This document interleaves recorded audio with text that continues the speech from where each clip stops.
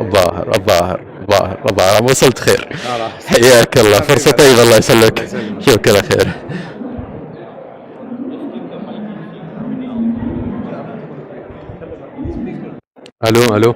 الو ما تسمعون؟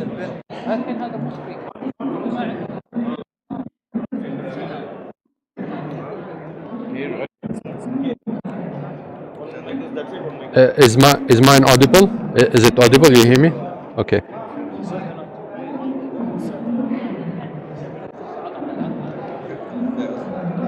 ماشي. ايش هو هذا؟ ايش هذا؟ هذا لا اسمعك. انت جنبي هنا، تبغى تسمعني انت جنبي. اخي you work in technology and you need technology literacy program technology literacy program. خلاص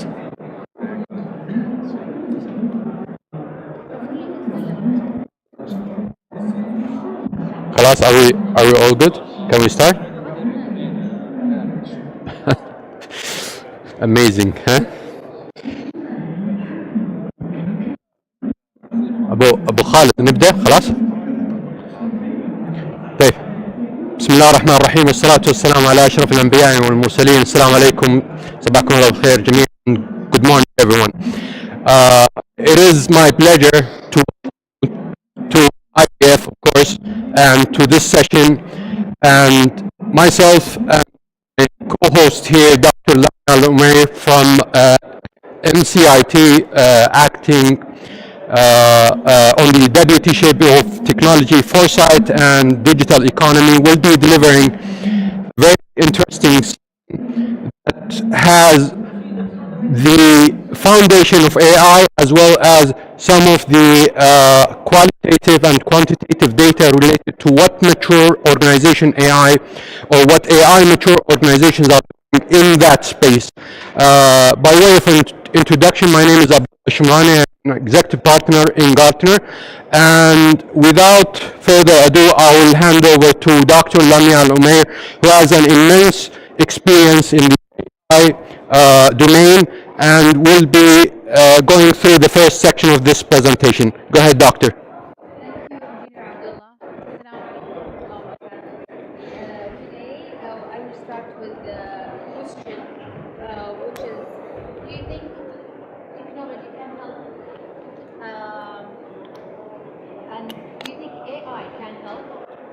When I start this, I will talk about the Industrial Revolution. When the first Industrial Revolution come, it helped us with the steam engine, people to move around. And then when the second Industrial Revolution come, with the electricity, it helped people to see even in the night. And the third Industrial Revolution, with the communication and electronics, it also helped people to communicate all over the globe. So all the three Industrial Revolution, it's helped our physical ability. But with the fourth Industrial Revolution, there is one more ability that comes with AI. It's improve our cognitive thinking. So here what I'm saying that with AI, our cognitive ability is moving. So before, always we said that from the history you can understand what will happen in the future. So I will just talk about very brief history about AI. So everyone think AI started very soon. No, AI started in 1950. Okay, when a mathematical professor, Alan Turner, was thinking, is the computer can think like human? So this is the starting point, 1950. So he trained the computer with information, and also he bring a human, and then he asked a couple of questions for this computer and a couple of this question for a human, and then he give a judge the answer of these two individual, computer and a human. And then guess what? This judge could not distinguish between which one come from a computer and which one come from a human. in this moment, Ellen Tanner said, okay, that means the computer can think like a human. Then in 1955, John McAfee in a conference, he launched the name of AI. After that, moving to the first robot, which was in General Motors. So in General Motor factory, they don't want to touch the chemicals, so they start with the first robots. So in 1961. After that, I just want to introduce you to the grandmother of ChatGPT. It's Eliza in MIT in 1965. They have Eliza, which is the first chatbot.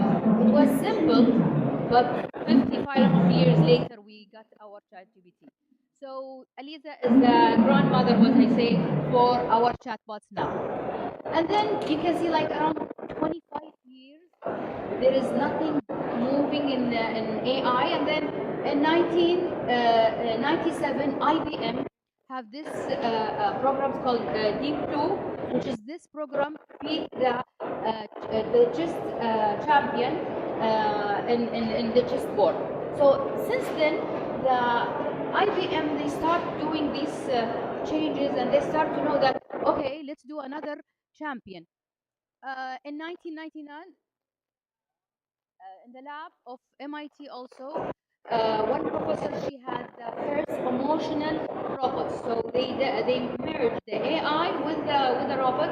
So they got the first emotional robot. After that, Google starting doing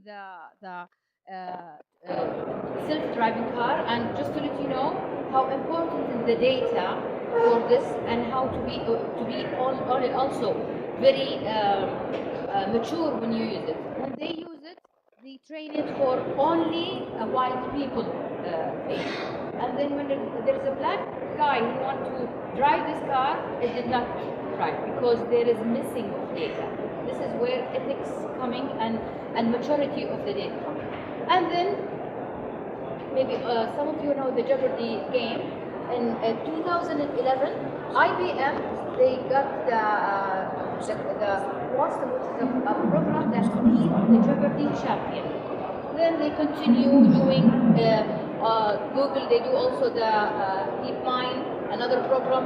In 2017, there is a breakthrough in machine learning for finding the skin cancer and also arrhythmia. So they start also the field of health here. And then in 2020, OpenAI, they launched the beginning of the ChatGPT, which was an NLP, natural language process, which is go to the text and try to find the match. And everybody remember 21 when Corona hit us, and we need a vaccine. We need quick vaccine using AI. That's why we can get the vaccine quickly. In DeepMind AlphaFold, the protein structure can be predicted very quickly. With the protein structure, it was taking like 10 years to have the sequence of the protein translated using the biophysics, and then have the structure, and then try to find drug discovery. But AlphaFold, it predicts the structure protein very quickly, and then the discovery of the drug discovery. Also, we're very proud to say that in 23 we had Alam, which is from Sadaya, which is an Saudi chatbot, and also they are improving now.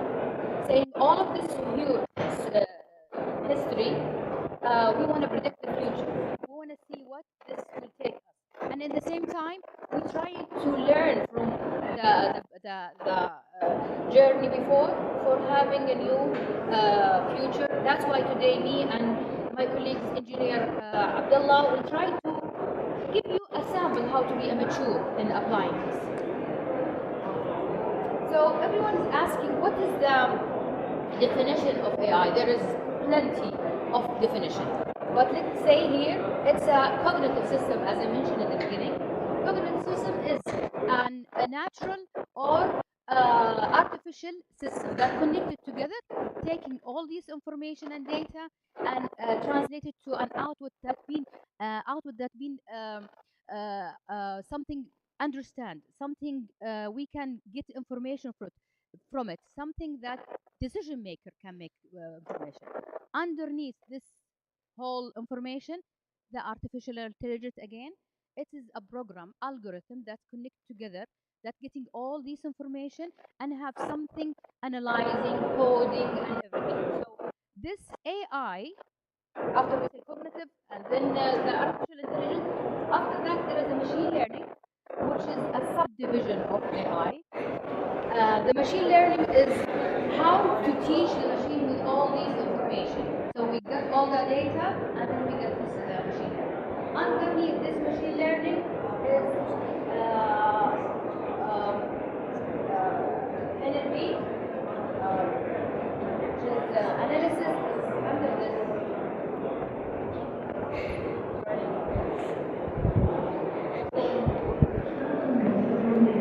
So in the machine learning, there is different deep learning also. It's the same as machine learning, but it has different layers. All of these have the support application, rule-based, optimizing system, NLP as NLP is the base for the strategy, knowledge, and all of these is dependent on one huge understanding of definition of AI, which is cognitive system. So all of this will be collected, and when you can see any YouTube program, they said AI, either it is one of these machine learning or having two or three of this machine learning. So next, we will have a question. It's better to like small mutation can than cross the technology darkness. That's what we are here, and we are talking always to advocate about AI, about the ethics of AI, about how to start it, about how to mature about it. So when we go and see, okay, what is the application that can be in the business field or government field? We just give you an example, three examples here. Customer intimacy or operational excellency or functional optimum. So when we look to the customer intimacy, which is how we make the best of the customer, how we put the customer in different segments, how we can brand our brand in different ways. When we go to operational excellency, we have how to manage, how to maintain, how to maximize the trust that we got. Using these different elements, planning, storming, this will help us. And then we go to the function of how we can align with different fields, different company, different organization, different government, how we minimize the risk, how we can following the signals that happen. All of this that can AI help? This is again the question. The new business here, I know it will be having some creating some new rules, refine, creating some new jobs, removing some jobs. But believe me, the new business will be, if we study it very well, it will be having a great impact. So again, the AI can help us in multiple. I will just try to explain one example today.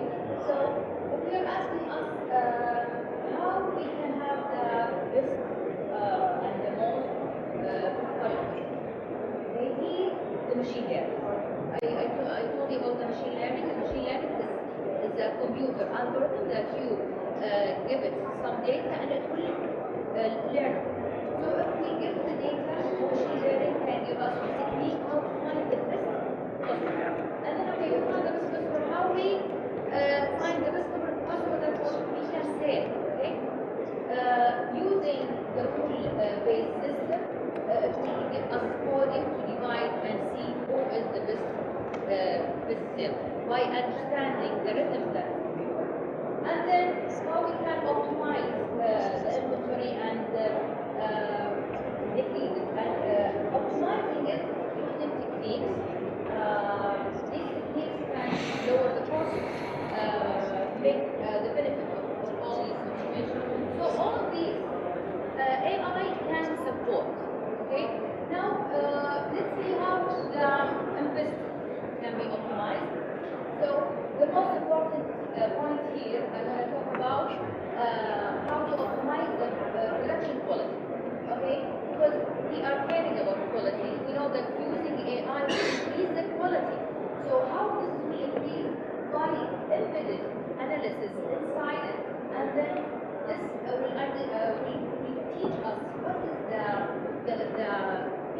that baby will failure. We can get it out. This is produce 60% of the failure. And then I want to use it to repair, repeating repair. So how we can analyze it? There is 20,000 symptoms can be analyzed. For example, if you take your car for maintenance, okay, and then for one piece, and then there is another one during the analyzing using AI need another maintenance. So it will save the time and it will repair instead of going and coming. So using the AI will reduce 25% of the repairing time. Finally, optimizing the website worldwide with 60 languages, like 140,000, 1,400 worldwide. This is very important, you know. And then also teleservice and tele-maintain, so it will be make our life easier. You know how the telemedicine, teleservices, all of this will save time, and it will the quality of our life, the quality of our life will be better. And to tell you something, what I learned from computational biology, that we need the right formula for having the correct applying for AI. It's not easy to apply AI. It's very critical. That's why we say it's very helpful AI, but it's very critical. That's why we have this part. So the youth is referring to the use cases. They have to study use cases very quickly. Not many use cases can be used. The use cases that give us value, we understand it and we take it. The rest is skills. It's very, very important to upscale ourselves. So I usually say when the Uber driver, they don't know how to use the Google map, he cannot continue on. So upscale is very, very important. So nobody will lose jobs if they are upscaling themselves. Then the usually say there is a tsunami of data. Okay, but how we can utilize this data? Which data is very important? So data is very important to know about it, to have it, so we understand. So these three, and number four, is very important, the right technology. One of the things that make the AI moving these days, the first one is the AI, the second one technology.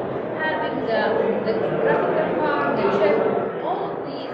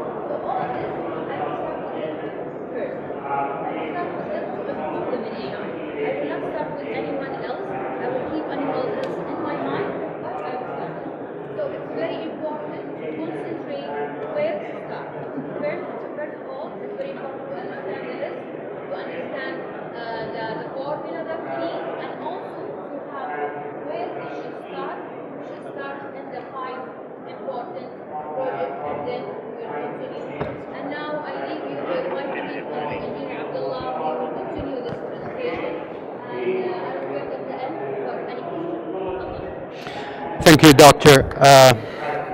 So hopefully you've learned, the foundational AI techniques, which are not really enough to apply AI within your organization. You need the 5 elements that Dr. Lamia talked about, and we've done some analysis in the market. We went out and surveyed 650 organizations around the world who are adopting AI in general, who excel in applying the AI techniques and apply the AI practices within their organizations. And we try to even filter out these 650 organizations to understand what are the common practices really make organizations and AI mature organizations. So out of the 650 that we surveyed, only 10% ended up to be AI mature organizations. And we'll go through, a lot of, the learnings and a lot of the teachings that we've gotten out of this survey. So basically, what we've done is a practical and quantitative approach to understand what the organizations are doing in the domain of adopting AI.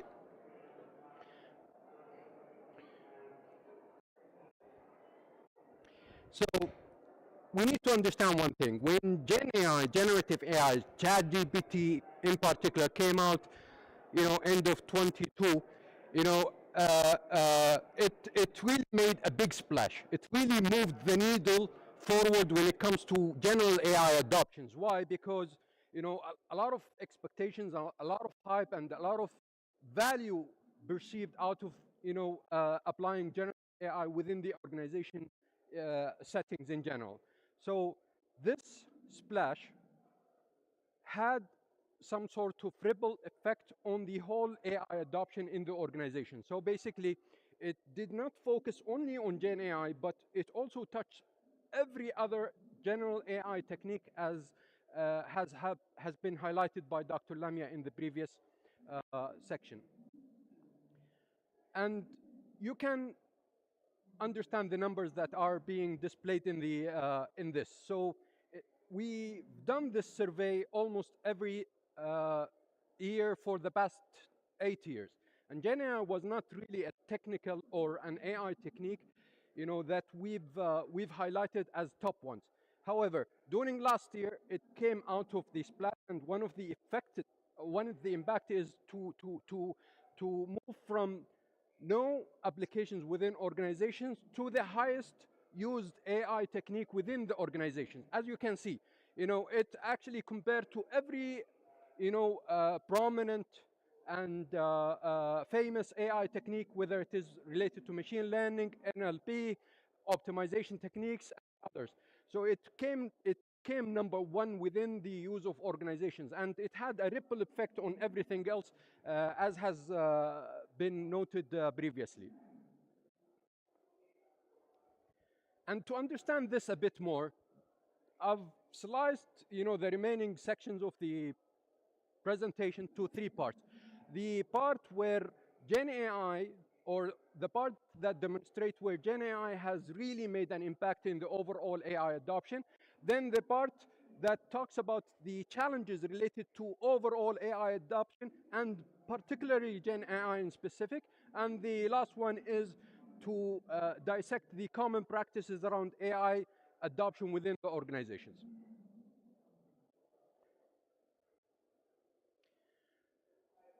So the top 3 impacts that were generated from Gen AI in particular was focusing on upskilling, AI upskilling in the business itself, not in IT or AI savvy sort of staff and associates within the organization. So this is number 1. And the second thing is pushing the needle when it comes to AI adoption to next level, right? So Gen AI had a splash around AI adoption in general. So because Gen AI is focused and can provide value in specific use cases, but it does not provide value in every single other case. You need to use a plethora of AI techniques similar to the ones that were described by Dr. Lamia and the top AI within the previous slide. But most importantly, and it became non-negotiable, the AI governance itself, because it deals with sensitive AI or sensitive data itself, and it has become the center of the universe when it comes to AI policies around the world. Here in Saudi, for example, we have the personal data protection law that governs, that has a lot of governance, mechanism when it comes to data related to AI itself. Aside from that, we have also the AI outline or the Gen AI outline or guidance from Sadaya itself to give insights on how you should use Gen AI and AI in general responsibly within your organizations. And as you can see from these three items, I mean, they are intertwined. Each one of them will impact the other. So the AI adoption will entails that you upskill your team. And the more AI adoption that you have within your organization, the more care that you need to do when it comes to AI governance itself. So you cannot, deal with one of them in isolation from the other, because they are really, intertwined and impacting each other.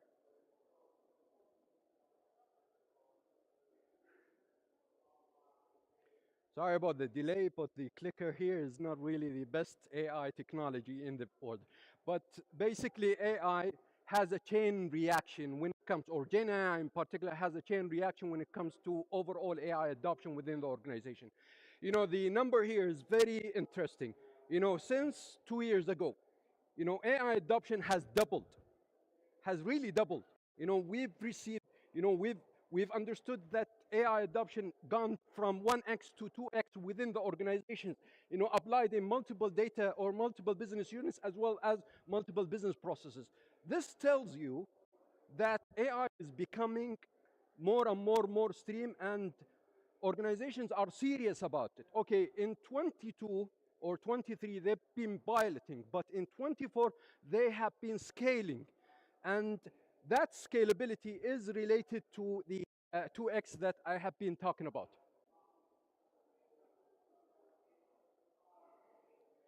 And one of the things that increased the adoption of Gen AI in particular was embedding Gen AI capability within the general application landscape. So if you have a CRM, for example, it is not uncommon to see a Gen AI sort of capability within the CRM to help the normal user to try and digest, many of the processes related to a very complex CRM, let alone the data that is hosted within the CRM itself. So basically, Gen AI became forcing sort of function when it comes to AI adoption.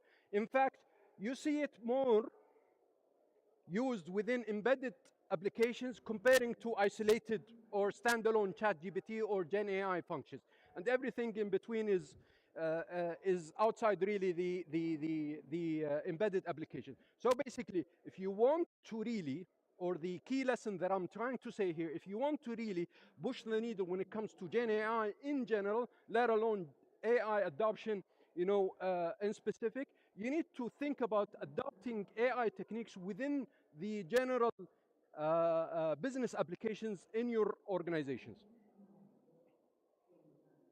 And this is basically what we've seen. If you work in software engineering, for example, or you work on orchestrating enterprise applications, the enterprise application strategy has moved away from only being composable and only being reusable to include the embedded intelligence. And embedded intelligence is nothing but including the functionality of AI models, whether they're gen or normal, within the enterprise application landscape itself, just to make them more powerful, more impactful, and easier to use for normal users.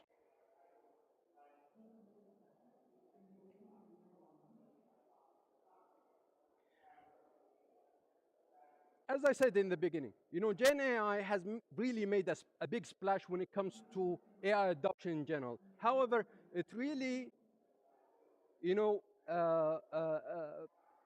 verified that we need to stand humble when it comes to the general AI adoption, and it is forcing us to mature, to higher stages with the plethora of challenges that we're facing in the journey itself.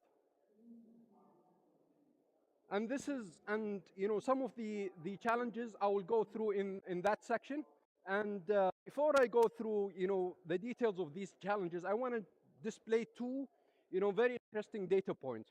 So you need to understand that the journey toward AI maturity is not easy. It is very challenging. It is very, it continues to be complex as we stand today, and it is very costly to organizations.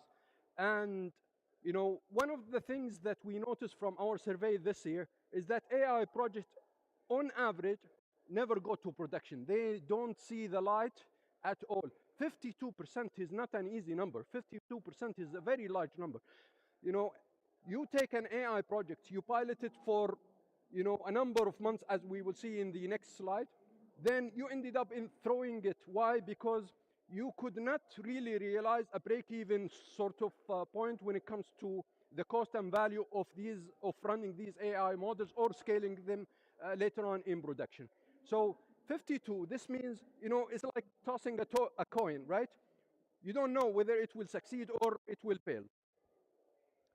And the other data point that I wanted to talk about is the length of piloting, a normal AI project itself. So in the previous, survey 23, it used to be 7 months. It's gotten worse this year with Gen AI, which makes things or organizations in general more frightened to take part of Gen AI and general AI adoptions within the organizations. They need to understand that in order to succeed, in their pilot, and in order to succeed in the scalable aspects when it comes to AI adoption, they need to focus on different things, as we will see in the next section. So 52 is prone to failure, and 8 months just to pilot an AI project. At the end, you don't know whether it will go to production or not.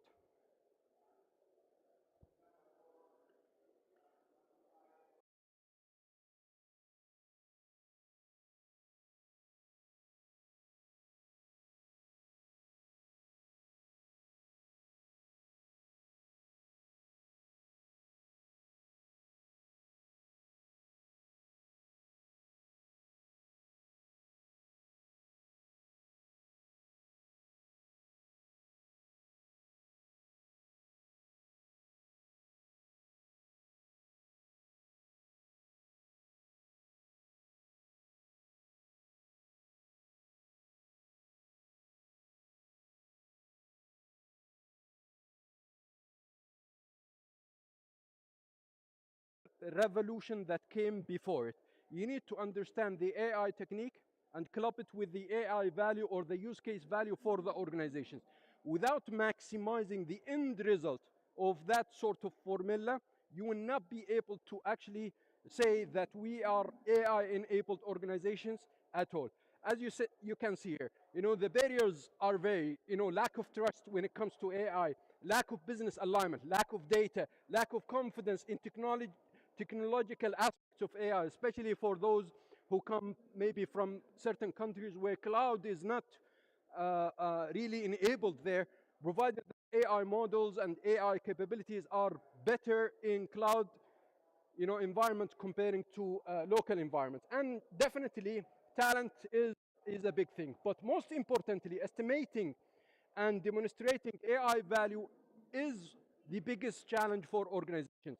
And it goes hand in hand with the previous two data points that we described. 52% fail, and it takes 8 months to roll out a project from pilot to production.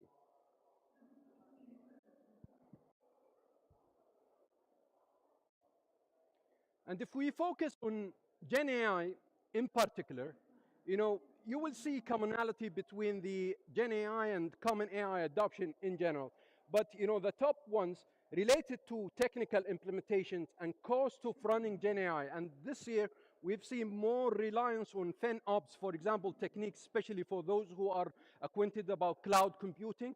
I mean, you need FinOps capability in place just to help you, navigate the costs related to AI consumption and usage.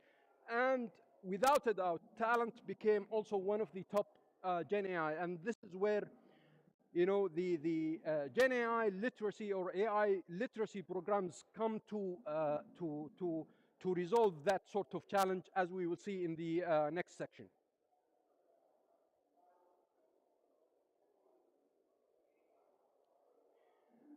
So,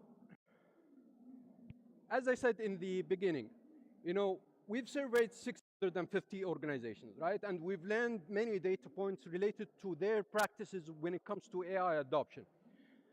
And we filtered out the high maturity organizations, which came out to be around 9-10%.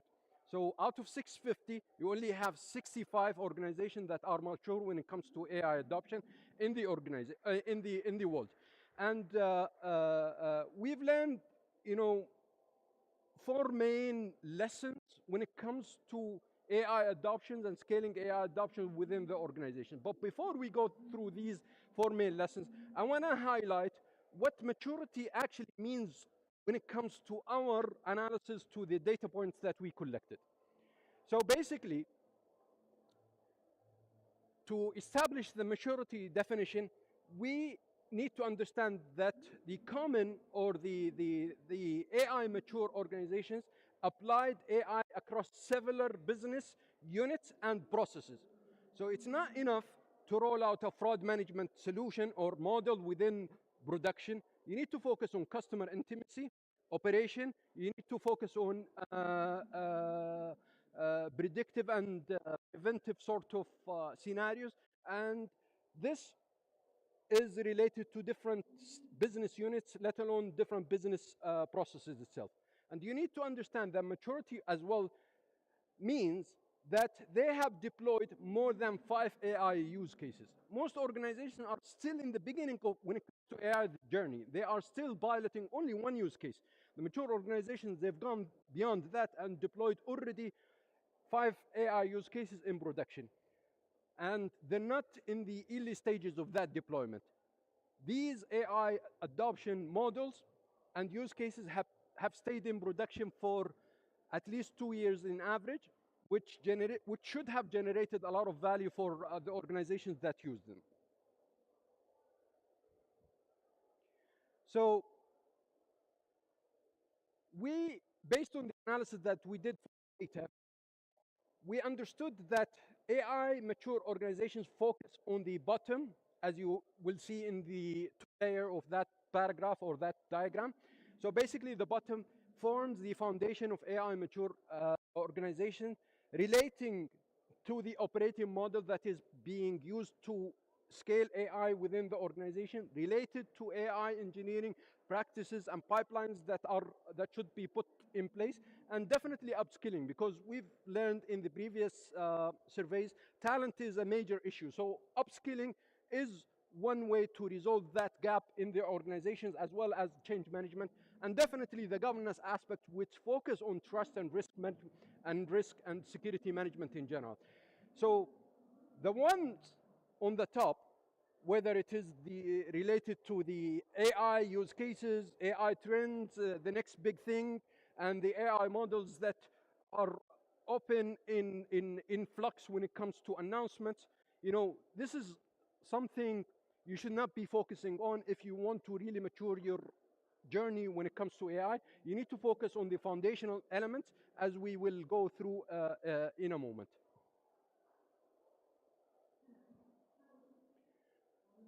So, as I said, AI, in the previous diagram, the ones on the top are really shiny, and you need to shy away from shiny objects when it comes to AI. And really be laser focused when it comes to the foundational and fundamental components of AI that will help you to really scale and reach the 5 use cases, different business units and business processes, hopefully reach 2 years in production when it comes to AI adoption. But if we talk about the scalable AI operating model, and I am conscious of the time, so I'll try to speed up. When it comes to the operating model, scaling AI requires different AI operating model.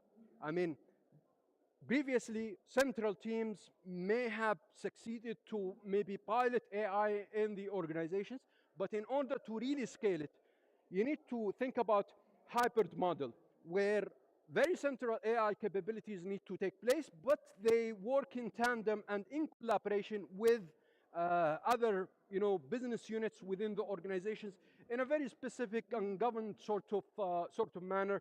While the budget, when it comes to AI, you need to think about that mature AI organizations distribute the AI budget across different sort of business project instead of being concentrated on one or two projects. And this is one example of hybrid operating model. As I said, there are central team that has the central capabilities related, for example, to AI strategy, AI architecture, and some of the subject matter experts when it comes to AI domain. But you also have the edges, the business units, the business processes where many of the innovations are being adopted. And in order to adopt that, you need to upskill the team as we will see in a moment.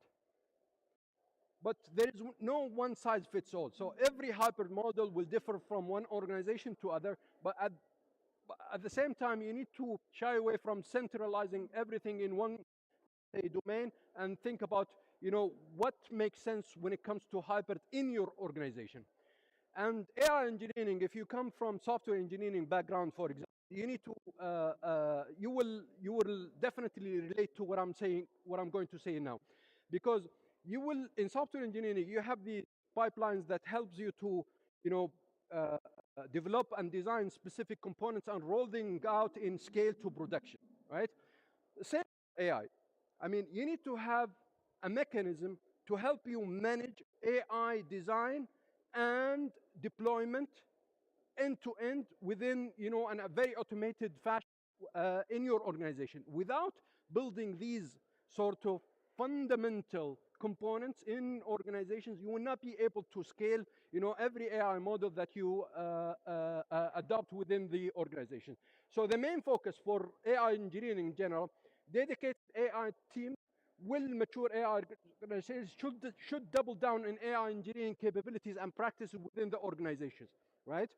And you need to understand that these AI engineering practices and capabilities will help you even, ready your data when it comes to AI adoptions. Gen AI or normal AI, traditional AI, using the different AI techniques that we talked about earlier. And again, mature organization double down in AI engineering, and you can see here the top AI engineering practices relating to testing, developing AI solutions, and deploying AI solutions. If you focus on the developing AI solutions, you will relate to the composable and reusable sort of components that you need to lay down if you want to really become serious when it comes to AI adoption in your organizations.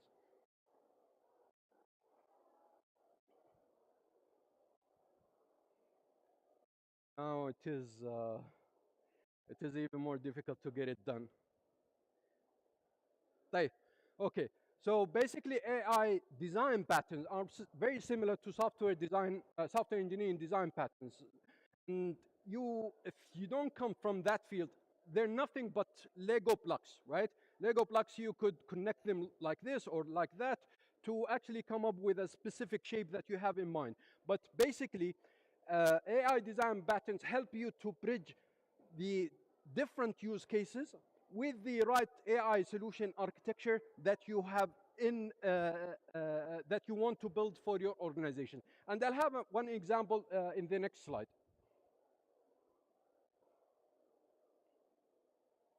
So this example relates to clubbing, what we call retrieval research model, or RAG, retrieval augmented generation, with the general, Gen AI large language model. So basically, and retrieval augmented generation happens to serve multiple use cases within the organization, whether related to customer intimacy or operational excellence or other sort of scenario like employee productivity or others. But basically, this component here could be reused across many other AI adoption techniques and scenarios within the organization, and you could club it with the right LLM model that you could employ for the specific use cases that you want to really scale in your organization. But basically, building that as a Lego component or as a reusable sort of component will help you to adopt other use cases in your organizations. And the third sort of teaching from the survey that we've done is the focus on upskilling and change management. So upskilling alone, focusing on the AI associate should not be your only concern. You need to think about how you could adopt AI literacy programs within the overall organizations that help every associate within the organization understand the capability of AI and how they could use AI in their context. And this is where Gen AI literacy or AI literacy programs could help. But definitely change management. And we will see in a moment, how change management techniques and activities could help you maximize the value related to your organizations across different, spectrums and domains.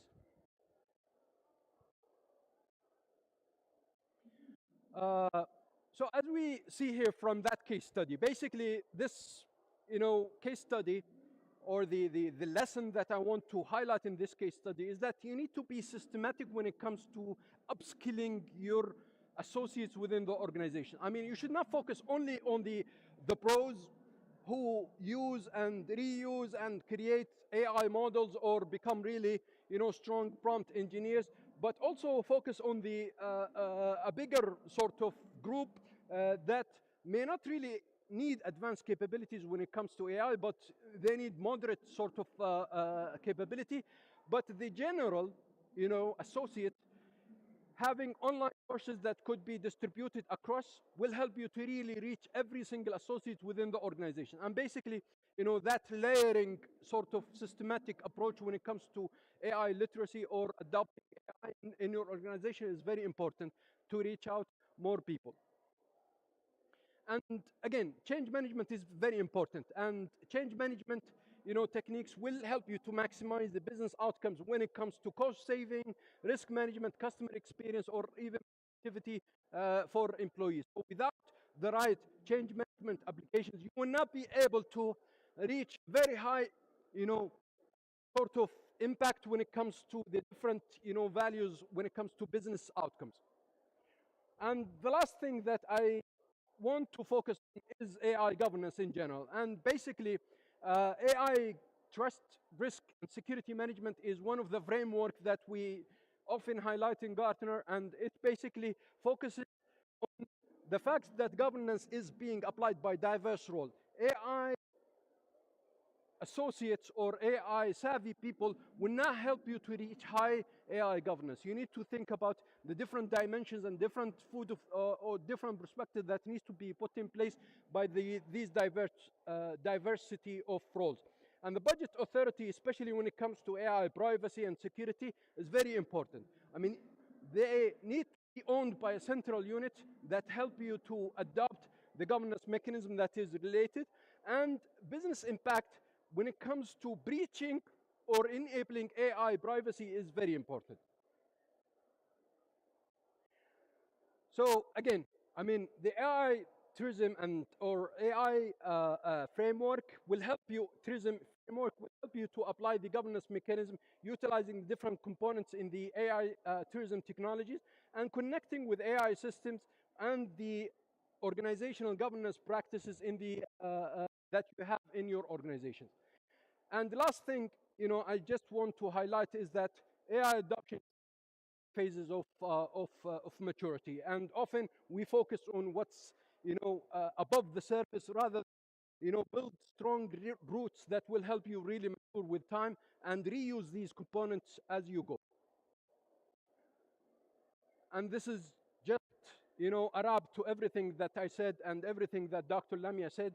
the opportunity is big when it comes to AI adoption, and you need to pick the right AI models using the right formula that was described earlier, and the four lessons that I've gone through, whether it is related to picking the right operating model, hybrid in that case, and utilizing AI engineering, and upskilling, literacy and the literacy program, as well as investing in AI trust, risk, and security management in general. This is very important to really, really push the needle forward and become an AI mature organization. Thank you very much. We'll stay around if you have any questions.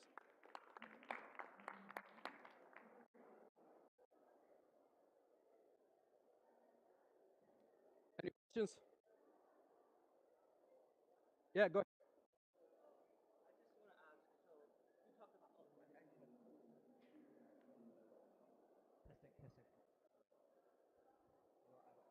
No, it's fine.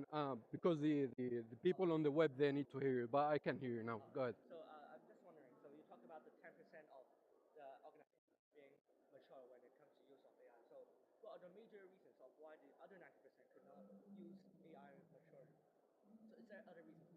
Well, basically, they focus on the next big thing. They focus on the shiny object rather than on the fundamentals. I mean, you need to really focus on the fundamentals and instill and root out the different foundational components in your organization. Without this, right? You may be successful in one AI use case. You may be successful in one AI specific business process or business unit, but you will not be able to really scale different AI models across the whole organization. So basically, AI maturity, it relates to AI maturity. If you want to really become, AI enabled organization in different, regional and different business units, you need the foundation. So they did not focus on the foundation.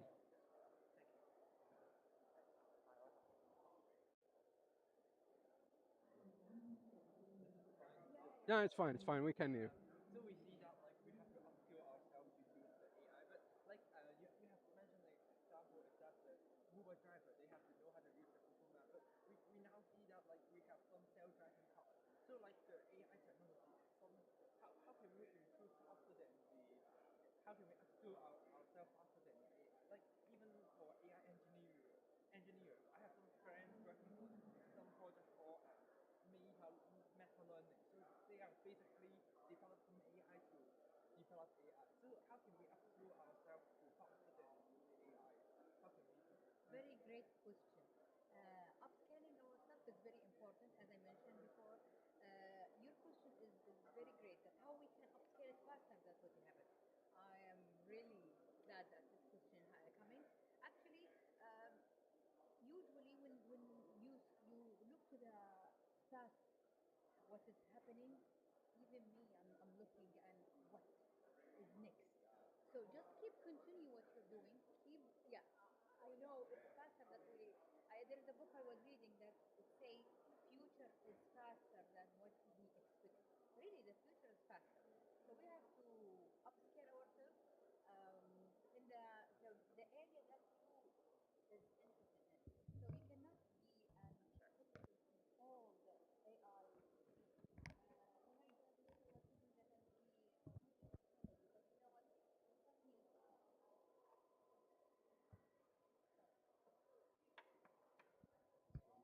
Please, please Operator. concentrate in the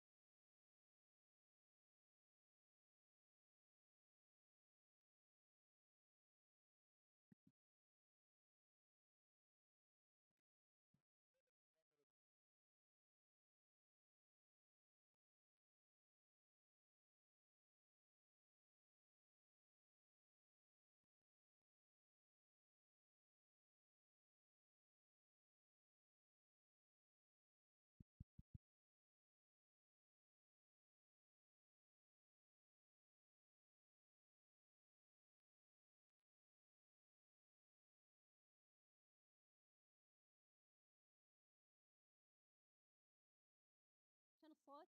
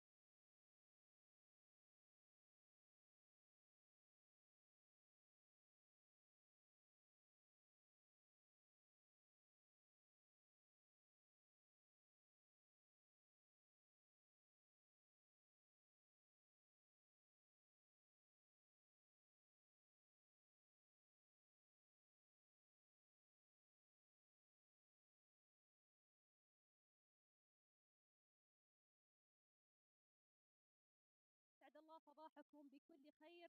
حياكم الله معنا ضيوفنا وحضورنا الكرام، وأرحب أيضا بضيوفنا المميزين معنا في هذه الجلسة الحوارية بعنوان دور المخاطر والحوكمة واستمرارية الأعمال في تحقيق أهداف التنمية المستدامة. معكم هدى الحيدب، تسعدني في ملتقى الحكومة الرقمية والمنتدى العالمي لحوكمة الإنترنت IGF الذي تستضيفه عاصمتنا الحبيبة.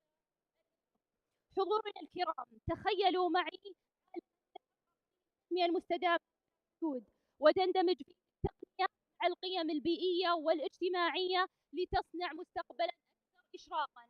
في هذا العالم تصبح الحوكمة أكثر من مجرد تنظيم، بل هي المحرك الرئيسي الذي يضمن استمرارية الأعمال والشفافية ويحول المخاطر إلى فرص ويحقق الاستدامة بكل معانيها. كثيرا ما نسمع اليوم عن استمرارية الأعمال والحوكمة والمخاطر، لكن كيف تساهم هذه المفاهيم في تعزيز أهداف التنمية المستدامة وفي تعزيز التحول الرقمي وفي تحقيق الاستدامة بكل معانيها؟ حضورنا الكرام، اسمحوا لي قبل أن نبحر في محاور هذه الجلسة أن نتعرف على ضيوفنا المميزين، وهم نخبة من الخبرات والكفاءات الفنية الذين يقودون معي هذا النقاش. معنا سعادة الدكتورة زهرة الناصر، مدير إدارة الحوكمة في إحدى الشركات المدرجة ومدربة ومستشارة في حوكمة الشركات القيادة وحافظ.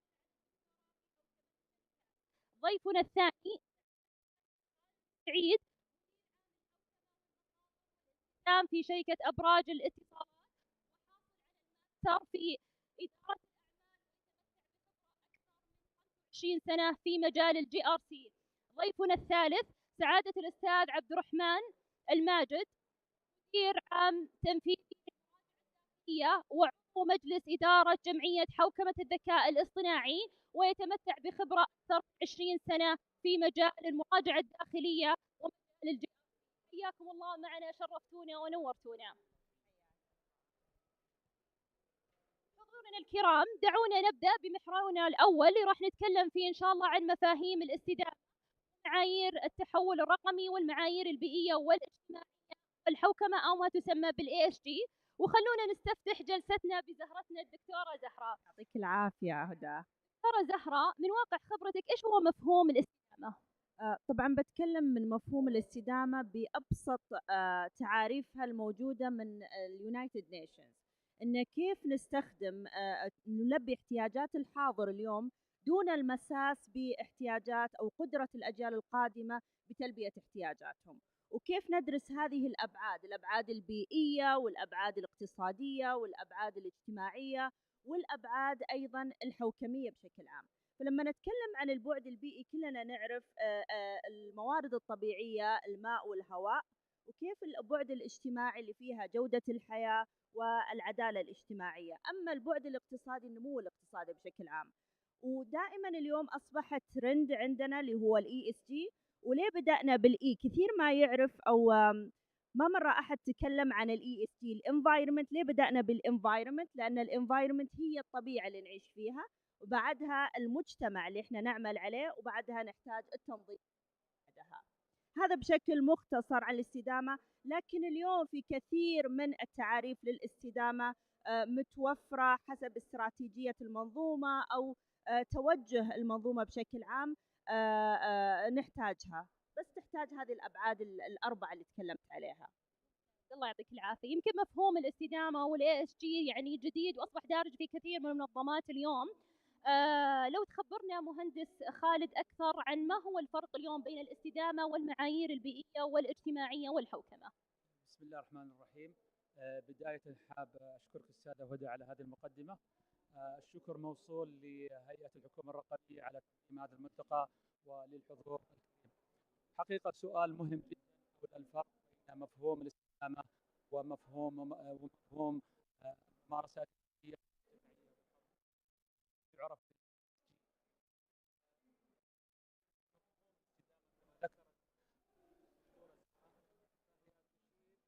فهي تشير إلى تلبية احتياجات الحالية دون المساس بقدرة الأجيال القادمة على تلبية احتياجاتها.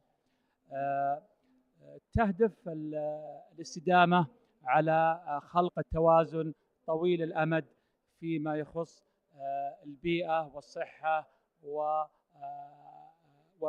وكذلك العدالة الاجتماعية. يمكن قياس الاستدامة من خلال أطر ومؤشرات متنوعة، بما في ذلك أهداف الاستدامة والتنمية للأمم المتحدة.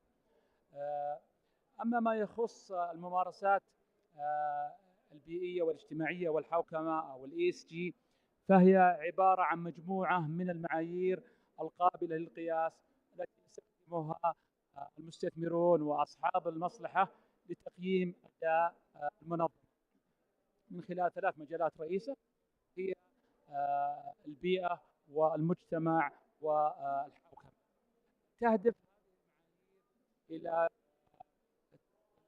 خلق إطار منظم لتقييم المخاطر والفرص، مثل التأثيرات المناخية على سبيل المثال، ممارسات الأعمال، القيادة الأخلاقية، ومن ثم دمجها في استراتيجيات المنظمة.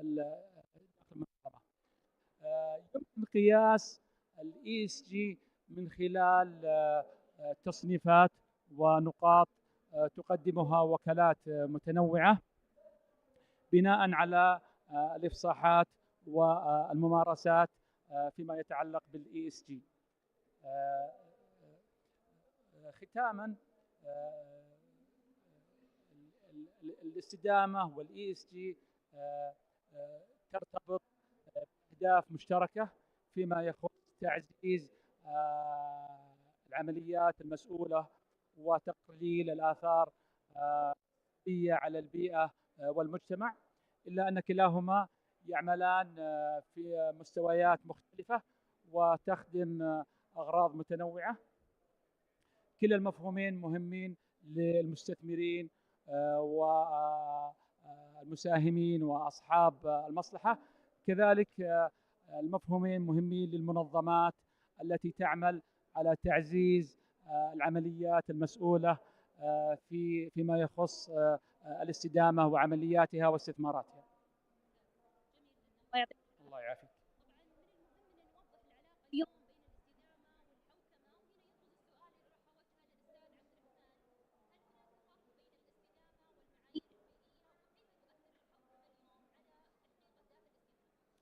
طيب، بسم الله الرحمن الرحيم. الله يعطيكم العافية. لا نعيد مثل ما ذكروا زملائي، يعطيك العافية أستاذة هدى على التنظيم. الشكر موصول لهيئة الحكومة الرقمية ممثلة بقياداتها. فخورين الحقيقة بهالحدث وبوجودكم وجودنا معكم هنا. طبعا اليوم إذا كنا بنتكلم عن الحوكمة بشكل عام، فأنا اليوم نتكلم عن ارتباط وثيق مع أهداف التنمية المستدامة. عندنا اليوم في بعض الأطر التنظيمية وبعض التشريعات والآليات اللي يتم العمل عليها، والهدف منها حقيقة أن تكون مرتبطة بشكل أو بآخر. هذا الشيء بيساعدنا كثير في عملية تعزيز عملية صناعة القرار، إشراك أصحاب المصلحة، وفي نفس الوقت تعزيز موضوع جانب المساءلة والمسؤولية. اليوم إذا وصلنا للمرحلة هذه وقدرنا أن نحددها بشكل جيد، فإحنا اليوم بنكون جاهزين، لأن اليوم الاستدامة بشكل أو بآخر مرتبطة حتى بكيانات خلينا نقول دولية، فبتكون الحوكمة حاضرة بكل تأكيد بشكل أو بآخر للربط بين هذا المفهوم. ولعل هذا يمكن يكون إغلاق الدائرة بين الاستدامة وبين المعايير بشكل عام. جميل جدا، الله يعطيكم العافية.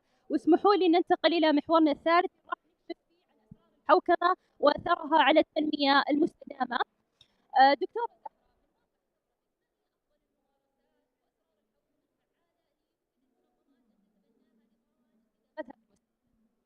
أحسنتي يا هدى على هذا السؤال، خصوصا أسرار الحوكمة الفعالة. لأن بشكل عام الاستدامة عشان تكون جزء من أي منظمة لازم تكون أول حاجة في استراتيجيتها. ثانيا، قائد في المنظومة يجب أن تتكلم في الاستدامة، بعدها نتكلم عن السياسات الواضحة قبل هذا كله. لأن لو نشوف اليوم الحوكمة عندنا في السعودية متى صارت ترند أساساً؟ بعد ما تكلم عنها إيش سمو الأمير الملكي الأمير محمد بن سلمان، وكل كلامه في بدايات اليوم أصبحت في جميع القطاعات ترند. فاليوم من أسرار الحوكمة والاستدامة عشان تكون جزء لا يتجزأ من الهيكلة والمنظومة المستدامة، استراتيجية، لغة القائد الموجودة لتتغلغل لجميع الإدارات الموجودة. ثالث حاجة تكون عندي السياسات واضحة، متابعة فعاليتها على مستوى هذه الإدارات. بعدها ممكن نتكلم ESG وإشراك أصحاب المصلحة اللي هو اليوم المورد، البنك، الحكومة، كلها جزء لا يتجزأ من المنظومة المستدامة عندنا في المنظمات بجميع أنواعها، بغض النظر عن القطاع نفسه. لأن اليوم أمانة الاستدامة تعاني عندنا في بداياتها مثل الحوكمة في بداياتها، إلى اليوم يعطونها ليبل إن هي بوليتكس أكثر، سياسية أكثر. لا، لكن فيها بعد ثاني يجب أن نتعلمه ونتكلم. البداية تكون من لغة القائد في هذه المنظومة. الله يعطيك العافية دكتورة زهراء. يمكن وجود التشريعات والأنظمة اليوم أصبح أمر ضروري وحتمي على أي منظمة. سؤالي للمهندس خالد، كيف تؤثر تلك الأنظمة والتشريعات على حوكمة الممارسات البيئية والاجتماعية؟ في الحقيقة تؤثر الأنظمة والتشريعات من خلال المعايير التي يجب على المنظمات الالتزام بها، فهي تضمن المساءلة والشفافية والاتساق في دمج هذه المعايير في الأعمال والعمليات التجارية. فعلى سبيل المثال في المملكة العربية السعودية يتشكل اتجاه الممارسات البيئية والاجتماعية والحوكمة من خلال رؤية 2030 ما يتطلب من المنظمات الحكومية والشركات أن تتماشى مع المبادرات والبرامج وبرامج الاستدامة الوطنية، ومنها على سبيل المثال مبادرة السعودية الخضراء. وعلى الصعيد الدولي تتشكل مجموعة من الأطر الطوعية، على سبيل المثال أطر إعداد التقارير العالمية GRI، ومجلس معايير المحاسبة للاستدامة SASB، حيث تعتبر المعايير الأكثر شهرة في مجال الاستدامة، كما أن المعايير الدولية لإعداد التقارير المالية IFRS، ومنها المعيار S1 والمعيار الناشئ حديثا S2 سيكون له تأثير كبير جدا على الشركات في السنوات القادمة. كذلك ضمن السياق الدولي يوجد معايير إلزامية، ومنها المعايير الأوروبية لإعداد التقارير عن الاستدامة، وهي معايير وإصلاحات إلزامية ستؤثر بشكل كبير على الشركات الأوروبية. تهدف هذه الأنظمة والقوانين والمعايير إلى توحيد تقارير الESG، تعزيز الشفافية والتنمية المستدامة عبر الصناعات. ختاما، فإن البقاء على الاطلاع على الأنظمة والتشريعات يضمن الالتزام التنظيمي ويعزز المصداقية كما يعزز كذلك مفهوم الحوكمة الاستباقية، ما يجعل المنظمات تعالج التحديات بشكل استراتيجي مع بناء ثقة مع المساهمين والعملاء وأصحاب المصلحة. جميل جدا، الله يعطيك العافية. طبعا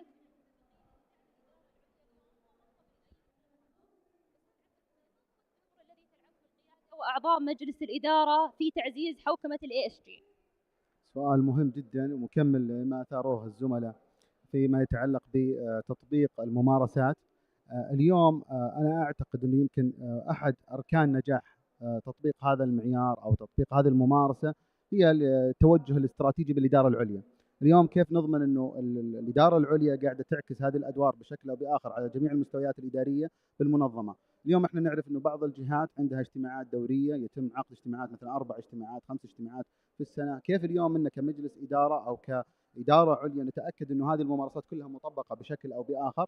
يتم عادة ذلك من خلال فرض بعض السياسات اللي يتم التأكد من خلال مثلا ممارستها من خلال الإدارة العليا، وبنفس الوقت أنه نتأكد أن اليوم في عندنا بيئة أو ثقافة تم وضعها أو تم سنها داخل المنظمة لتبني هذه الممارسات. كذلك عملية دمج هذه الأهداف خلينا نقول بتوجهات المنظمة على أساس أن نتأكد أن اليوم هذه الممارسات معمول فيها.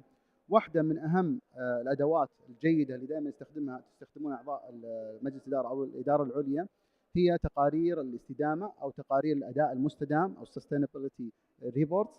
هذه جدا مهمة. اليوم نجد أنه مثل ما أشار المهندس خالد الله يعطيه العافية والدكتورة زارة، اليوم نجد أنه في دليل استرشادي تم إصداره من خلال هيئة السوق المالية وبالتعاون مع تداول لتنظيم عملية الإفصاح عن هذه الممارسات، وأصبحت قد ما تكون ملزمة الآن، ولكن الفترة القادمة متوقع أنها تكون يعني بشكل أو بآخر تأخذ حيز التنفيذ.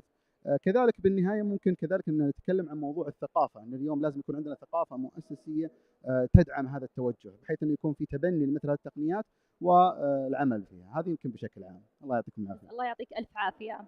حضورنا الكرام، اسمحوا لي أن ننتقل إلى المحور الثالث راح نتكلم فيه عن إدارة المخاطر في سياق الممارسات البيئية والاجتماعية والحوكمة. طبعا يمكن ما يخفى عليكم أن إدارة المخاطر هي الدرع الحصين لأي منظمة. ودنا نعرف دكتورة زهرة، ما العلاقة بين إدارة المخاطر والممارسات البيئية والاجتماعية والحوكمة وأهمية الربط بينهما؟ طبعا علاقة تكاملية بين الإدارتين. الإدارة المخاطر تعمل على دراسة المخاطر البيئية والاجتماعية بالتكامل مع المتخصص الأساسي إدارة ال ESG.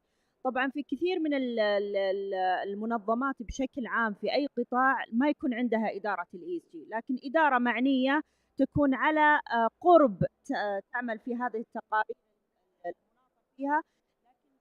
مهم أن تتداخل وتتقاطع وتتكامل مع إدارة المخاطر. أنا من خبرة عملية موجودة فيها وجدنا أن تكامل الإدارتين في عملية وجود المخاطر، لأنها تؤثر بشكل كبير على السمعة، تؤثر بشكل كبير على التقدم، على النوتيفيكيشن أو التأشير أو المستفيد من ناحية التكامل بينهم. يمكن للآن العلاقة موجودة كمنظور، لكن وتنفيذيا تعتبر متقدمة باستحياء صراحة. تحتاج الكثير من الإدارة العليا وتكامل بين الإدارتين بشكل عملي أكثر.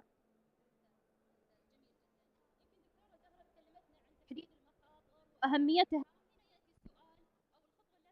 عليها وهو تقييم المخاطر. قيم.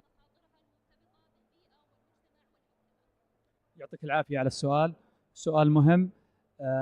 يوجد مجموعة من الطرق يمكن للمنظمة استخدامها لتقييم المخاطر، ومن ثم دمجها في أطر إدارة المخاطر التقليدية.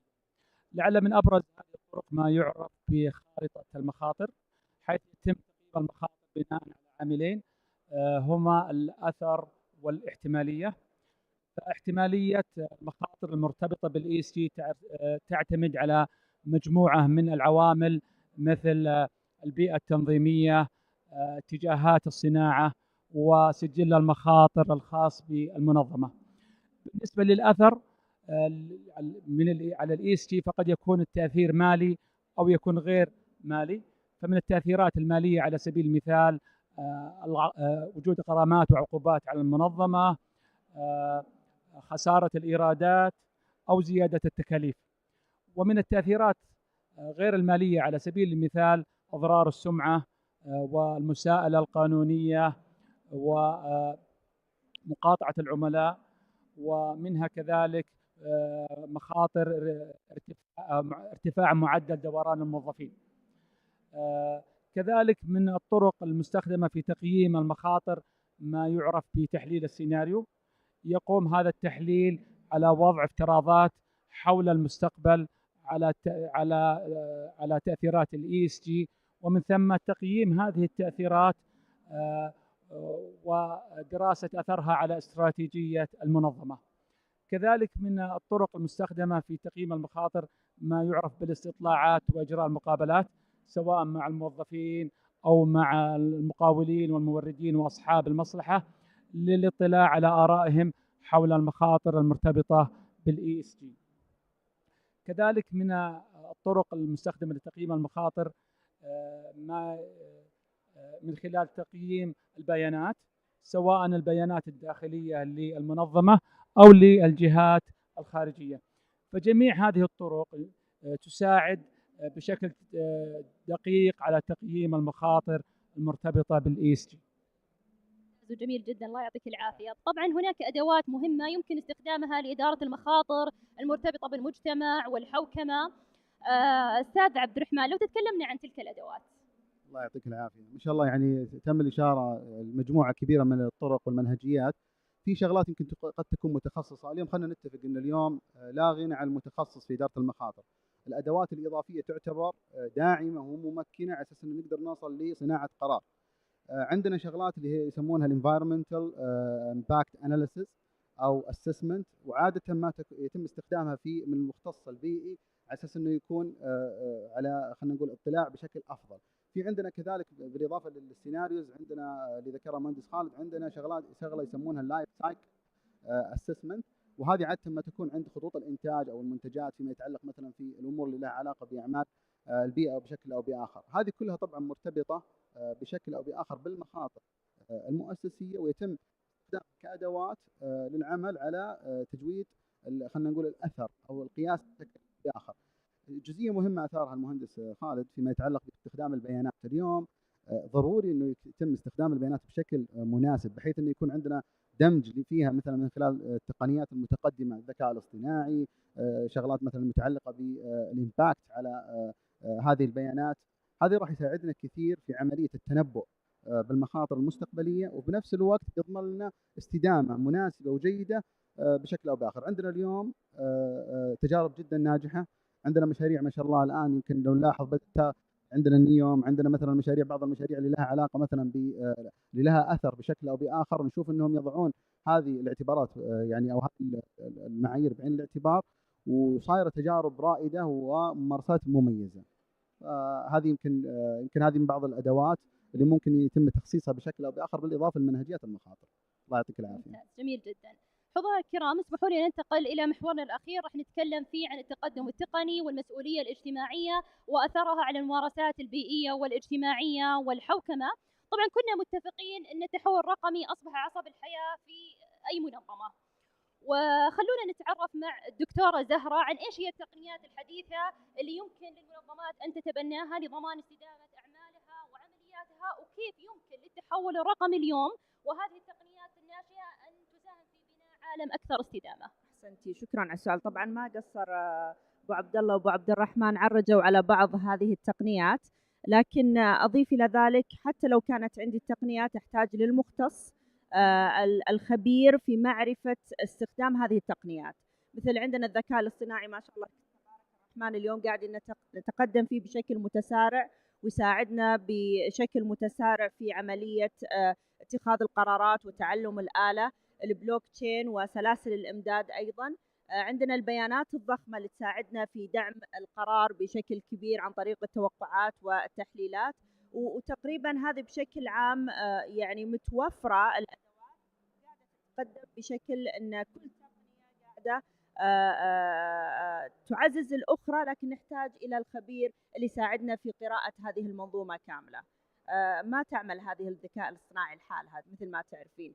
فاليوم القطاع الخاص بالذات ما شاء الله تبارك الرحمن عندهم الكثير من هذه التقنيات اللي تساعدهم في عملية الاستدامة والعمل مع المستشارين والمتقدمين في هذه الدول الأخرى. صراحة أنا اللي أشوف اليوم في القطاع الخاص بشكل عام وقاعدة تصير في تقدم كبير حاليا. جميل جدا، الله يعطيك العافية.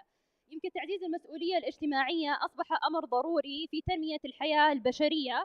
سؤالي للمهندس خالد، ما هي برامج المسؤولية الاجتماعية التي يمكن للمنظمات أن تتبناها بما يتوافق مع أهداف ال ESG؟ الله يعطيك العافية أستاذة هدى على السؤال، سؤال مهم. في الحقيقة يوجد العديد من البرامج المسؤولية الاجتماعية التي يمكن للمنظمات أن تتبناها لتحسين حياة الأفراد في المجتمع. لعلي أعرج على بعض الأمثلة، ومنها على سبيل المثال يمكن للمنظمات تبني شراكات مجتمعية مع جمعيات غير ربحية بهدف إعادة استخدام أجهزة الحاسب والطابعات مع فئات المجتمع الأقل حظاً. كذلك من البرامج والمبادرات ما يهدف إلى رفع المستوى التعليمي بين أفراد المجتمع من خلال عقد الدورات التدريبية أو المنح الدراسية لأفراد المجتمع. كذلك توجد مبادرات لدعم المنشآت الصغيرة والمتوسطة، ولعلنا نذكر هنا على سبيل المثال برنامج تلد الذي تقدمه شركة أرامكو، حيث يهدف هذا البرنامج إلى تعزيز منظومة المنشآت الصغيرة والمتوسطة المحلية من خلال تخصيص جزء من المشتريات تستهدف المنشآت الصغيرة والمتوسطة. كذلك من البرامج والمبادرات ما يهتم في تنمية الغطاء النباتي ومكافحة التصحر مثل زراعة الأشجار في المناطق الصحراوية. كذلك يمكن للمنظمات تبني مبادرات التحول من مولدات الديزل إلى مصادر الطاقة المتجددة بهدف خفض الانبعاثات الكربونية.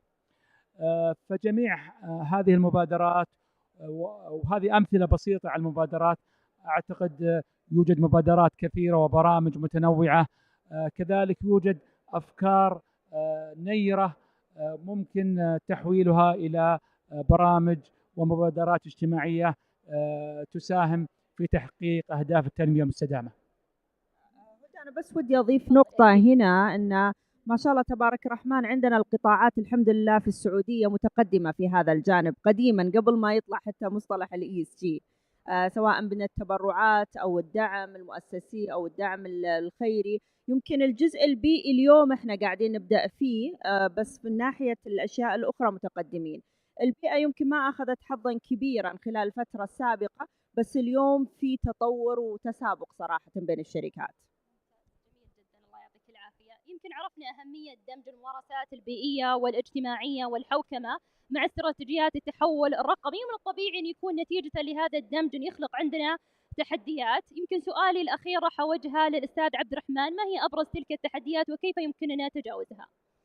الله يعطيك العافية. قبل لا أدخل بس بالتحديات بعلق على كلام الدكتورة زهرة. اليوم قبل حوالي تقريبا أسبوع كان عندنا مؤتمر كاب 16، أكبر تجمع تقريبا بيئي. فتأكيدا على كلامك دكتورة، اليوم ما شاء الله يعني في حراك كبير في هالجانب، وأشوف ما شاء الله في حتى استجابة مناسبة. تم تدشين السياسة الاستراتيجية العامة للابتكار فيما يتعلق بهالجانب، وأشوف إن شاء الله بإذن الله المستقبل واعد. عودة لسؤالك أستاذة هدى فيما يتعلق بالتحديات، أنا اليوم أشوف بوجهة نظري إنه المقاومة هي أكبر عامل وأكبر تحدي يواجه أي منظمة أو أي جهة ساعية لعملية التغيير، وعدم تقبل التغيير ورفضه هذا يمكن أكبر التحديات. وهذا طبعا التعامل معه يعني أصبح له منهجيات وله طرق معينة بحيث أنها تسهل عملية التغيير. منها مثلا اللي هو فرد اللي هو الثقافة المؤسسية بالمنظمة بشكل عام، وفي نفس الوقت عملية التحفيز بشكل أو بآخر لتبني مثل هذه الممارسات. عندنا كذلك يمكن أشارت الدكتورة زهرة الموضوع التقنيات. اليوم واحدة من أهم التحديات عدم وجود بيانات ناضجة ومناسبة لاستخدامها بحيث أنه يتم بناء عليها صناعة قرار. كذلك يمكن كان قبل الورشة كان في حديث مع فريق عملكم وفريق ما شاء الله كان مدير عام الحوكمة، كنا اليوم نتكلم عن موضوع اللي هو الحوكمه والقياس، وكيف طريقه تطبيق القياس، وكيف هاو تو امبلمنت المواضيع هذه كلها. اليوم اذا كنت بضع المعايير او بتكون موجوده وما يكون في لها اليه قياس واضحه تحدد مستوى النضج فيها، بيكون في صعوبه جدا يعني في استخدامها. هذه يمكن اهم التحديات اللي ممكن تواجه عمليه التطبيق. الله يعطيك العافيه. الله يعطيك العافيه. مهندس خالد، دكتوره زهراء، اذا عندكم اي اضافات قبل ما نختم أنا جلستنا. والله إضافتي الأخيرة مع التحدي اللي تفضلت فيه، الكوب 16 أنا زرتها شخصيا وكان جدا رائع، ومتحمسة إلى الأيام القادمة والأشياء يكون لها execution و implementations.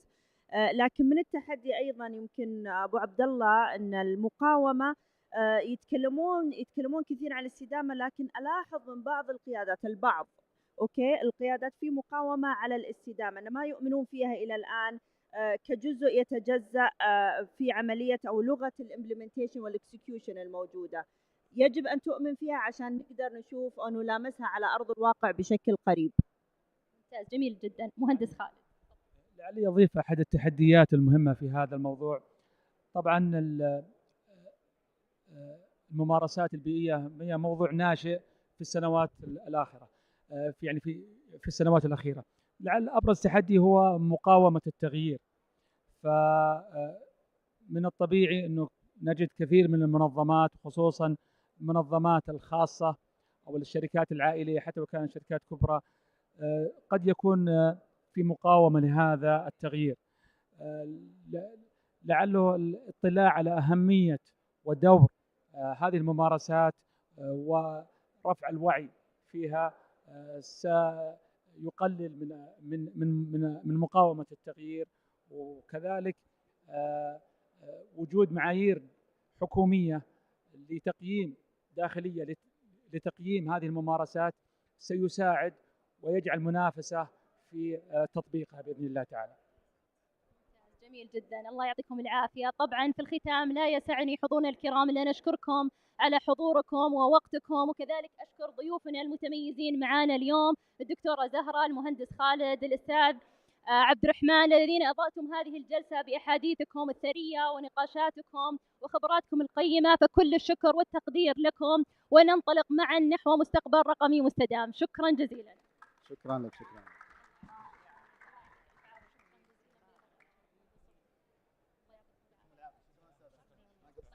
الله يعطيكم العافية. بس في باركود استبيان لورشة العمل. الله يعطيكم العافية لو تقيمونا إذا ما عليكم أمر. شكرا جزيلا، شرفنا فيكم. يا هلا وسهلا. الله يعطيكم الف عافية. ابدعتوا، شكرا جزيلا، ابدعتوا ما شاء الله. الله يعطيكم الف عافية.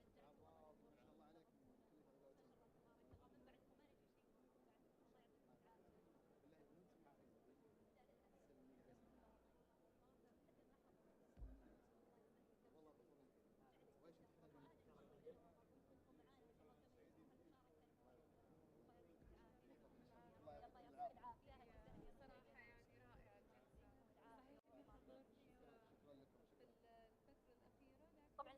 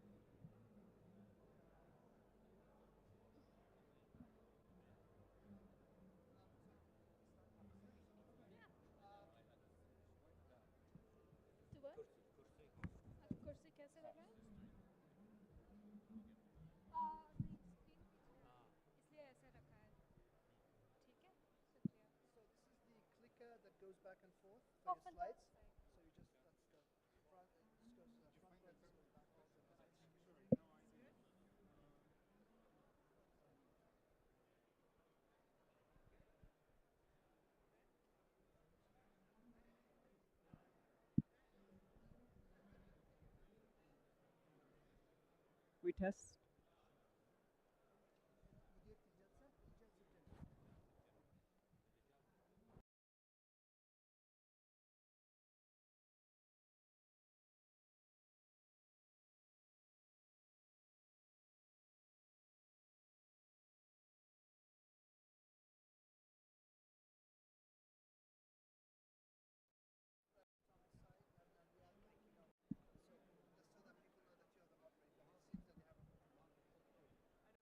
مايكات لكل واحد. خلاص احنا ماشيين مع المايكات. خلاص ما في مانع.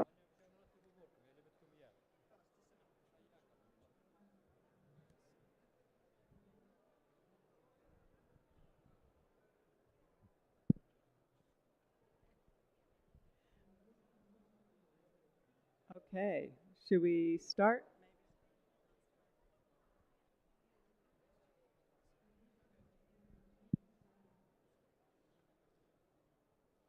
So we also can will we be able to hear each other well enough without the headsets?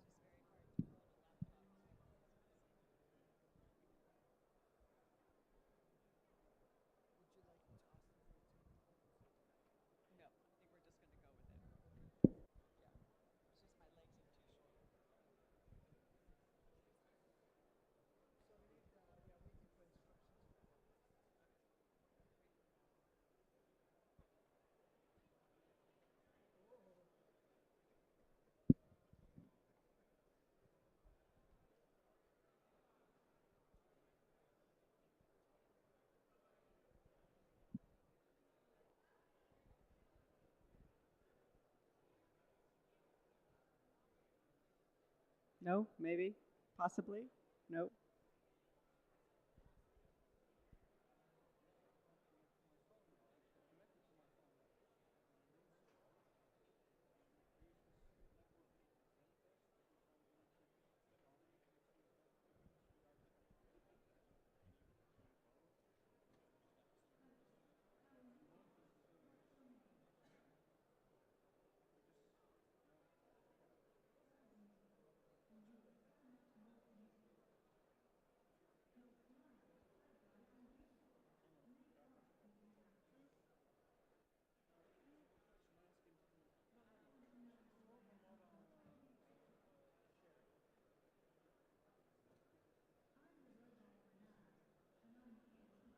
After you need a hotspot.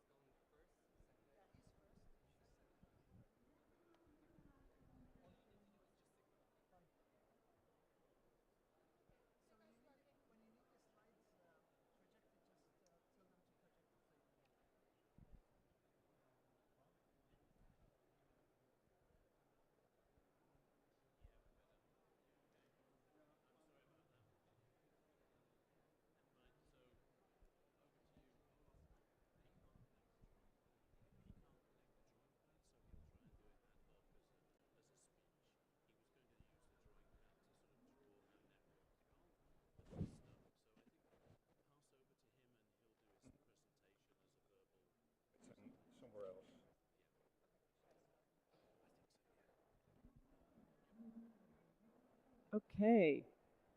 Can everybody hear me okay? Yeah? No?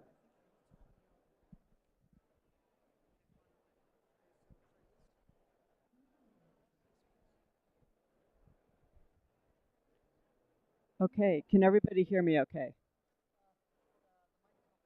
No? Yes?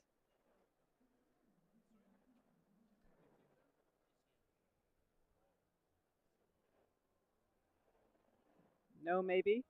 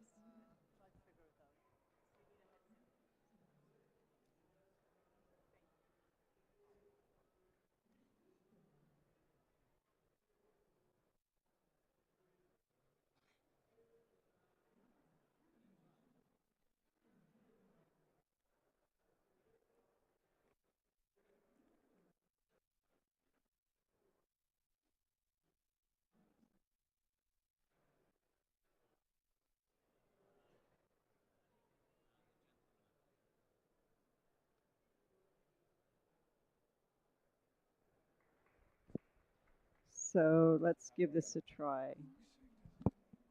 Is that working? Yes. Excellent. Very good. Okay. I can't hear myself though. Channel 2. I've got channel 2. Okay, excellent. Okay. Yeah, now I can hear myself. Okay, good. Good.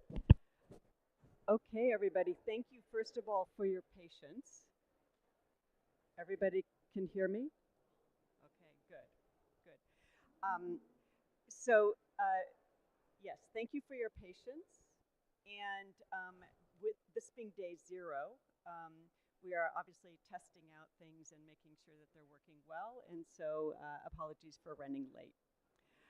So this session is focused on the technical community safeguarding the internet you want. And it's quite an important topic because it goes to the underlying nature of the internet and how do we safeguard that for the future ahead. As we look to have this session, we wanted to focus in on how the internet works at its core, in that regard, the role of the technical community in safeguarding that. At its foundation, the internet is a network of networks, and it's a revolutionary system that's transformed the way that we communicate, access information, services, and conduct business, as we've all experienced. From ICANN's perspective, the functionality of the domain name system, or the DNS, is a vitally important area on how we navigate the internet. It simplifies web navigation, and it helps support devices and find a way to connect to them. Essentially, what it does is it translates human-friendly domain names into an empirical IP address that devices use to find one another. It's a simple form of seamless communication. And in this session, we want to explore this technical foundation through all the experts on the panel and explain the nature of the technical community itself. We develop together standards and protocol, allocate IP addresses and other resources, and oversee the coordination of the domain name system. The work is inherently multi-stakeholder and inclusive by its nature, both in how we are organized and how we collaborate. Today, we're joined by 3 groups of people from the technical community who are going to provide their insights. First, we have Olaf Kolkman, a distinguished title of principal at the Internet Society, ISOC, who's going to share how approximately 70,000 autonomous networks interconnect and interoperate to create the global internet we all use and know as the foundation of our information society. Olaf is a longtime leader in the Internet Engineering Task Force, IETF, the community of engineers and other experts responsible for the development of Internet standards. Next, we're going to hear from Uke Atale, Senior Marketing and Communications Officer at RIPE NCC, a regional internet registry. Uke will explain the process of connecting a network to the internet. She'll explain the role of IP addresses and other resources and how the global numbering system, the 5 regional internet registries or RIRs, develop and manage policies for their regions. Finally, my colleague from ICANN, Fad, in charge of Stakeholder Engagement Director for the Middle East region, is going to provide an overview of ICANN's multi-stakeholder community and our role in coordinating the domain name system globally and the importance of our partnerships with organizations like the IETF, the Internet Society, and the RIRs, and others to maintain this global, interoperable, and secure internet that we all rely on. So with that, I'm going to hand it over to Olaf to begin. Yeah, thank you very much. And the idea was that I would have a graphic so that I can show you a little bit, and maybe that turns up. But without that, I'm going to try and explain the underpinnings of the internet anyway. So most people, when they go on the internet, they grab this device. Can you hold for 1 minute? We seem to have a Zoom room connection issue. So one second. Aha, a Zoom room connection issue. I'm sorry, everybody. It's day 0, and there seems to be a mismatch between the online Zoom room and the sound that we're hearing in the room. So if you'd give us 1 minute, please, we will get back to the IGF technicians who are working on this, and we'll hopefully have an answer for you in 1 minute. If not, we will go back to where we were. Thank you. Yes.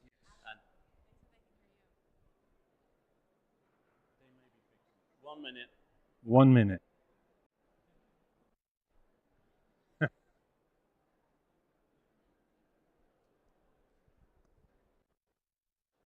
See, this is, we're connected to the internet,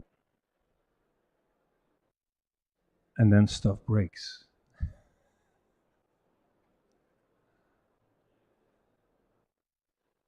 But this is important takeaway of our presentation. The internet is now the people in this room who cannot connect to the right Zoom room. But our perception might be the internet is not functioning as we want to. So that's, in essence, the takeaway of what I'm going to tell you.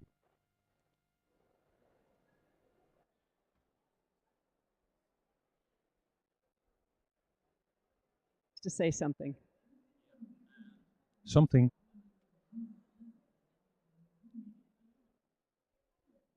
Dear people. Okay, should we try this again? Ola?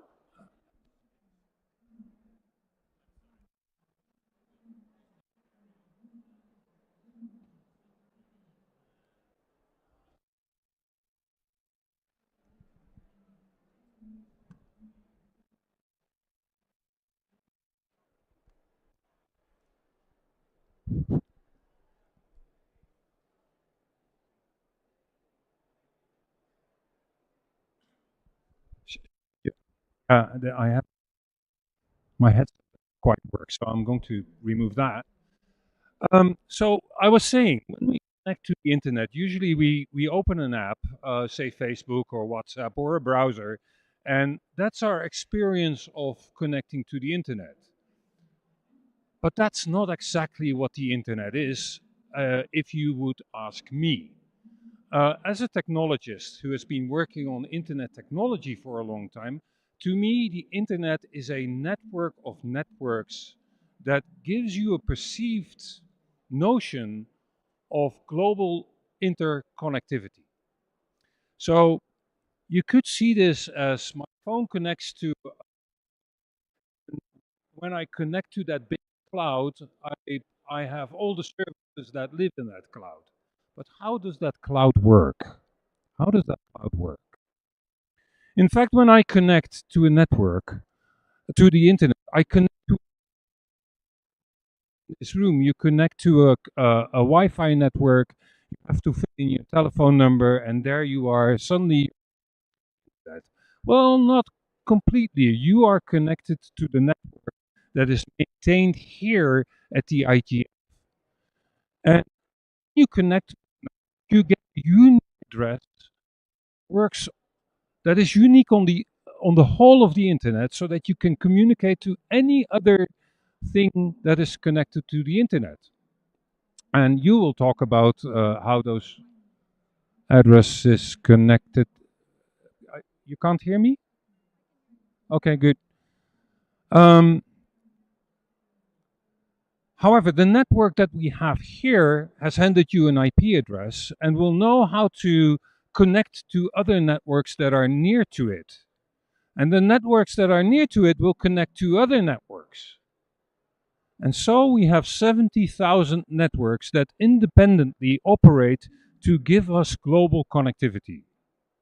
And the magic of all of that is open standards. The magic that makes that work are open standards and interoperability. Those standards and interoperability are created by a number of standards organizations, of which one is the IGF. Ah, beautiful. I can take Sketchpad and start sketching. So normally we would conceive the internet as one big cloud to which I, as a user with a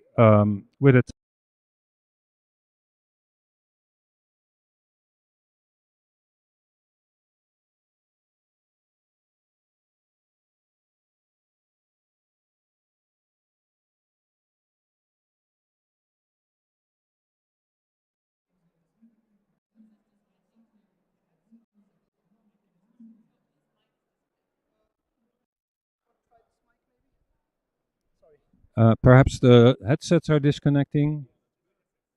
It is the headsets. Okay.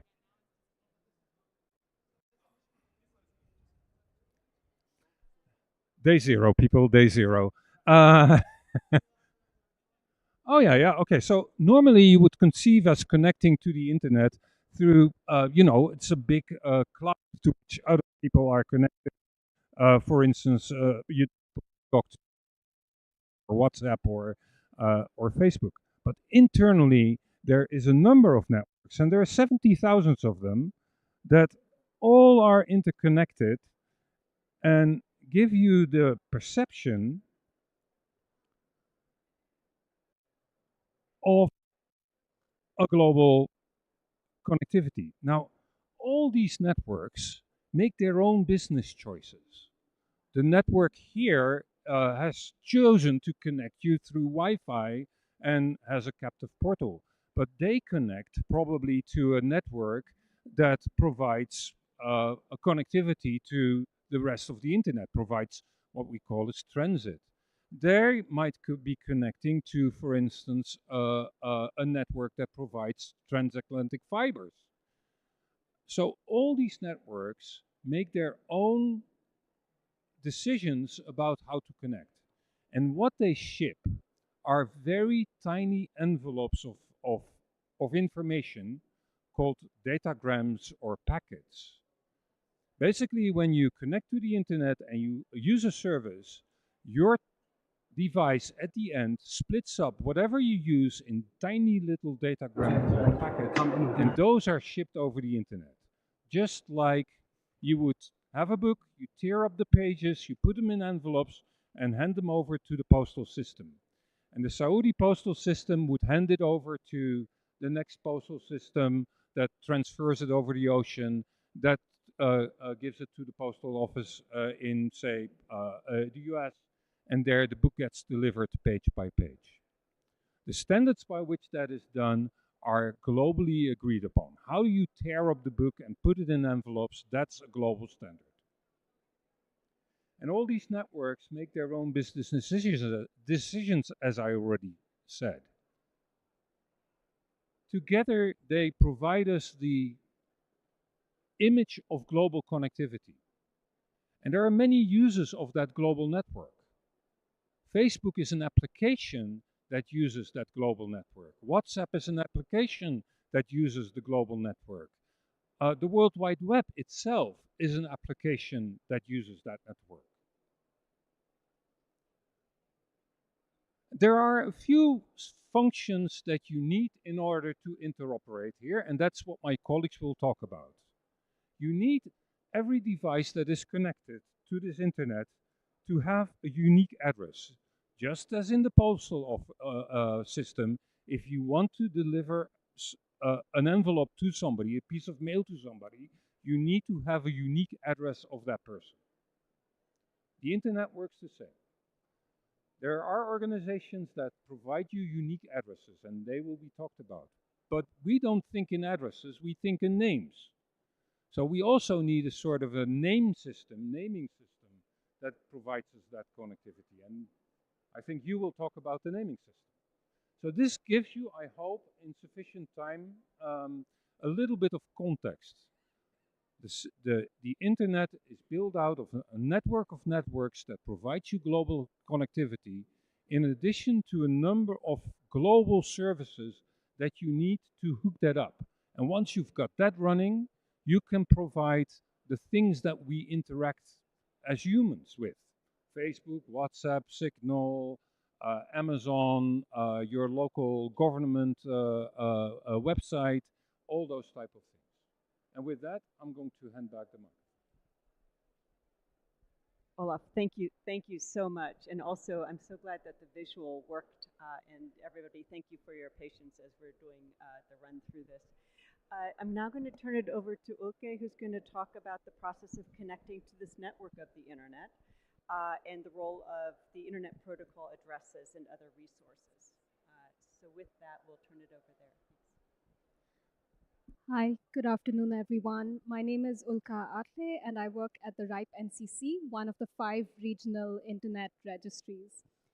I'm just waiting to get my slides up on the board, please.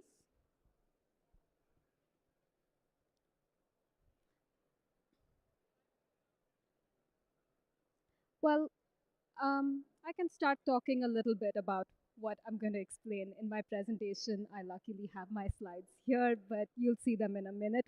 Day 0 people, as we're hearing.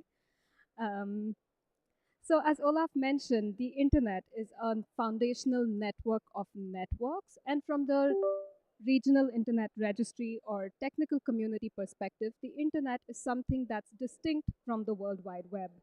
In our daily experience as users, as you know, if you can't get a message on WhatsApp, you say the internet is down, but it could just be WhatsApp that's not working, or you can't connect to a website, and again, it's not the internet that's down, but your access to a part of it.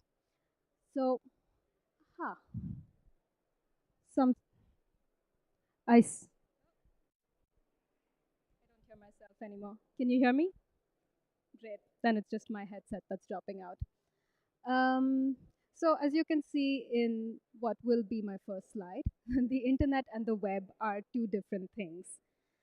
And from the RIR perspective, the web is one of many different applications that runs on this foundational network of networks, one of the 70,000.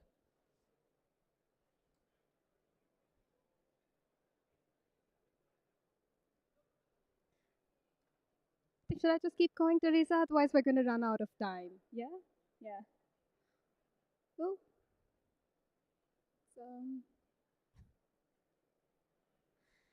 So let me explain, now that we're a bit clear on what we mean by internet and we don't mean the web, because you're going to keep hearing this with regional internet registries, RIRs, internet number resources.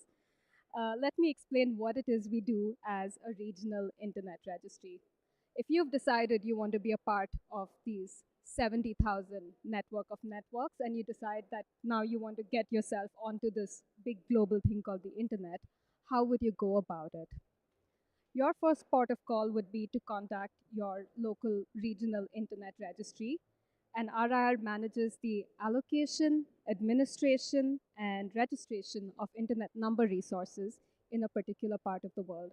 And which RIR you go to would depend on where in the world you're based. There's 5 regional internet registries, one for each continent. So there's ARIN if you were in North America, and parts of the Caribbean, LACNIC for Latin America, and the other part of the Caribbean, RIPE NCC, that's us for Europe, Middle East, and parts of Central Asia, AFRINIC for the African continent, and APNIC for South Asia and Asia Pacific. So how did the RR system come into being? So many of you might already know that in the 1980s, the internet was essentially a project from the US Department of Defense. And it was chiefly universities and physics departments from these universities who were collaborating on this thing called Internet Protocol Networking. The web hadn't been invented yet, there were no PCs yet, people didn't know where this was going. So it was just chiefly universities trying to figure out what this IP thing could be. The US Department of Defense handed over the management of this to, well, one of the universities, saying, well, it's chiefly universities working on it. You guys look after this yourself. Please stop bothering us about this. And so it was someone who in the RR world is very, very famous, a man called John Postel. And if anyone talks to you about John Postel, they will talk to you about John Postel's notebook. And I would love to know if anyone in the room has actually seen this famous notebook. This notebook is famous because when John Postel was approached by universities and other groups asking for IP addresses, this new IP thing, he would write down, lovely, we have slides. So here you see the map of the 5 RIRs, and that's us, RIPE NCC. Saudi Arabia is also a part of our service region. And here we are, with John Postel. So, John, I don't hear myself anymore. It could be my headset, but if you hear me, perfect. So John handed out IP addresses, and he would write down in his notebook who he gave the IP addresses to. This was in the 1980s, I would say. But then this IP networking thing just kept getting bigger and bigger and bigger, and at some point it was too much. So he stopped using just one notebook, and he formalized it in the form of the Internet Assigned Numbers Authority, IANA, which still exists today. And gradually the RIR system came into being. RIPE NCC was the first RIR, which was set up in 1992. And then they spun off the management of domain names away from the management of IP addresses, and Fahd will be talking about that. So what is it that RIRs actually do? We manage the distribution of internet number resources, and by that we mean IP addresses and autonomous system numbers. We maintain the registry of directory services, including whois. There is a thing called whowas, the routing registries, and we provide reverse DNS. But that's not all the RIRs do. We support internet infrastructure through technical coordination. And this is super important, right? Think 5 continents, 70,000 networks, all of which need to keep talking to each other. Otherwise, the system starts to fall apart. We also provide some security features like resource public key infrastructure. And above all, when we work with the support of our local communities. Local means, well, a continent in our terminology.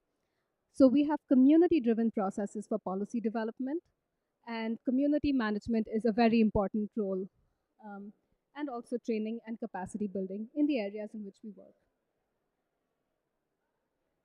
Shall we go? I'm going to give it a second. Could I have the next slide, please?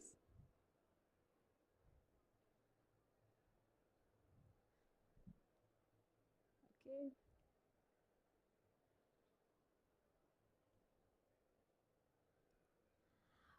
Well, we have it up on this slide anyway. Is this going to work?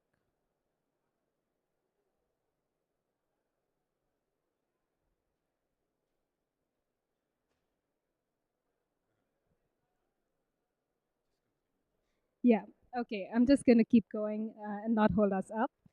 I was just going to give you a quick overview of an IPv4 and an IPv6 address. Great, we have the next slide. Could I have the next one as well, please?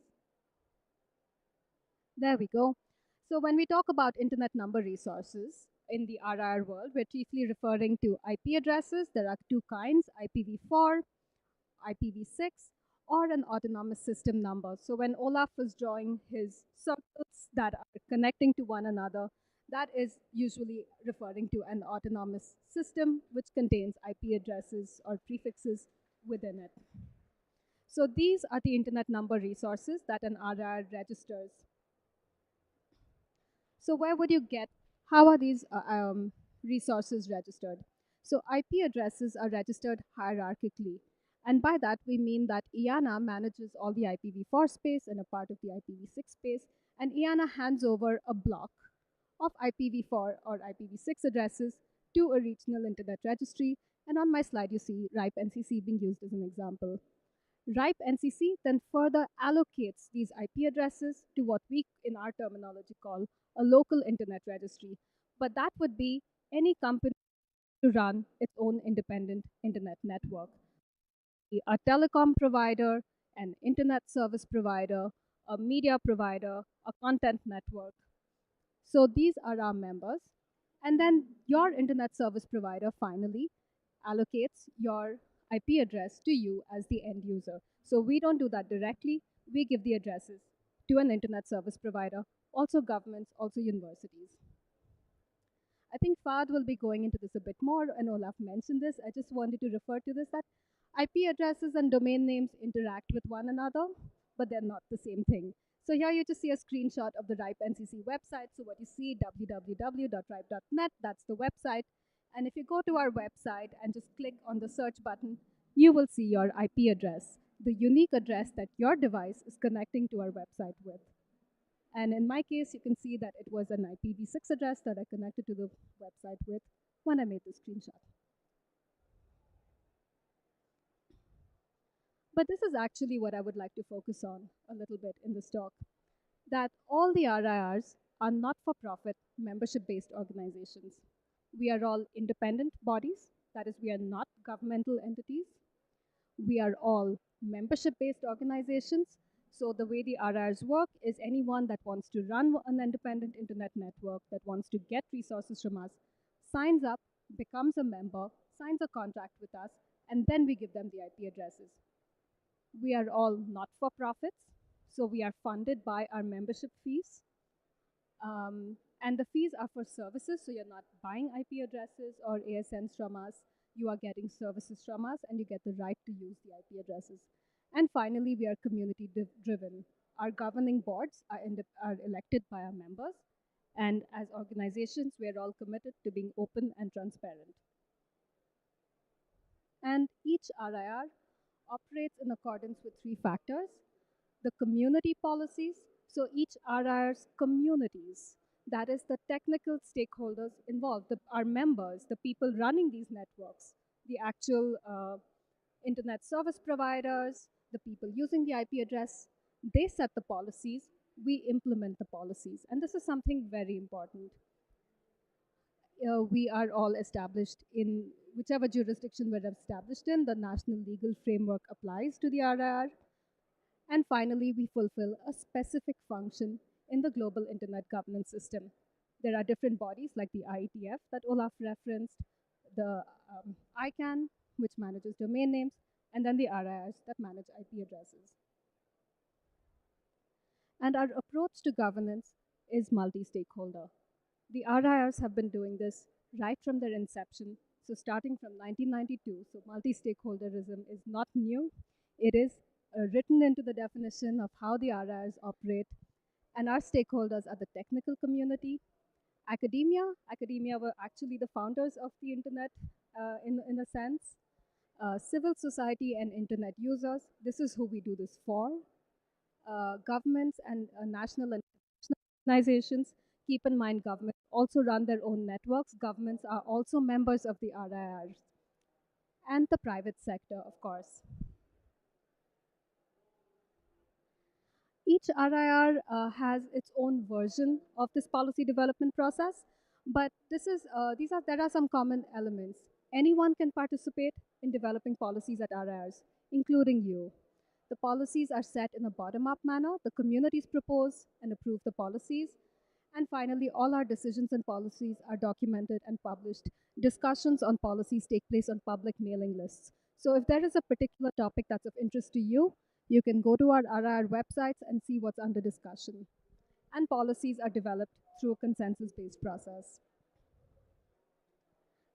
And I'm just going to wrap up. I know we're running behind here. So if you want to participate, I've given a couple of examples from RIPE NCC. You're thinking, okay, this looks interesting. How would I even get started? I might not have a technical background. We have an online academy. This is free.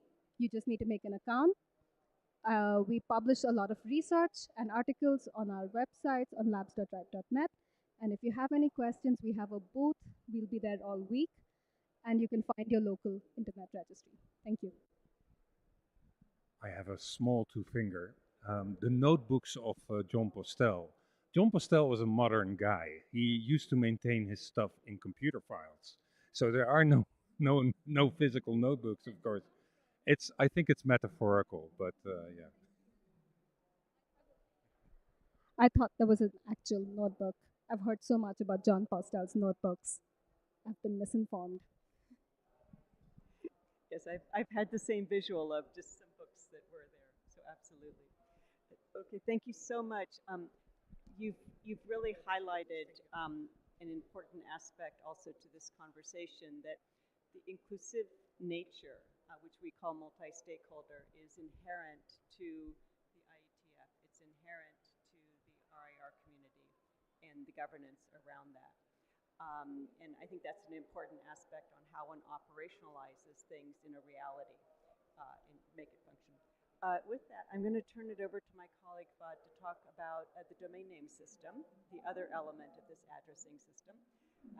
And Fahd, over to you. Thank you, Teresa, and good afternoon, everyone. I hope I'm audible. So my name is Fahd Bataina. I am from the region. I'm from Jordan. I work for ICANN. I cover the Middle East. I'll be presenting today about the domain name system. But just maybe I need my slides. Slides, please. Okay. I need my slides, please. So they are called DNS 101. In the meantime, you might have noticed the word governance and so on and so forth. But the reason why we do this is to maintain interoperability. We need coordination on IP addresses so that they are unique. And that coordination is done in a bottom-up fashion by the stakeholders that coordinate to make this network run. The standards development is done bottom-up by the stakeholders who need this to get stuff working on the internet. And I think that what Fahd will say is that we need coordination to make sure that those DNS names that he will be talking about are unique. Sorry for filling up the time with some additional. Yeah, thank you, Olaf. So my slides are up now. So ICANN stands for the Internet Corporation for Assigned Names and Numbers. Can you hear me? We play a coordination role. So we don't regulate. We don't run the internet. Of course, there is no one organization that runs the internet. We play a coordination role. We coordinate with many active players in the domain name industry, whether, my clicker please, whether technical or non-technical.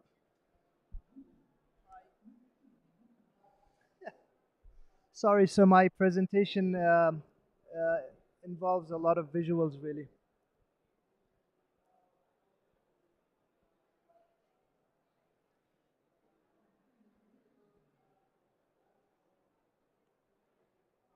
Okay, fantastic. It's working. Thank you.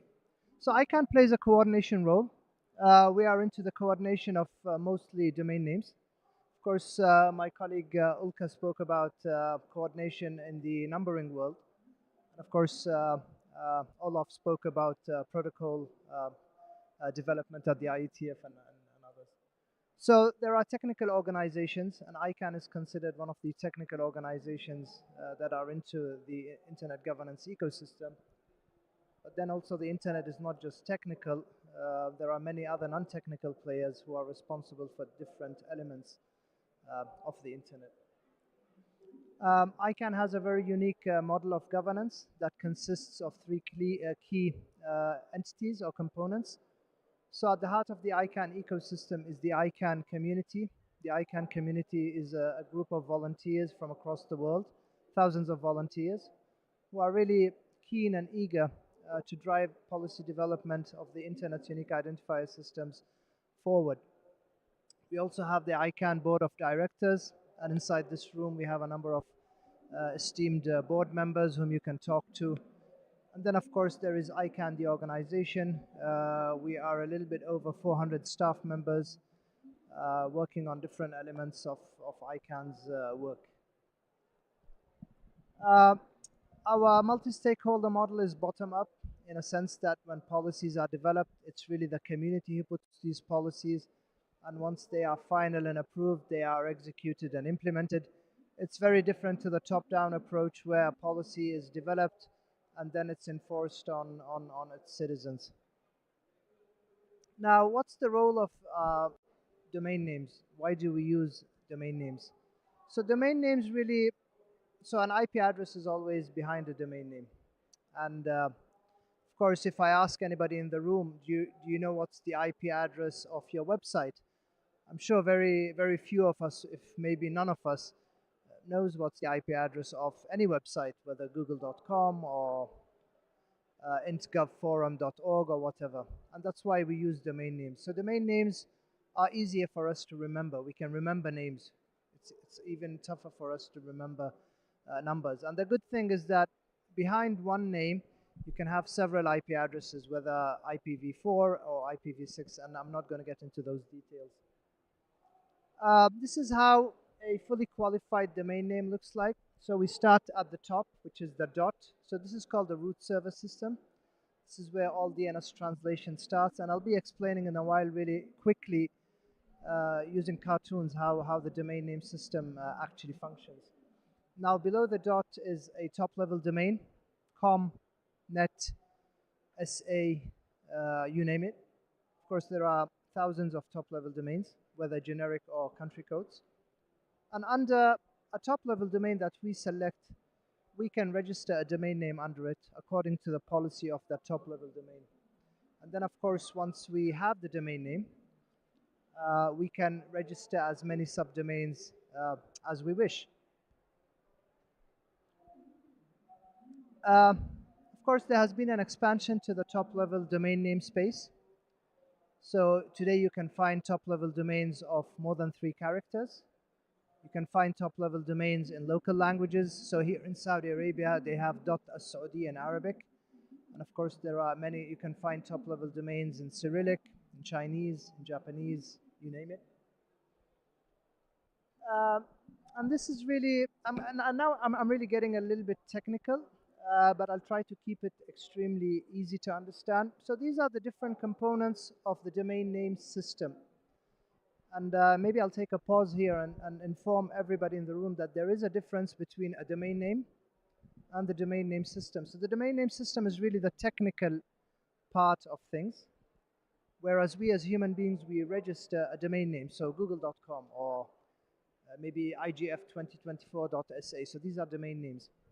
Now, the different components of the domain name system include authoritative name servers, and they have the authority to provide answers. We have the recursive resolvers, and this is, and I'll explain in a while what recursive resolvers are all about. We have caching resolvers, so like in any other system or any other IT system, the DNS also has this caching facility. So rather than going through an entire process, you would find, you might find an answer to a domain name within the cache. And then we have the stub resolver or the client resolver, and this is actually the starting point of any domain name inquiry. So I'll show a really quick demonstration in a very easy manner on really how a domain name resolution starts. So if you look at the bottom left, we have a stub resolver. So every device has a stub resolver. Your laptop has a stub resolver. Your phone has a stub resolver. You fire up a web browser and you type in a URL, example.com, www.example.com. Now, what happens is that the stub resolver would send this query to the nearest recursive resolver. So probably your ISP has a recursive resolver in-house, or maybe they have it through one of the other providers. But your stub resolver would send your query to the nearest recursive resolver, which is maybe for your ISP. And it asks the question, what's the IP address of www.example.com? Now, the stub resolver would say, well, I don't know, and I don't have it in my cache. So let me go and ask uh, the root server system. And so it goes and says to the root server system, what's the IP address of www.example.com? The answer comes back and, where it says, I don't know. But here is the name server of the .com server. So the recursive resolver sends the same question to the .com server, which is named here c.gtldservers.net. And it says, what's the IP address of www.example.com? Now, the .com server says, I don't know. But here is the name server of example.com. And by the way, there is a difference in this example between example.com and www.example.com, just to be clear here. Now, the query goes again by, so the recursive resolver sends the same question to the example.com server, to the name server, and it says, what's the IP address of www.example.com? And actually, ns1.example.com has the answer, so it sends back the IP address to the recursive resolver, and the recursive resolver sends it back to the stub resolver, and we actually have the IP address of www.example.com. So as you can see, the recursive resolver is at the center of this entire domain name query thing. Now, of course, if you have a cache, the stub resolver would send the question to the recursive resolver. The recursive resolver would find it inside the cache, and then the cache just sends back the answer.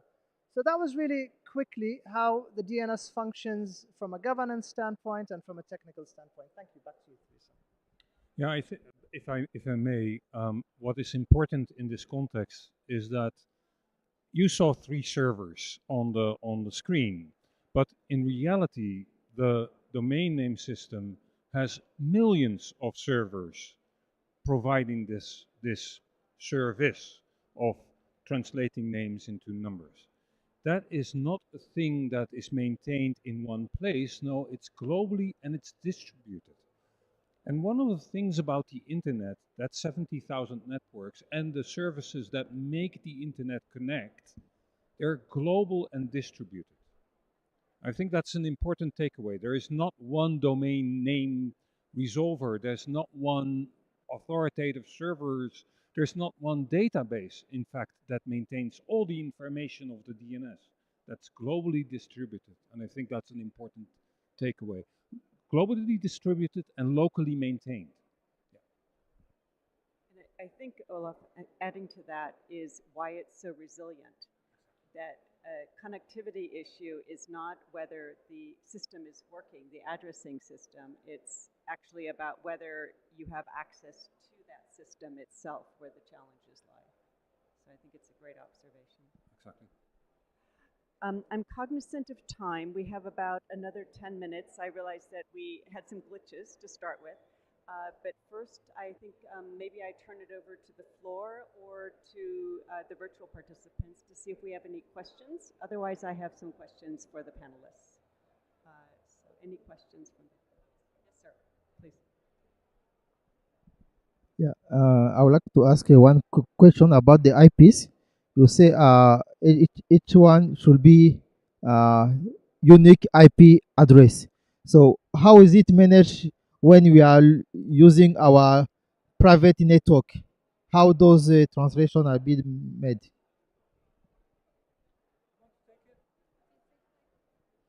Yeah, so that is the easy answer is every computer has one address and it's unique, but there are nuances to that. What we usually see that, for instance, in your house, when you have a house network, you're using so-called private addresses, which are unique within your house, but not unique within the system. Your neighbor might be using the same addresses. Those addresses are within your router translated to the IP address of your router. And your IP address of the router in your house, so the thing that is on your access network, that does the translation to a unique global address. That is a hack. That is a hack to make IPv4 work with the amount of devices that we have on Earth. With IPv6, that's strictly not necessary. So with IPv6, the story is that you all have unique addresses no matter whether you're in a house or outside of a house. It's basically all connected. And there are many nuances to that, but on first level, that's sort of the case. Uki, did you want to add anything to that? No, thank you, Olaf. I think that's a pretty clear explanation. I was going to say that most internet service providers give their customers private addresses, as Olaf mentioned, but when your internet service provider and they connect you to the big network of networks, that's when the unique address is used. Thank you. Any other questions? I understand there's none in the remote participants, but any other questions from the floor at all? Yes, yes, sir.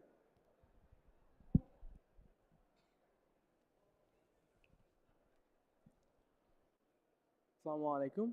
We are from Cyber Teams from Bangladesh, and we have a hotline number which is 13 to 19 of teenagers, and it's a handshake domain.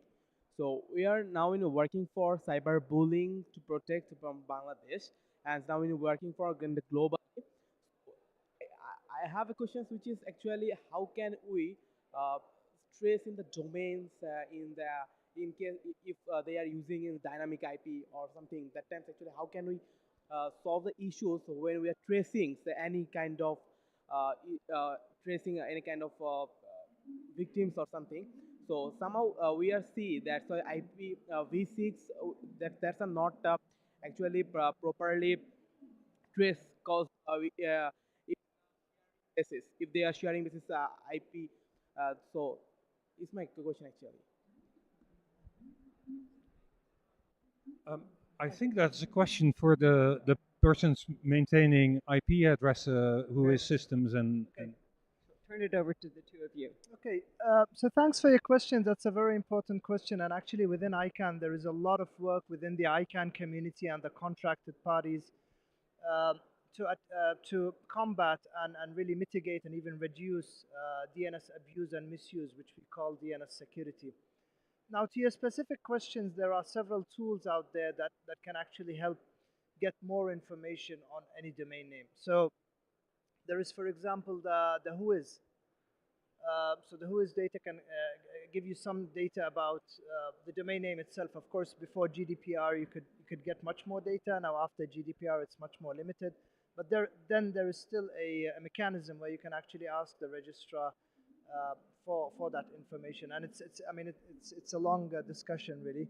Now, the other part about knowing about the more technical aspects of a domain name, you can always look at the zone file of a domain name. So if you do a simple NS lookup, it gives you more information about the domain name. So there are many times in the time to live and start of authority and when was the last time a domain name was updated and so on and so forth. Sometimes by analyzing that data, you can get some sense of what the domain name is. Now, there are also reputation block lists that actually solicit bad domain names, of course, in addition to many other things.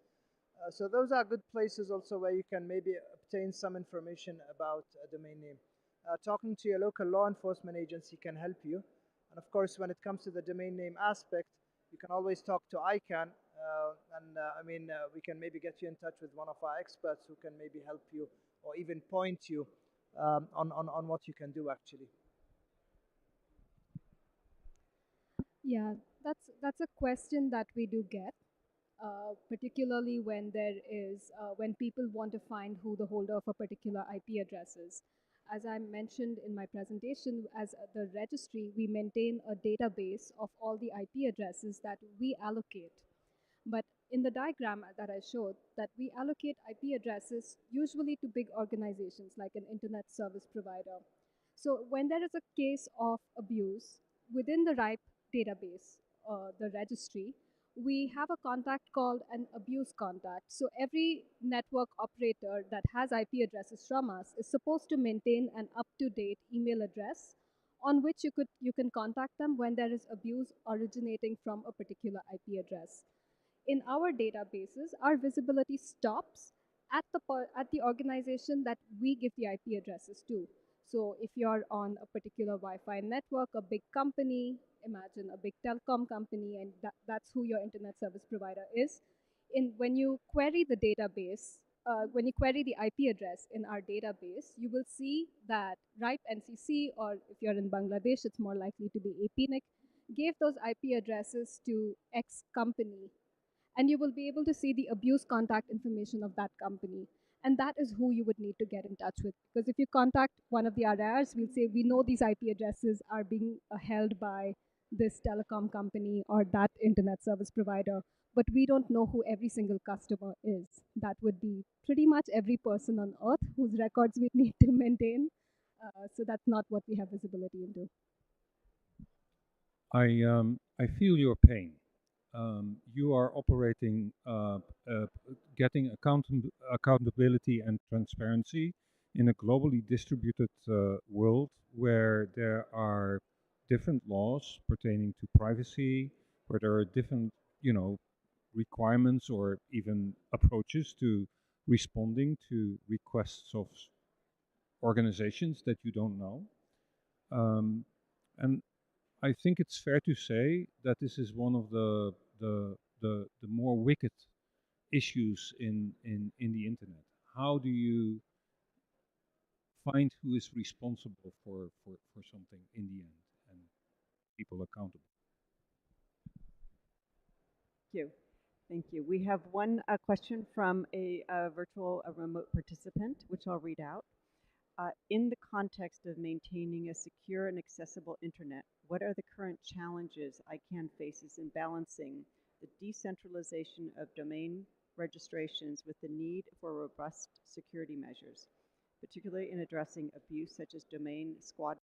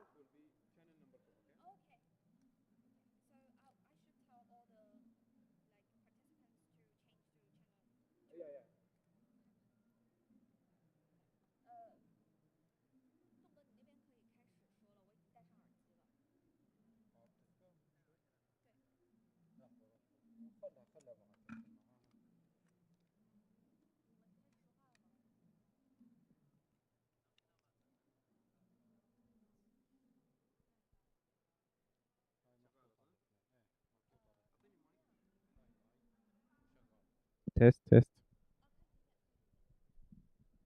test, test.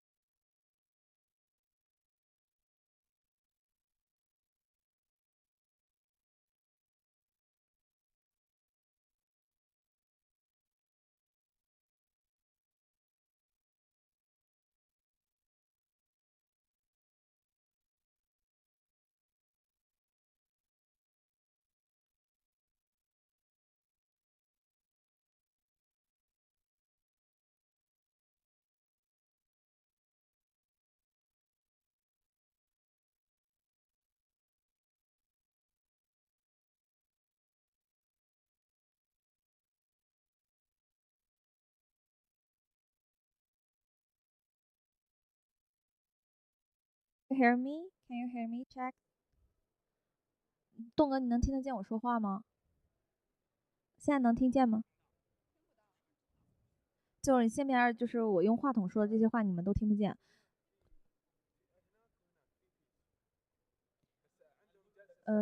现在也听不见是不是？哎，栋哥，我在话筒上说的话，你们现在是都听不见是不是？Check check. Sound test. Can you hear me? Hello?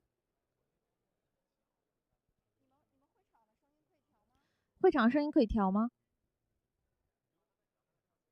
？OK OK. Double check. 它这里只能用这个话筒，所以就是所有的嘉宾都会用这个话筒来说话。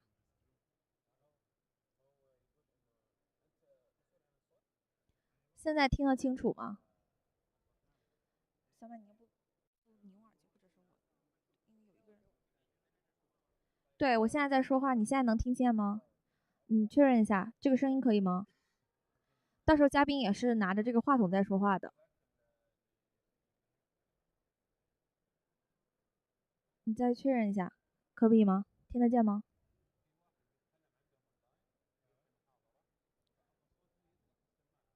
我现在还在说话啊，我现在一直在说话，而且我现在就在用的它那个收音的这个话筒在说话。小满这边是可以听见的。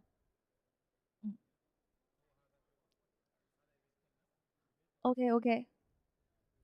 栋哥，再测试一下，现在声音是否清晰？能听见吗？能听见吗？现在声音还清晰吗？到时候估计那个嘉宾的声音能比这个再稍微再大一点，因为我现在在这儿测试。不能，我现在在耳机里面听不到你的声音。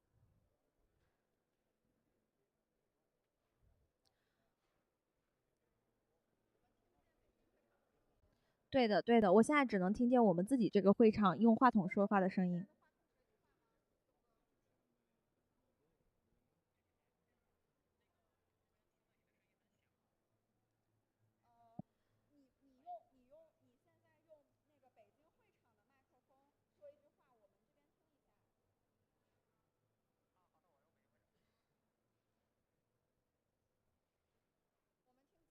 这听不见。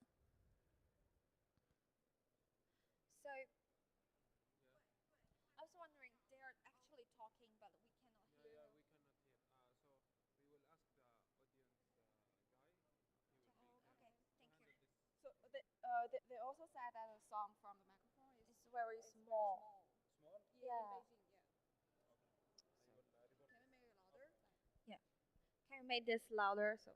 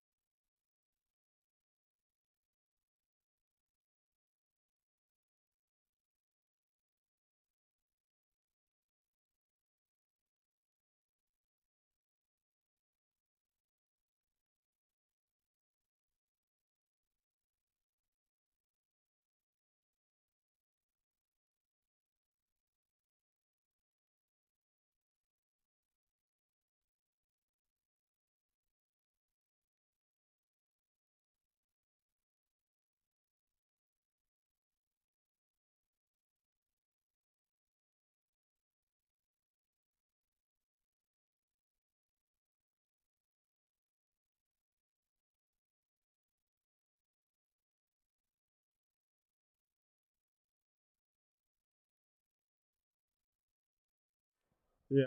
1 2 1 2 1 2 1 2. It's nothing. It sounds good. Okay. 1 2 2 2 2. Yeah. 1 2.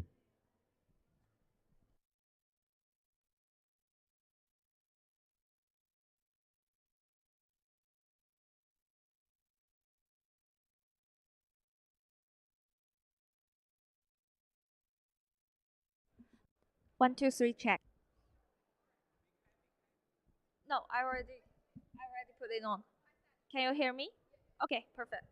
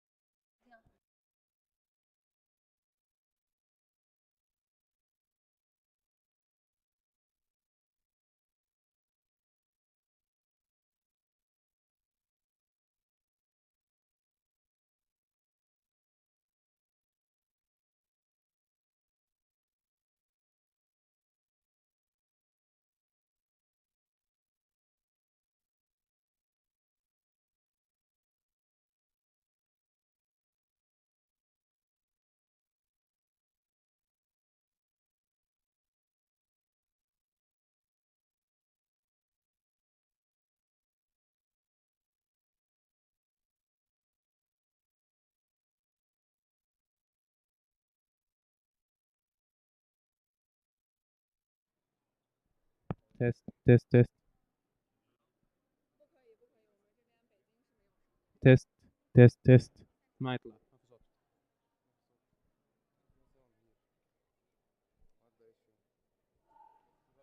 Test, test.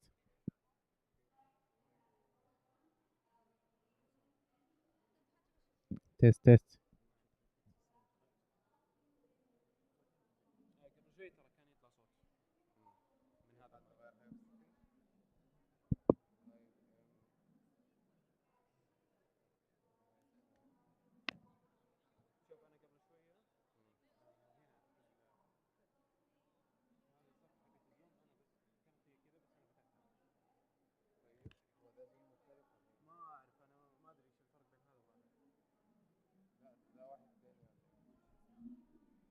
Test, test, test.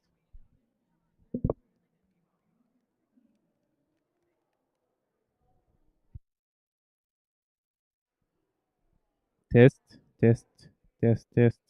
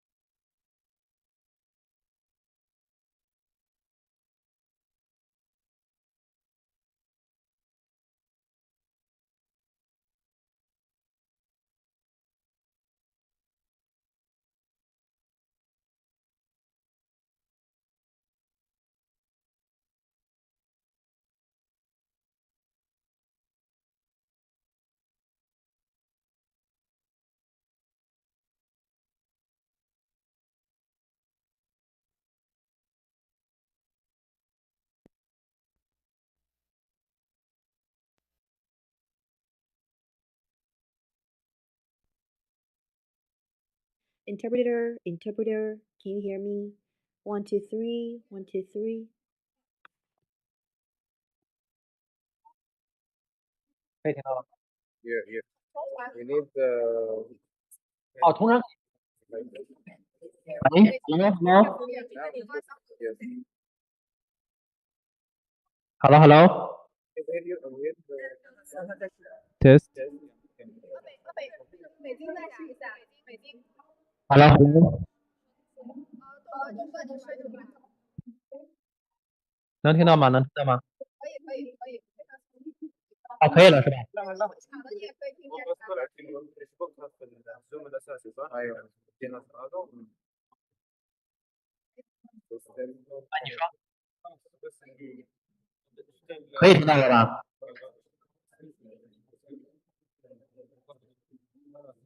可以听到吗？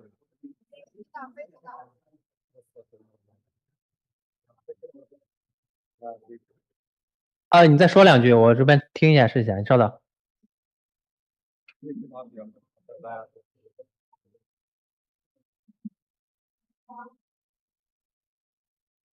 喂喂，可以听到吗？喂。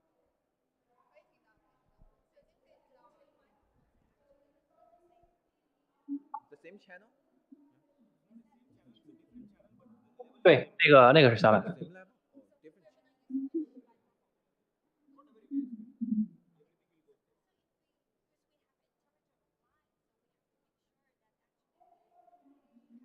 我们这边听不到你的声音。开没有开，你现在应该能听到对吧？刚才没有开麦克，现在能听到是吧？ Yo, I don't hear this. 好，这个连习是有声音的。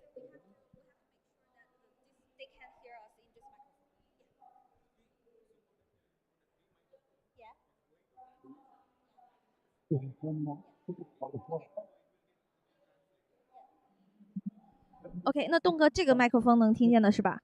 清晰吗？我听不到，现场听不到声音。声音。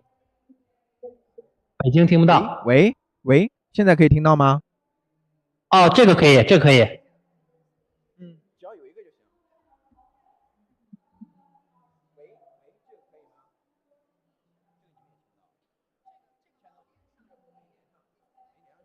只有刚才第一个可以。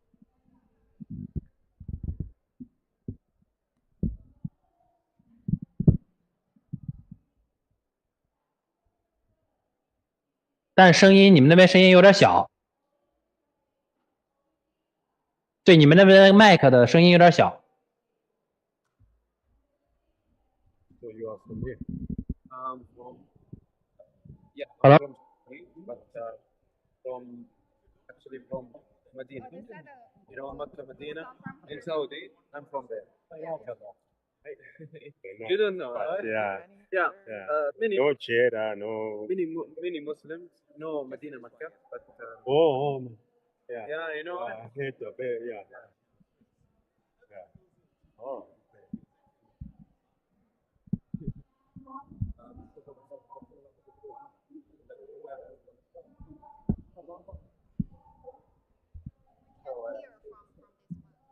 طلعت يعني شغلتها سهله مره. خضوع.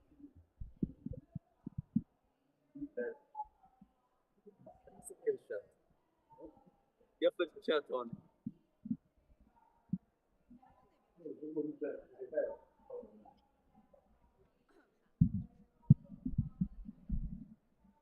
تقدر تخلي بس هذه الشاشه هي اللي بس.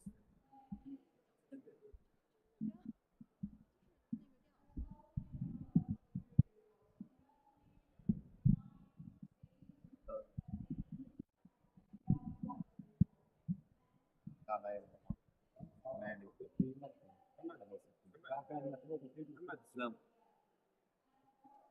اسلام. 喂喂喂，可以听到吗？李董。喂喂，可以听到吗？喂 ，Hello。喂，可以听到吗？听不到。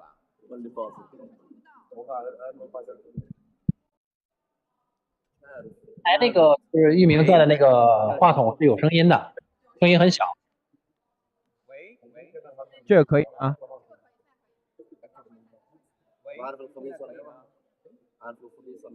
现在北京可以听到吗？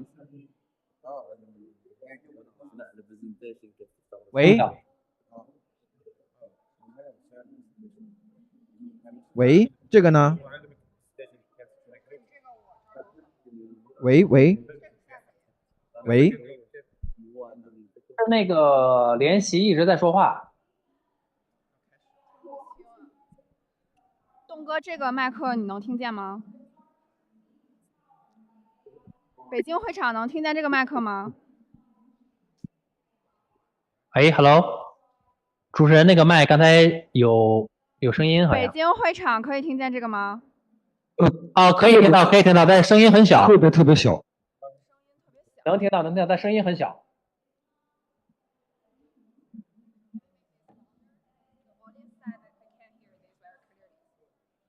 但这个听不出来。哎呀，应该是我们这边北京应该没什么问题。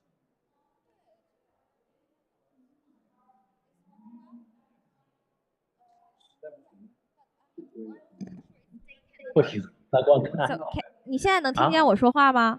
北京会场能现在听到我说话吗？哎，可以，可以，能听到。哎，你再说，再说，继续说。能听见我说话吗？会场。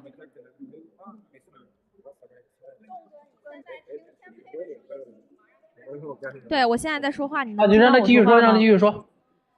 会场，贝贝，你继续说。北京会场能听见我说话吗？我现在一直在说话。我们这边要开始了。哦，能听到你的说话，但是声音很小。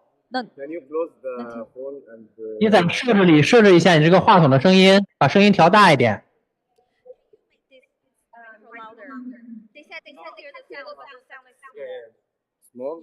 喂？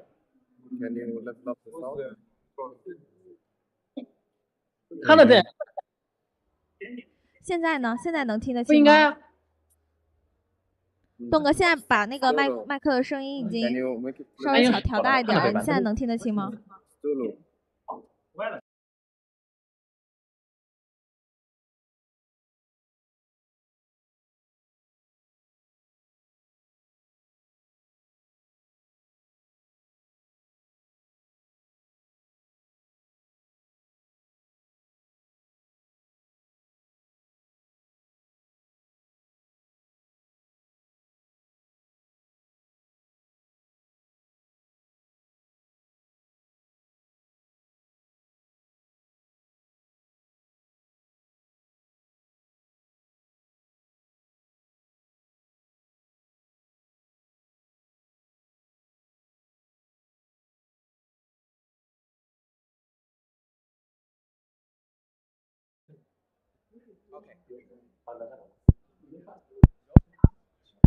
哎。No, no. You put the. 这个男的说 no。Open now. Right? You want to. 现在你们应该是在那个电脑那个位置，然后听的声音很清楚。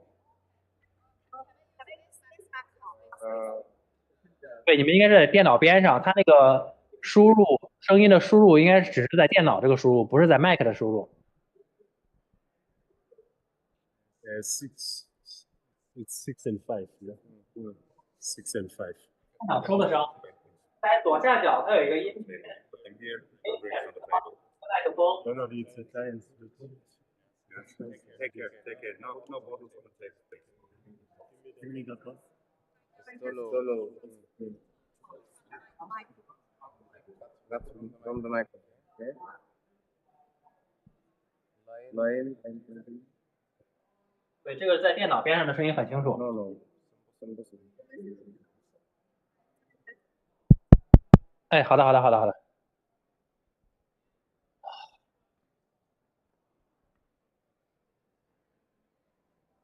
但是咱听不到那边声音。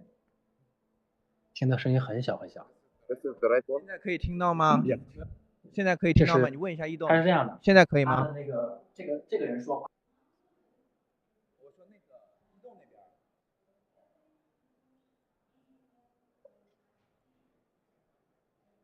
就是小啊，这耽误人家开始。Hello。行行行，那天贝。Yeah, can you test? 喂。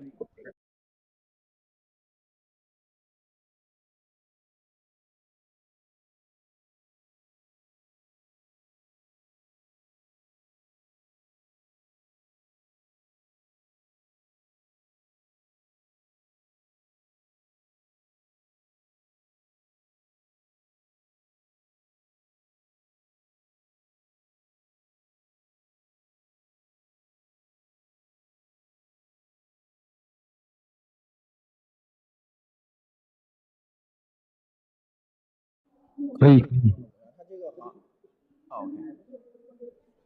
OK。他好像是那个 Channel 2。Hello, hello. Yeah. From the mic. This is Channel 3. This is Channel 1, Channel 2, Channel 3. 都没有吗 No, no.？Hello. Hello. Hello. Hello. OK. 好， Hello. 这边声音可以。Is that okay? Microphone ready? 好，可以了，可以了。你让那个啊，先把这个切一下。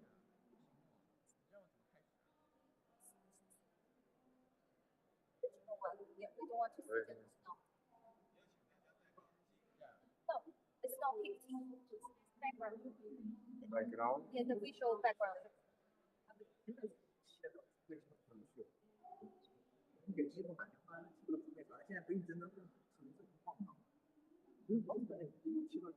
Which one is the original one? And I think it's not this one? Yeah. 可以了吗？完全不可以。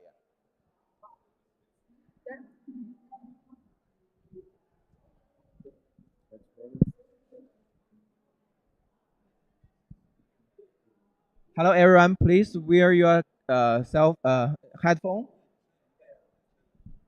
Hello everyone, please wear your headphone.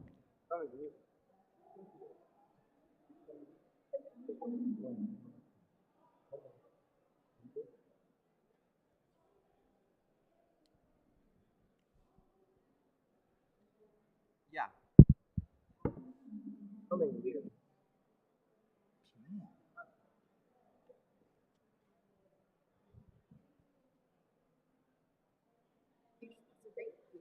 For what?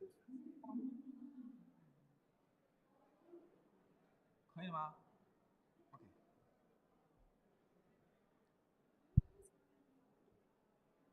Okay, good afternoon, distinguished guests, esteemed colleagues, and friends. Ladies and gentlemen, it's my great honor to welcome all of you to this session. I am Wei Yuming from Tsinghua University. On behalf of the organizing committee, I would like to express my deep respect and gratitude to all of you for joining us today and contributing to this important discussion. Today we are gathered at a pivotal moment in history. The rapid development of artificial intelligence is driving huge transformation towards intelligent society, fostering new academic frontiers, technological breakthroughs, and innovative models. This transformation brings enormous opportunities for development across all sectors. However, it also introduces a range of complex governance challenges, including ethical concerns, social inequity, privacy, and security risks. This session aims to address these pressing issues from a global perspective, analyzing the latest trends, major challenges, and the future opportunities in the development of intelligent society. Through the lens of government and international collaboration, we will explore the experimental and adaptive approaches needed to navigate the governance transition of intelligent society. We are privileged to have exceptional panels of speakers, each of whom bring unique expertise and global perspectives to this discussion. Now allow me to introduce them. Prof. Gong Ke, former president of the World Federation of Engineering Organization, executive director of Chinese Institute of New Generation Artificial Intelligence Development Strategies, and the former president of Nankai University. Mr. Sam Jones, senior advisor at the Oxford Martin AI Governance Initiative, Oxford University, and director of Multilateral AI. Prof. Mi Jianing, professor at Harbin Institute of Technology and the editor-in-chief of the Journal of Public Administration. Prof. Kevin D'Souza, professor of Business, Technology and Strategy at the School of Business, Queensland University of Technology. Prof. Ru Peng, professor at School of Public Policy and Management, Tsinghua University. And Mr. Panselit Elalaji, CEO of Jacob Labs, Banjul, Gambia in Africa. To begin our session, it is my distinct pleasure to introduce our first speaker, Prof. Gong Ke, who will deliver his keynote address titled China's Objectives and Actions in Building an Intelligent Society. Please join me in giving a warm round of applause to welcome Prof. Gong Ke to the stage. Thank you. Thank you so much for the introduction. And I will take this opportunity to introduce you briefly about the Chinese national plan for building the intelligent society. And you may already know that the Chinese government has released the top-tier plan for we call it the new generation of artificial intelligence development from 2017 to 2030. It's a long-term, high-level plan. And this plan is dubbed in China as a 1, 2, 3, 4 planning. So 1 means to set up one national open and collaborative AI technological innovation system, one nationwide system. 2 means to master the 2 attributes of artificial intelligence. One is its technical feature. Another one is the social feature of artificial intelligence. 3 means 3-in-1 promotion. That means to advance the technical R&D, production manufacturing, and industrial nurturing in a 3-in-1 manner. The 4 means 4 aspects to be supported by AI development that are STI development, science, technology, innovation development, the economic growth and social progress, and the national security. So within this framework, the plan identifies 6 pivotal tasks with building an intelligent society being a prominent one, alongside with fostering technological innovation system, nurturing an intelligent economy, and enhancing digital infrastructure. So the goals for building an intelligent society is that, in one word, is to building a safe and convenient intelligent society. And the plan outlines some objectives, sub-objectives. First is to accelerate the penetration of AI to leverage, to elevate the equality of life and create a omnipresent intelligent environment, significantly augmenting the efficiency of social services and social management. The second is delegating simplistic, repetitive, and hazardous tasks to AI, thereby fostering human creativity and generating high quality, comfortable employment opportunities. The third objective is to diversifying and enriching on-demand intelligence services to maximize accessibility to high-quality social services and convenient lifestyle. The fourth objective is elevating the standard of intelligent social governance, rendering societal operations safer and more efficient. So under these goals and objectives, there are some tasks for building an intelligent society is highlighted in the plan. The first is developing convenient and efficient intelligent services. That means prioritizing AI innovations to address urgent societal needs such as education, especially pre-university education, healthcare, and elder care, to provide tailored, superior quality services. The second task is to advancing intelligent social governance, leveraging AI to tackle administrative, judicial, municipal, and environmental governance challenges, thereby modernizing the social management of China. The third task is to enhancing public safety through AI, promoting a profound application of AI in public safety, fostering the construction of an intelligent monitoring, early warning, and control system for public security.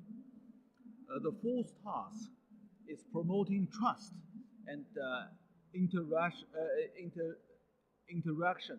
in society to utilize AI to bolster social interactions and nurture trusted communication between civic. So for implement these tasks, China has established a policy framework for building an intelligent society. So based on the national plan, the Chinese government has issued various policies in the past years, providing intricate pathways for intelligent society construction, which includes, first, science and technology innovation policies, supporting research endeavors and encouraging enterprises R&D investment, and to establishment of the a major national R&D project with joint public and private investment.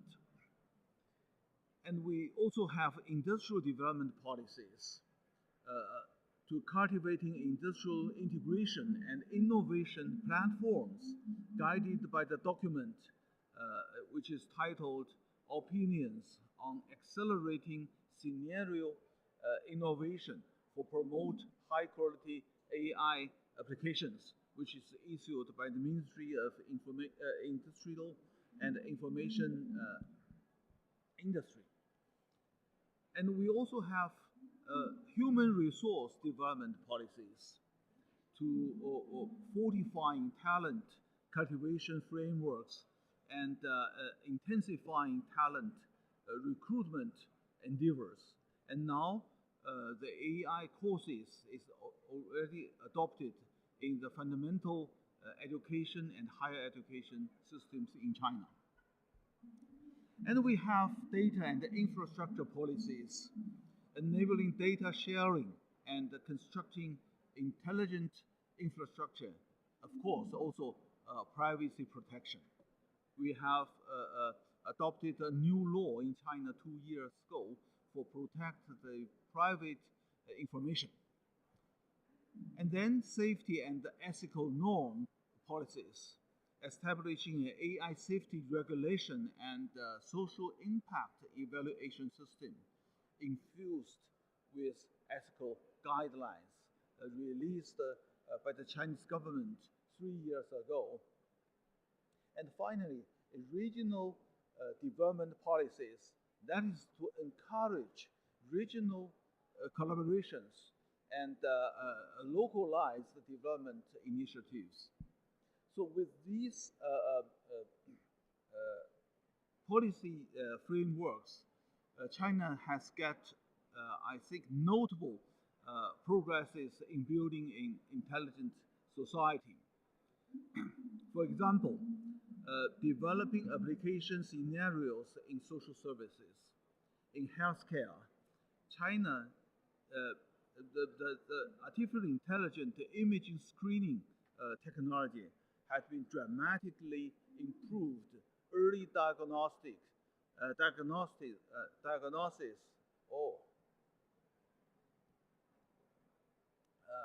of critical illness such as cancer. In education, intelligent systems has optimized resource allocation, fostering equity and equality. So people can use AI aids, AI assistant learning and teaching system in China widely. In governance, intelligent systems applied to pandemic control and public services having significantly enhanced the efficiency in during the campaign with COVID pandemic. And we also achieved progress in building intelligent public services system.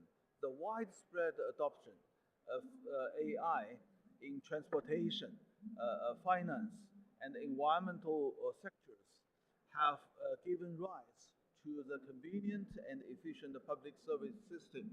So if you know the city Hangzhou is a very beautiful city near to Shanghai. However, there's a big lake in the center of this city, so that the transportation, public transportation in this city is very, very difficult. 5 years ago, this city ranked number 3 or number 4, the most traffic suggestion city in China. With the help of AI system, they reduced the ranking from number 4 to number 57 congestion city in China now.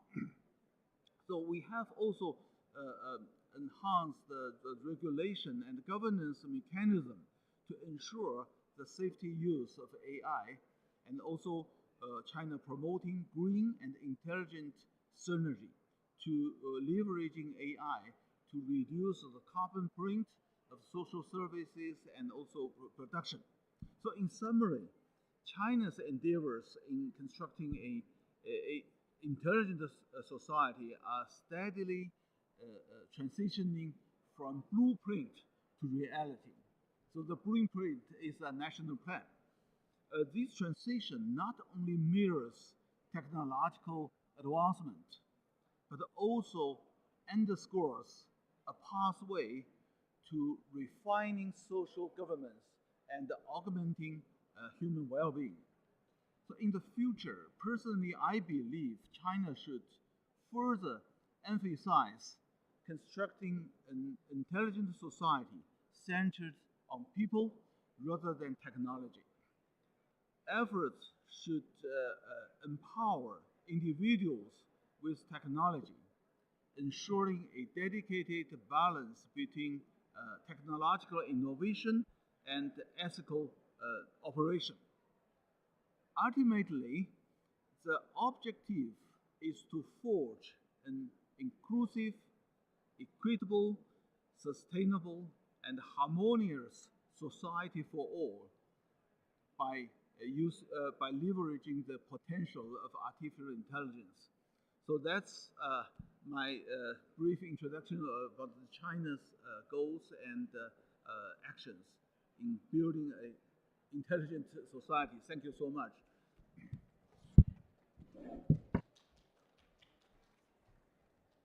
Thank you, Professor Gongke, for your excellent presentation, which provided a comprehensive overview of Chinese objectives, plans, and actions in building an intelligent society. And now let us welcome Mr. Sam Jones, who will deliver his speech on the topic of international governance of AI and the environment.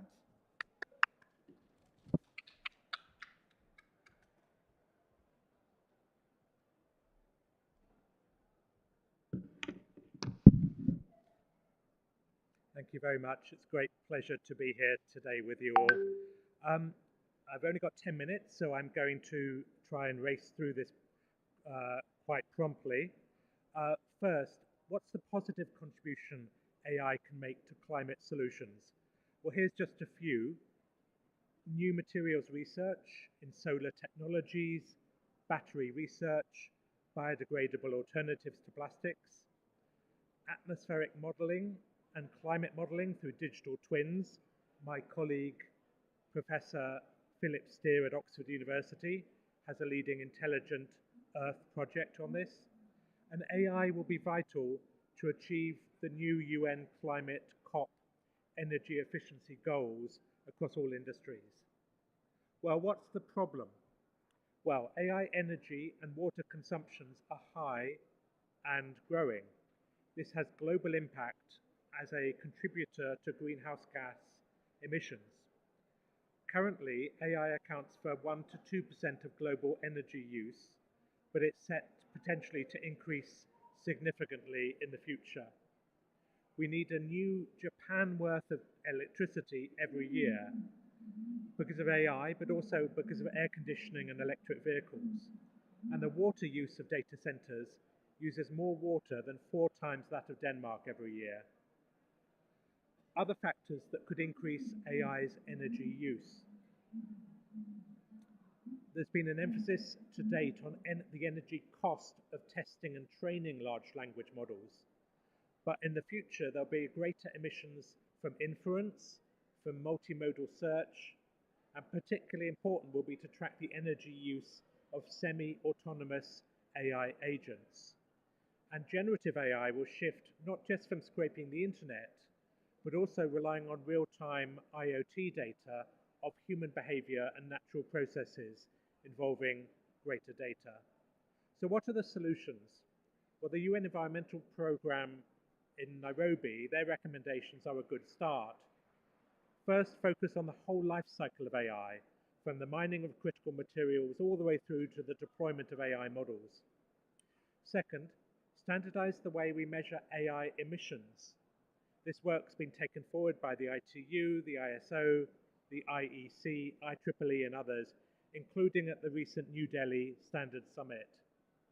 Next, incentivize transparency from industry on their energy use and emissions.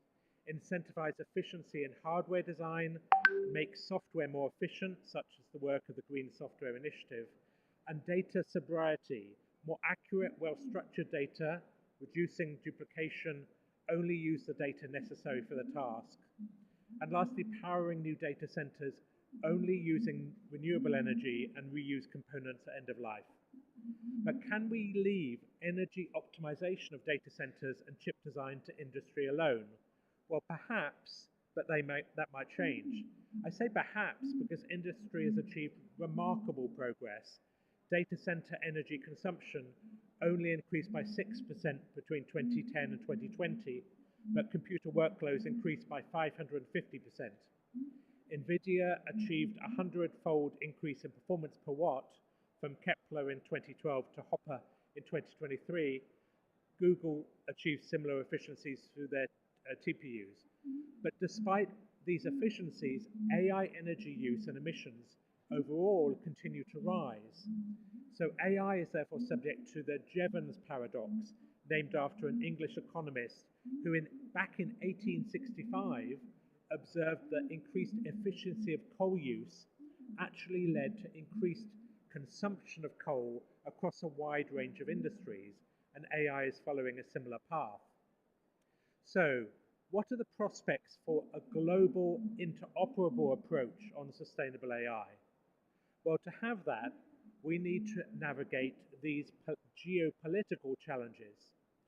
One, the greater US-China trade and national security competition. We've seen export controls, rare earth export bans, and so on. Secondly, the new US administration is moving away from green regulation. Thirdly, sovereign AI trends may make it harder to shift testing, training, and inference to other countries.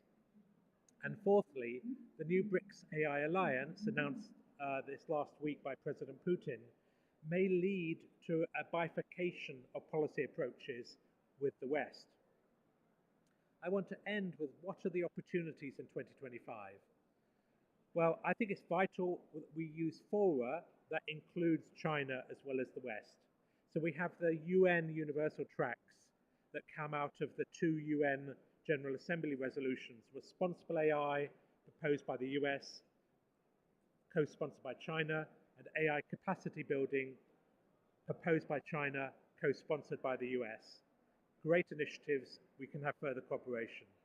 Then the UN tracks that are emerging from the Global Digital Compact and the H-Lab on AI: science convening, policy dialogue, standards, capacity building, all can be used to advance sustainable AI. UNESCO's ethical principles, ITU's AI for Good Summit, and multi-stakeholder forums such as IGF. Then there's national leadership. The Kingdom of Saudi Arabia's leadership of the Digital Cooperation Organization, they're interested in an ethical framework for AI. Perhaps that could be a bridge involving China and the West. Malaysia's chairing of ASEAN in 2025, they've got an interest in responsible AI to double ASEAN's digital economy. Singapore's had leadership on greener data centers in humid tropical climates, in software, and in integrating sustainability into its AI Verify and Model Gen AI frameworks. The EU and UK work on reducing digital emissions. The International Energy Agency's report next spring on AI for energy. France's AI Action Summit, GPay, the UK's International Energy Security Summit, and Republic of Korea's hosting of APEC economic leaders. These are all minilateral opportunities to further standardize approaches to measuring the energy cost of AI, but they can't replace global initiatives that involve both China and the West. The last initiative, a really important one, is COP30 in Belém, Brazil. I wonder, can we have a higher ambition coalition on this issue of middle and smaller powers moving towards COP30? Possible national champions include Kenya, Singapore, the UAE, Saudi Arabia, Kazakhstan, Brazil, and France. That's the end of my time. Thank you very much.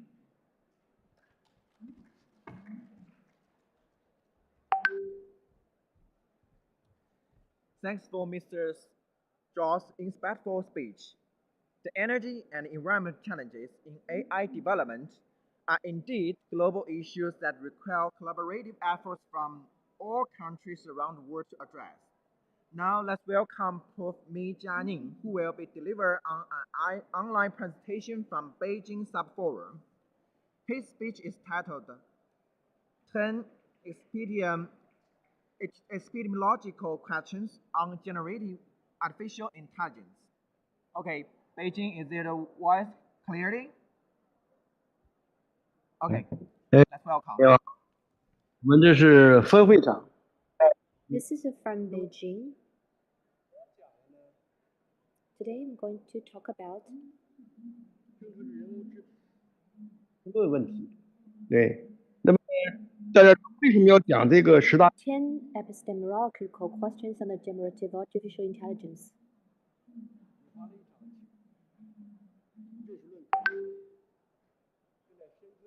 The rise of a generative artificial intelligence has triggered an unprecedented epistemological revolution. This revolution is profoundly influencing human knowledge production, cognitive patterns, and social structures. To better grasp the full picture of this revolution and explore the future landscape of human machine symbiosis, we must raise critical questions from an epistemological dimension. So that's why I want to raise the 10 questions to cover various aspects of generative AI development, from technological innovation to philosophical reflection, from social impact to value reshaping. Systematically examining and deeply exploring these questions will provide us with important insights and action guides for understanding and responding to this revolution. Through researching the 10 questions, we can not only better grasp the development context and the trends of generative AI, but also more prudently consider the relationship between artificial intelligence and human society, contributing wisdom and strengths to achieving human machine symbiosis and build a better future.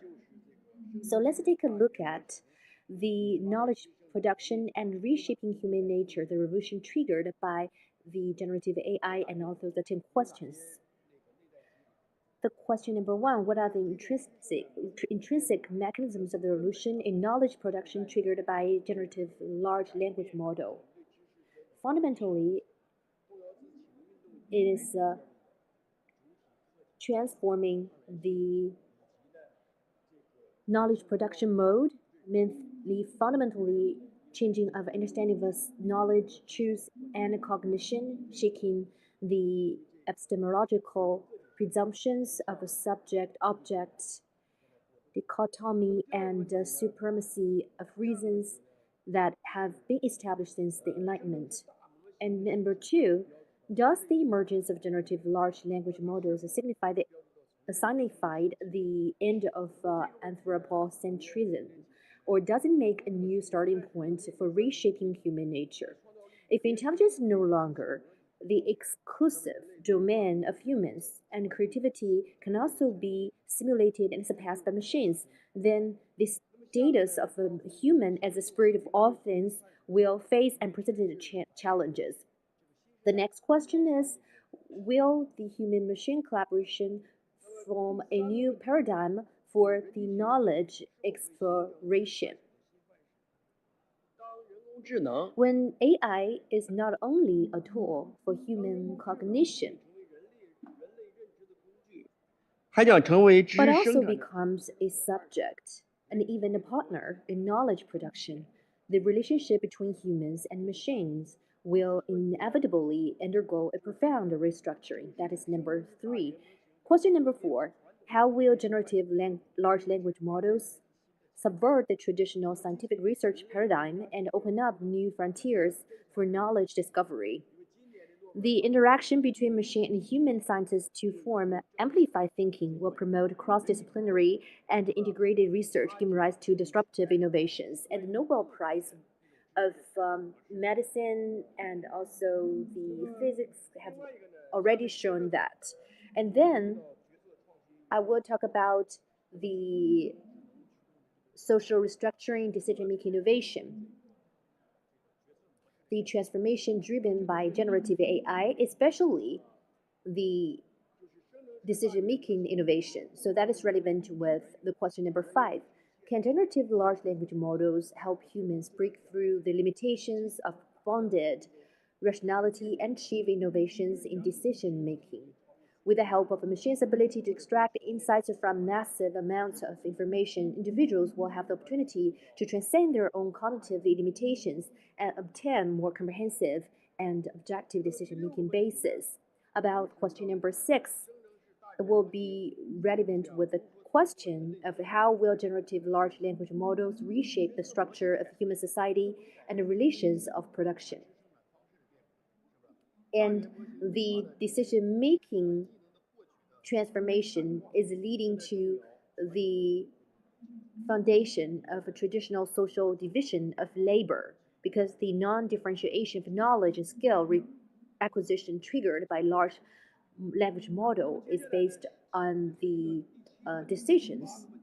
And then for question number seven, question number eight, how can we break down the disciplinary barriers and construct a fluid knowledge graph without disciplinary boundary? So that is exactly what question number seven is asking. 生成式大语言模型能否打 Can 破 generative large language models break down disciplinary barriers and construct a fluid knowledge graph without disciplinary boundaries? The disciplinary classification system of individual era is built on the basis of a specialization and professionalization of knowledge production, and behind it lies the imprint of reductionism and mechanism. And question number 8, how will large language models revolutionize social science research and create a new paradigm with greater explanatory power, predictive power, and guiding power? With the help of large models, social sciences expect to establish an integrated research paradigm of data-driven human-machine collaboration and a multi-scale linkage, so that is very interruptive to the traditional way. The two last questions about redefinition of intelligence and values, the philosophical reflections triggered by the generative AI. So for question number 9, how will the intelligence and creativity demonstrated by generative large language models redefine the human cognition? Because there's amazing creativity demonstrated by the large models based on the knowledge graph formed by training on massive corpora blurs the boundaries between the imitation and innovation, quantitative and qualitative change. And question number 10, it is relevant to how the artificial intelligence is benchmarking towards the human intelligence. What are the connotations and extensions of aligning artificial intelligence with human values? What exactly it is aligning to? The question is not very clear yet. When the artificial intelligence system presents these difficult questions from unique perspectives, humans will be forced to re-examine existing beliefs and achieve value upgrades through openness, neutral learning, and evolution. So the human value system is also ever evolving. So that is the core, and or whether we should aligning with the peripheral part.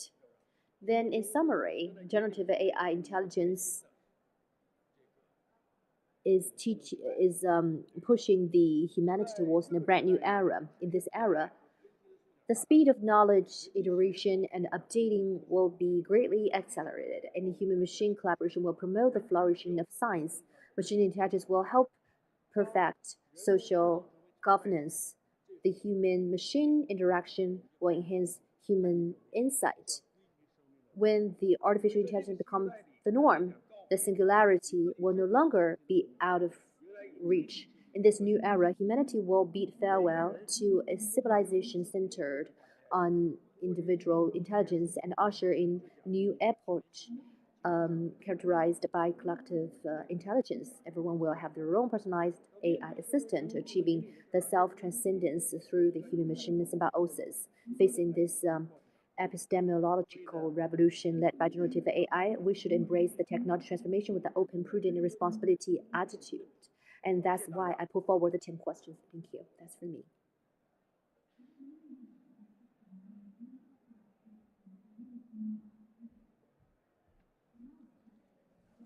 Okay, thank you, Professor Mi Jianing, for sharing your thought-provoking perspectives.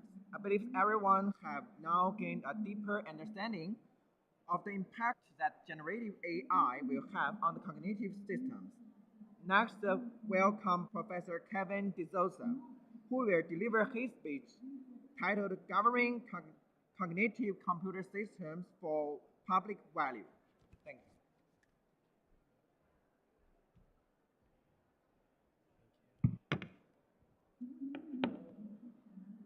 Do you have my slides? The slides?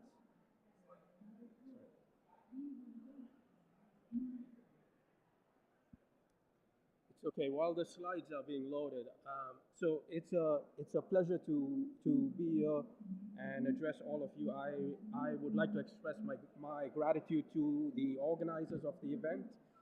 Just two quick points while I will present the presentation. I have a large group that helps me on a number of these projects, and so this is not just my work, it's the work of my research group.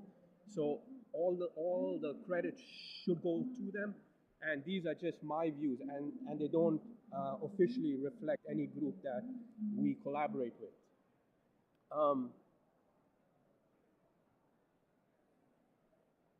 I guess we may not have slides.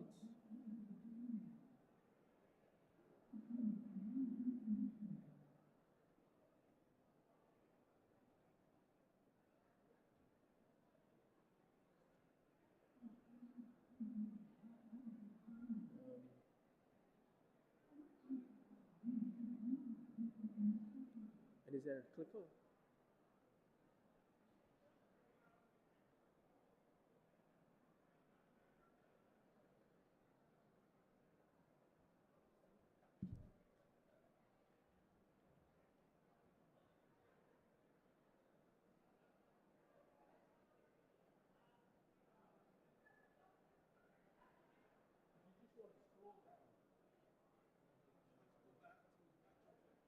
Yeah, I don't know.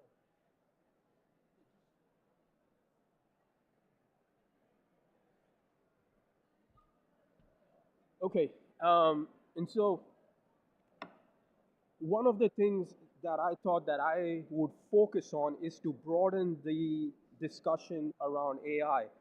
As you see in this image, AI is just a small piece of this larger revolution that's underway right now on what we call cognitive computing systems. If you look at everything else around here, you will notice three things. Number one, AI is probably the most developed field among the collection here. So if you look at things like neuropsychology, this is an emerging field. This is where we still have a lot of blue ocean, whereas AI has been around for decades. The reason why I'm showing you this image is, number one, it's very important to put AI in the larger context if we want to talk about building transformative societies. AI will have a role to play, but it's not the major role that it will play. It will work with a large assemblage of other innovations and other developments. Now, if you see everything on this image, you will notice one other thing. We are working at high speed when it comes to technical innovations in all of these areas, yet our governance and our frameworks to actually regulate and do responsible innovation have large amounts of inertia. And so what I will do in the remaining few minutes is to highlight a few key points that hopefully will stimulate some further reflection on your part. So if you can go to the next slide. Perfect.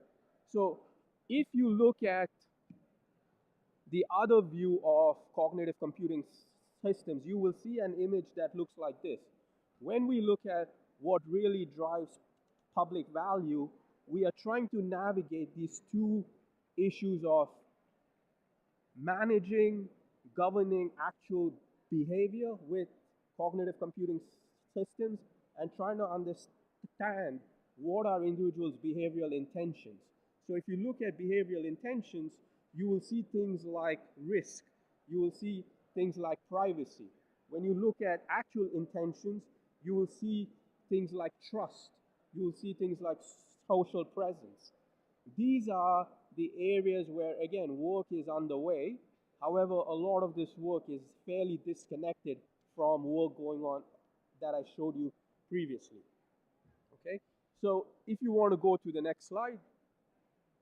So in the interest of time, I will not go through each of this. I will just highlight one thing at the end.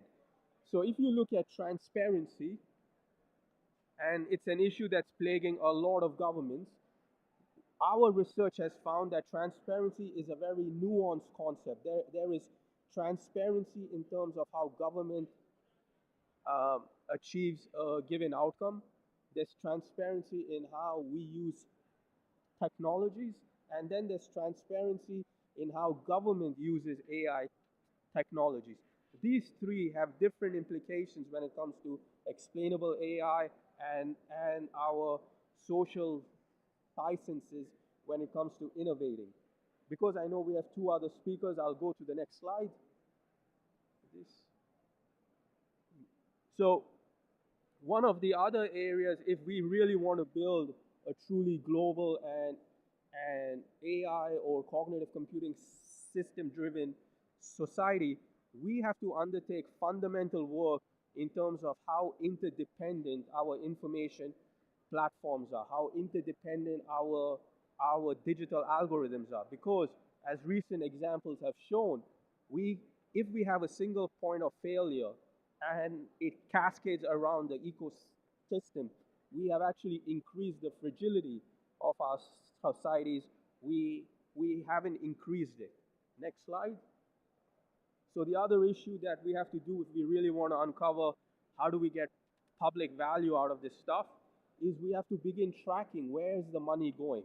We have a long-standing project where we've been looking at where governments around the world have been allocating their resources when it comes to advancement of AI. And so if you go to the next slide, and with these three, I'll just highlight one point each. Right now, a lot of the attention is on AI and large language models. To me, the technology is already out of the gate. It's very hard to regulate, it's very hard to govern when technology reaches a given scale.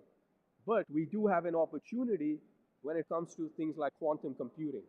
We need to get ahead of the curve rather than try to do it like we've been doing with previous generations of technology. The reason I bring up the Indonesia example is we have a lot of countries around the world that have forgotten the classical hierarchy of needs.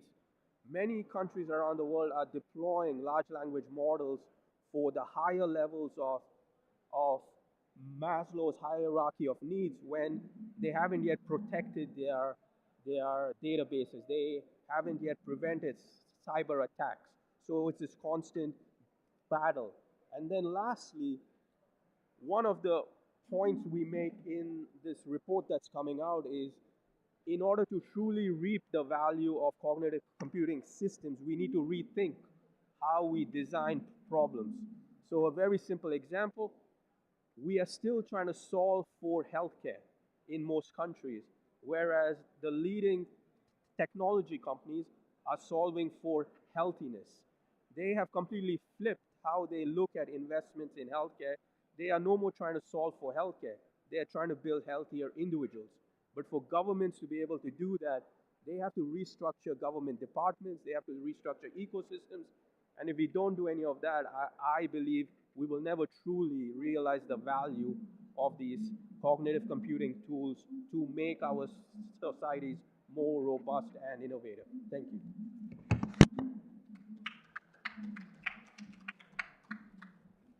Thanks for Professor De Souza's enlightening presentation. Your analysis of the public value of cognitive computer systems has provided us a new perspective for understanding AI and build stronger human-machine trust. Now let us welcome Professor Ru Peng from School of Public Policy and Management, Tsinghua University, who will deliver an online presentation from the Beijing Subforum. His topic is Governance Transformation and Standardization Development of the Intelligent Society. Please. 女士们、先生们，利雅得和 Ladies 北 and 京两地。 gentlemen, friends from Riyadh and Beijing, both online and offline, good afternoon. At present, the human society is moving towards an intelligent society, and a new generation of information technology represented by artificial intelligence is bringing significant and far-reaching impact to global economic growth, social development, and people's lives. Chinese AI has formed a development trend of in-depth technological research and development, huge industrial scale, and diverse application scenarios. It can provide practical experience, leading demonstrations, and application feedback from the front line for the development and governance of the global intelligent society and provide exploratory and cutting-edge contributions. In order to use long-term cross-disciplinary and multidisciplinary empirical methods to record, describe, and predict the ongoing or upcoming changes in the intelligent society under the leadership of Professor Su Jun, the Dean of Institute for Intelligent Social Governance at Tsinghua University, I launched the initiatives of conducting artificial intelligence social experiment and exploring the path of intelligent social governance in 2019 in collaboration with domestic and foreign experts and scholars, and promoted relevant departments to build 92 national intelligent social governance experimental bases in 22 provinces across the country. To our knowledge, this is the largest social experiment on AI technology and its governance on a global scale. After 5 years of practice, the experimental governance has achieved many important results and is continuously providing ideas, theories, and technical standards and norms for building an intelligent society with human touch.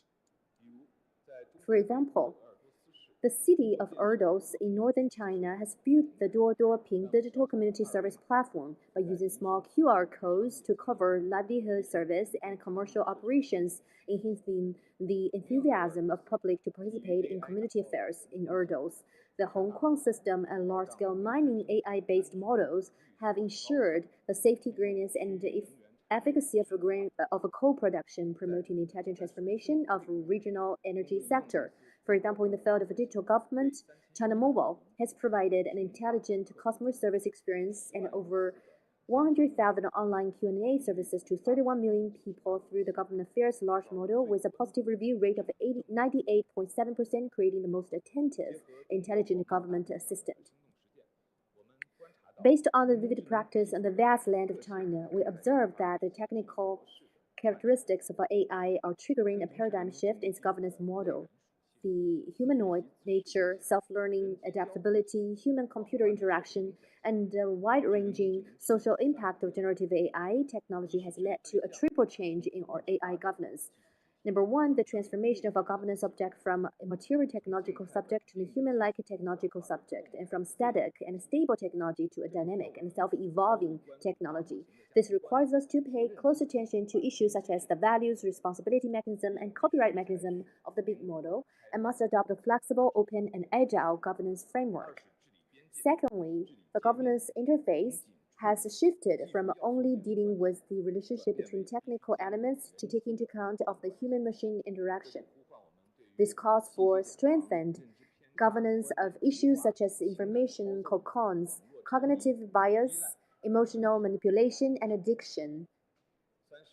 Thirdly, the scope of governance has shifted from solely focusing on the process of technological innovation to emphasizing the microsystem of technology society policy involving multiple aspects such as ethics, social risks, and social impacts. This requires us to pay attention to the social applicability of technology and promote responsible development of AI. In facing with this shift in governance paradigms, we believe that standardization is the first move to address the opportunities and challenges of the times and build intelligent social culture and civilization. Standardization is not only a political tool with technical attributes, but also strategic, leading, social, and people-oriented. In recent years, the clear trend of standardization internationally has been shifting from technical standards to governance standards, from standard refinement to standard prioritization. The main issues of standardization in AI have also expanded from traditional topics such as algorithms, data, and network security to comprehensive issues such as privacy, ethics, risk, management system, and social impact. In recent years, China has actively promoted the standardization of intelligent social governance. The relevant departments are studying and formulating the guidelines for standardization of intelligent social governance to build a standard system framework for intelligent social governance. In addition, the National Standardization Working Group on the Social Application and Evaluation of Intelligent Technology, SACSWG35, which is headed by Tsinghua University as a secretariat, and I served as Secretary General, has also conducted some useful explorations and has promoted the formal establishment of 5 national standards, including social impact, generative AI, technology application, artificial intelligence, social experiment. In the near future, we will continue to promote the development of the key standards in areas such as social applications for generative AI technology, smart healthcare, smart justice, and smart grassroots governance. Ladies and gentlemen, the future has arrived at times wait for no one. We need to use standardized means to promote the healthy development of intelligence technology, advance good governance of intelligent society, and serve the happy life of the people. We must adopt a prudent, positive, and optimistic attitude to jointly address the risks and challenges brought by the intelligent technology. Let's join hands and promote the development and governance of intelligent society through the new paradigm of experimental governance, ensuring all countries and regions can benefit from the waves of intelligent society and build a people-centered, humanistic, intelligent society. Thank you.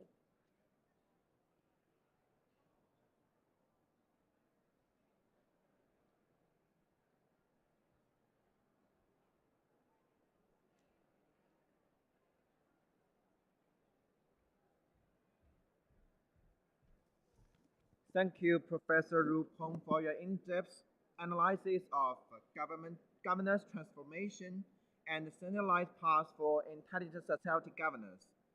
Now let us welcome the final speakers, Mr. Pansilit Ilalajit. As a highly experienced computer scientist, he will share his insights on leveraging information and communication technology as a tool for sustainable development. Because of the flight delay, Mr. Elijah will speak online. Yeah, thank you very much, Mr. colleagues. Elijah, can you hear me? Great to be. Yes, can you hear me? Can you hear me? Okay. Good morning, good afternoon. Thank you all. It's a great pleasure being at this session.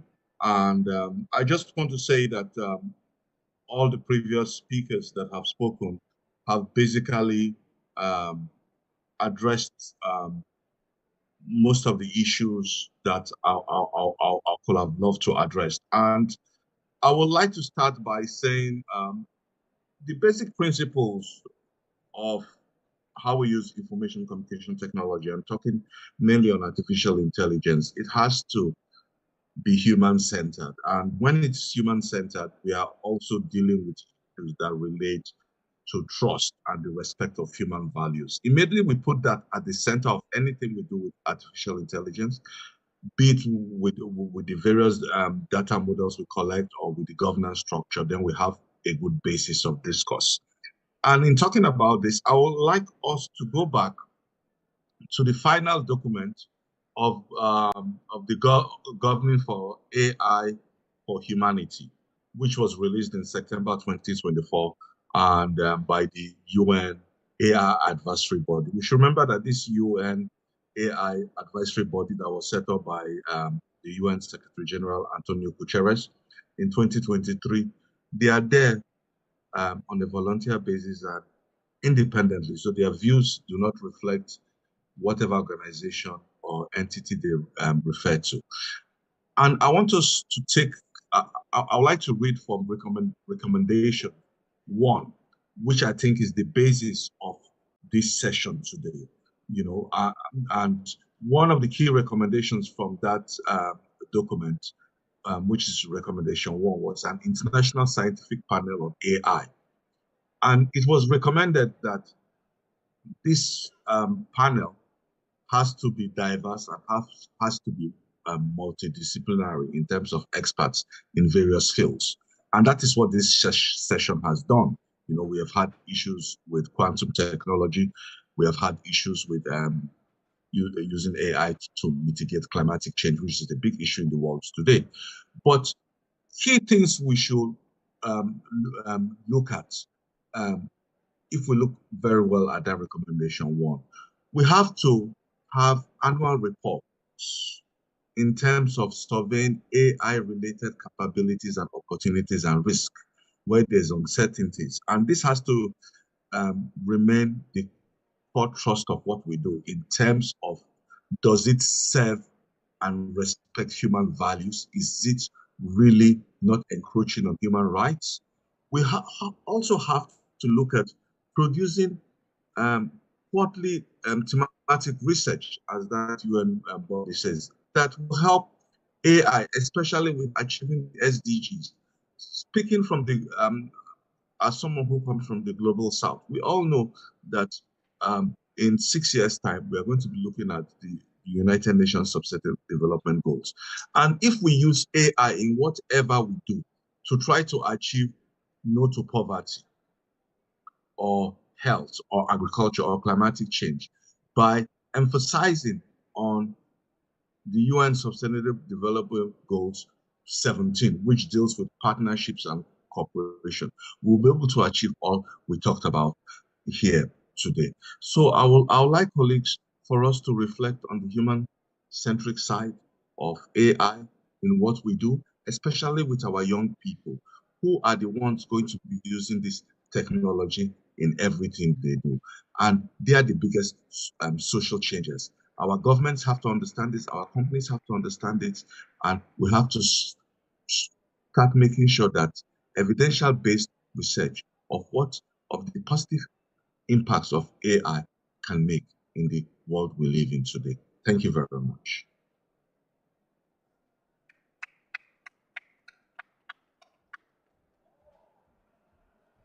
Thanks for Mr. Elijah for your wonderful speech. I find that although the speakers did not coordinate in advance, I noticed that their topics are highly complementary. President Gong Ke outlined China's objectives and actions in building an intelligent society, while Professor Ru Peng further explored the governance dimension in this context. And Professor Mi Jianing examined the epistemological challenges posed by generative AI, while Professor Kevin De Souza proposed a governance approach with the goal-oriented focusing for the AI cognitive systems. Mr. Sam Jones highlighted the importance of global governance in addressing energy and environmental problems in AI development, and Mr. Panselet Elijah showcased the other side of AI's role in promoting sustainable development. Due to time constraints, we are unable to proceed with further discussion and interactions. I would like to extend my heartfelt thanks to all 6 speakers today for sharing their brilliant and thought-provoking perspectives. Ladies and gentlemen, the future is already here. Let us embrace the intelligent society together. Thank you all, and we are looking forward to seeing you the next year. Thank you.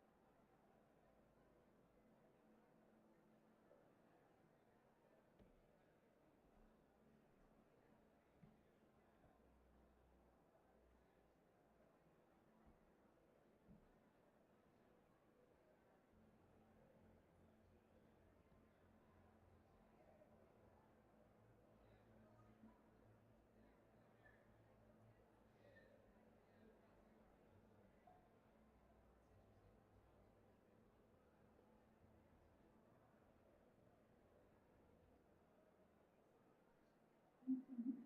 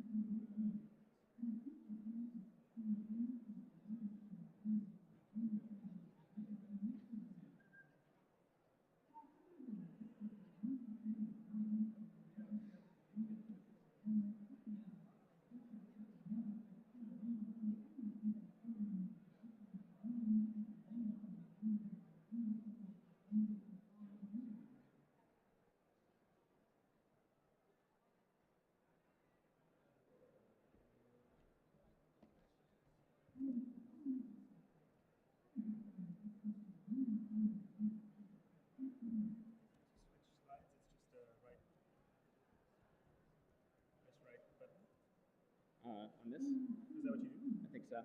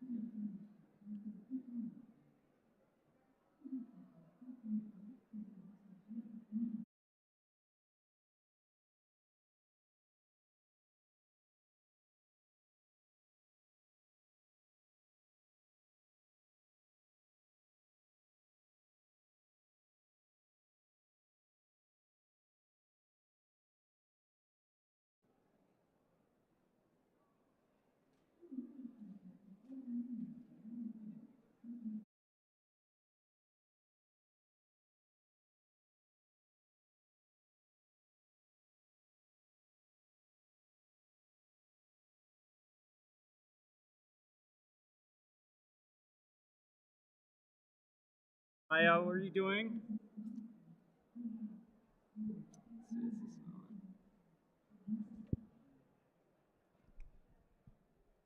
Check, check. Is that better? Cool. Again, hello. Welcome. My name is Chris Martin. I'm head of policy innovation at Access Partnership. We're a global tech policy and regulatory consulting firm. So pleased to be here with all of you and with our partners at the Digital Cooperation Organization. Perhaps we could get started with, I think, a little bit of an acknowledgement that artificial intelligence is no longer really a technical challenge. It's a societal one. Every decision that AI systems make, what they power, are going to impact and shape our lives, how we work, and how we interact. And the stakes are monumental. They demand that we get this right. And at the same time, key questions remain.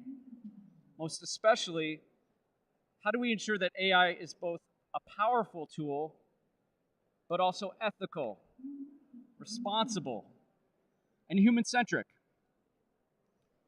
Today, we stand at a pivotal moment. Policymakers, technologists, and civil society are coming together to navigate the complex intersection of innovation and ethics. And together, we need to develop frameworks that both anticipate the risks inherent in these systems, but also seize the transformative potential of AI for global good. Now, this session isn't just about policies. It's about principles in action, defining who we are, what we as a global community value, and how we protect those values, especially in the face of rapid change. I invite you to take this opportunity to explore these possibilities with us, to ask some hard questions, and build pathways to ensure that AI serves humanity and not the other way around. With that, please let me introduce my colleague, Mr. Ahmed Binder from the Digital Cooperation Organization.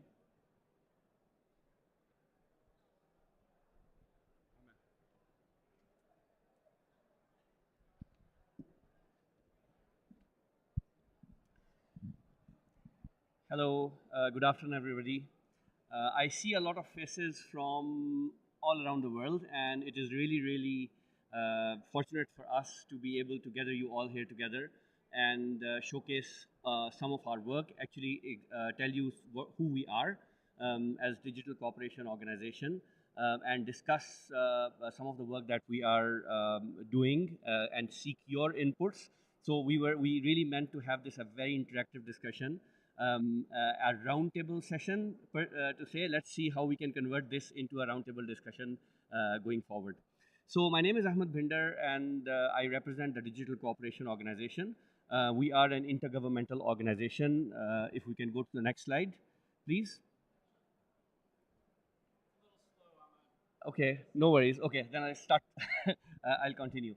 So we are represented by the ministers of digital economy and ICT for the 16 member states who we represent, and the member states come from, as you would see, from the Middle East, from Europe, from Africa, to South Asia, and we are very rapidly expanding. We have a whole network of private sector partners that we call observers, as you would see in other intergovernmental organizations. And we have over 40 observers who are already with us now since our existence, which is we are quite young. So we started our we came into conception from end of 2020. So we're in our fourth year. So with a bit of our organization, what DCO is and how it works. This year we started was to look at the ethical AI, ethical governance of AI, and we thought that while a lot of work is being done on ethical and responsible AI governance, we wanted to look at it from a human rights perspective. So we identified which human rights are most impacted by the artificial intelligence, and then we reviewed across our membership and across the globe how does AI policies and regulation and governance intersects with those human rights, and what needs to be done to ensure that we have a human rights protective ethical AI governance approach. There are a couple of reports that we are going to publish on that, and we are developing a policy tool which will be the crux of our discussion today. We have developed a framework on the human rights risks associated to AI, what are the ethical principles that need to be taken care of, and then the tool is going to provide our member states and beyond a mechanism where we can. Yeah, can you hear me all right? Okay, sorry. So we'll provide with the AI system developers or deployers with a tool where they can assess the systems compliance per se, or their closeness to the human rights or ethical principles, and then the tool is going to recommend improvements in the systems. So again, I don't want to kill it. In my opening remarks, we have our colleagues from Access Partnership who we are developing this tool together with. So I will give it back to Chris to take us through this, and I would look forward to all your inputs into the discussions today. Thank you so much. Thanks, Ahmad. Well, everyone, I'll walk through, I think, a little bit of this presentation here on what DCO's view is on ethical AI governance, and then my colleague Matt Sharp will walk us through the tool itself. And as Ahmed previewed, then we'll kind of break out to do a little bit of scenarios and get a chance to play with the tool yourselves. I think the first question, why is this important for DCO? Well, it's a big deal, I think, everywhere. And DCO, working with members and other stakeholders, wants to really be an active member at the forefront of this debate. So they felt that this tool is a great way to get that moving. So these are two of the objectives to kind of start. And then the tool can be seen as one way to instill and align alignment and interoperability between regulatory frameworks. I think we all recognize there's a real wide divergence right now of AI readiness and regulatory approach. And then once you start to see that, actually proposing impactful, actionable initiatives is critical. DCO feels that's important. And lastly, facilitating interactive dialogues like the one we're here today to have. So a bit deeper on what does a human rights approach look like in AI governance for DCO? Well, it starts with 4 things. First, looking to prioritize protection and promotion of human rights. The name of the session, that's why we're here. To design and uphold human dignity, privacy, equity, and freedom from discrimination. Third, to create systems that are transparent, accountable, that are inclusive, and ones that don't exacerbate inequalities. And lastly, to ensure advancement and contribute to the common good while mitigating all the potential harms I think we're starting to see evolve with AI. So the toolkit that we're developing will take a human rights-centered approach across 4 different areas. Again, looking at inclusive design and ensuring that there's participation from diverse communities, especially marginalized ones. It will look to integrate human rights principles like dignity, equality, non-discrimination, privacy at each stage of the AI lifecycle. It will seek to recommend the use of human rights impact assessments as a way to get in front of AI deployments and ensure that you mitigate those potential problems early. And then lastly, promote transparency and looking at disclosure of how AI makes its decisions. Taking a little bit of a step back and I think illustrating the moment we're in is that AI diffusion is pretty uneven across the world. This looks at the market for AI concentrated across Asia Pacific and North America and Europe to a greater degree, but still a lot of opportunity for growth in the Middle East and North Africa, where currently a lot of DCO member states reside. So this is an important moment to get involved at an early stage. On the governance side, DCO sees really 7 different areas where global best practice can be leveraged to advance AI governance. The first looks at institutional mechanisms. Ultimately, these involve how do nation states govern artificial intelligence within their jurisdictions? Do they develop an AI regulator? Do they do it sector by sector? These are questions that are live at the moment across every country. How are they going to plan for that at the government level? Is there an AI strategy or an AI policy that helps dictate the different stages? And then beyond AI specifically, where are they in policy readiness? Cybersecurity frameworks, privacy frameworks, intellectual property. There's a whole range of different areas that impact AI and are important to consider. And then shifting beyond just the government specific places, but how do you build an innovation ecosystem? How can, on the government side, can you foster investment and entrepreneurship in AI, but also how do you build a culture around that? And how do you do that in a way that also brings in that diversity of participants and voices? Because that's really critical to getting it right. The 6th area is future-proofing the population. And by this we mean getting a population ready for AI. There is going to be displacements in the workforce. There are going to be educational requirements, and countries have to address those as they build these into their societies. And then lastly, in the international cooperation is so fundamental.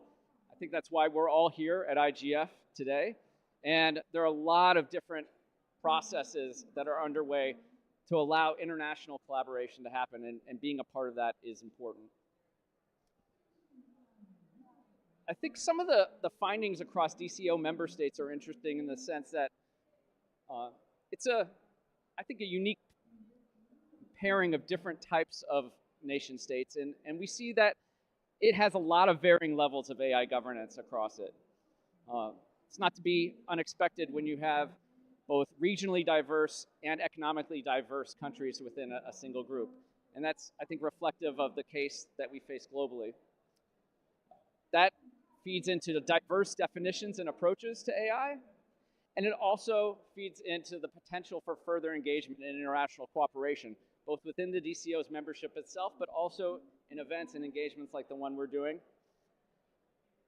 There's a view that we are building around the generic ethical considerations of AI, but part of our conversation today is to help us think about this and are we getting it right. And there are right now very limited recommendations and practical implications to address human rights WTO member states. And so this tool and this exercise is part of creating that for DCO and potentially beyond. I'm going to walk through these ethical principles very quickly, and then I'm going to pass it to my colleague Matt to pick up the tool itself. But the ethical principles that govern this tool are sixfold. The first, dealing with accountability and oversight. We want to ensure there's clear responsibility for AI decision making, addressing those gaps in things like verification, audit trails, incident response. We'll want to look at transparency and accountability, as already discussed. Things that promote clarity in how you make these decisions is important. And you don't want the complexity to undermine a user's understanding. We've got fairness and non-discrimination as our third principle, protecting against bias, unfair treatment and outcomes, and mitigating demographic disparities in how these systems perform. Fourth will be privacy. We all care about our privacy, and I think we're all concerned about this as our uses of different technologies now feed the AI ecosystem. We have to make sure there are those personal safeguards in place and a respect for privacy rights. Fifth, around sustainability and environmental impact.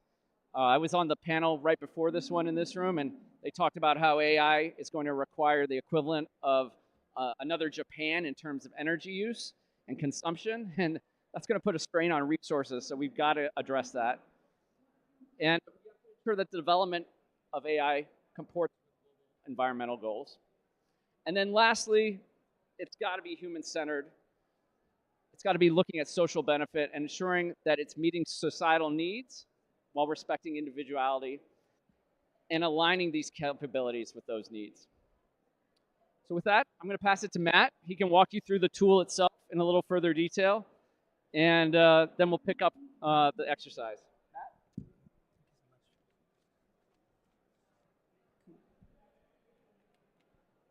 Hi everyone. So I'm Matt Sharp, a senior manager at Access Partnership. Yeah, so the 6 principles are based on extensive research of frameworks around the world, which we try to distill into these 6 areas to focus on. And this is a brief description of the tool that we've developed, which is still in its prototype phase. But the idea is that this will be available online and publicly accessible for everyone. The tool provides a detailed risk questionnaire, which is different for both developers and deployers. And there are questions to ascertain both the severity and likelihood of risks related to human rights. Based on the way that the questions are answered, there will be an interactive radar graph, which basically helps the user prioritize their actions. And each risk area, an average score will be calculated for each risk area, and this will lead to actionable recommendations being given based on the specific way that the questions were answered. Okay, if you go to the next slide. Sorry. Yeah, and so the tool is designed to be comprehensive, practical, and interactive. It's a human rights first approach, which maps AI systems to universal human rights. It's designed to be very practical, so it accommodates various AI systems across diverse industries, and organizations will get comprehensive risk insights and practical guidance on how to mitigate risks related to human rights. Next slide. So our tool, there are a few other frameworks and tools related to R1. A lot of these are developed by national governments and tend to focus on their own national contexts. For example, the UAE and the New Zealand framework. A lot of them are a lot of them focus on verification of actions rather than risk assessments, and yeah, and a few of the existing tools focus only on AI developers and not AI deployers as well. And generally ours is the one that's most focused on human rights. So we think this tool offers a unique contribution to advanced ethical AI. Next slide. Yeah. So I mean, I already talked about this, but basically, the way that the tool will work, the workflow. So users will register on the website. They'll provide some information about their AI systems and their industries. They'll complete the questionnaire covering 6 risk categories. The questions will be different for developers and deployers, and then based on how based on how the risks are assessed, they will see this risk radar chart, identifying priority areas for action, and they'll receive advice on targeted mitigation strategies. Yeah. Okay, so this is our framework that underlies the tool. Basically, the diagram shows the principles at the top, and underneath those are more specific risks related to those principles. So, for example, in the case of privacy, there's a focus on data protection and unauthorized collection and processing of sensitive information. Related to accountability and oversight, the risks there are insufficient involvement of humans and inadequate incident handling, for example. And then there's detailed recommendations below this, which are not, there's no one-to-one mapping between the principles and the recommendation areas. When a risk category is high risk, it'll quite often be the case that there'll be specific recommendations related to each of these risk areas. But of course, these cover data management, validation and testing of AI systems. The integration of stakeholder feedback is of course very important as well. Yeah. Okay, and then just to say that, so there are 2 distinct stakeholder groups in the AI lifecycle: the developers and deployers. Of course, they will receive slightly different questionnaires. So developers are of course focusing on the design, and the construction of AI systems. They need to predict AI risks in advance. They need to think about like technical architecture. Deployers, of course, are focused on the implementation of these AI systems, and for them, of course, the focus is a bit different. It's on operational vulnerabilities and actual impacts on users and stakeholders. Yeah. Okay, and I mean, this slide is perhaps a bit detailed, but just to say that for each of the recommendation categories, because of the different position in the AI lifecycle, there will be slightly different advice which is given to developers and deployers, but the 6 different recommendation categories are consistently used for both developers and deployers. Okay. So yeah, if we could, if you wouldn't mind just using the QR code to answer a couple quick questions.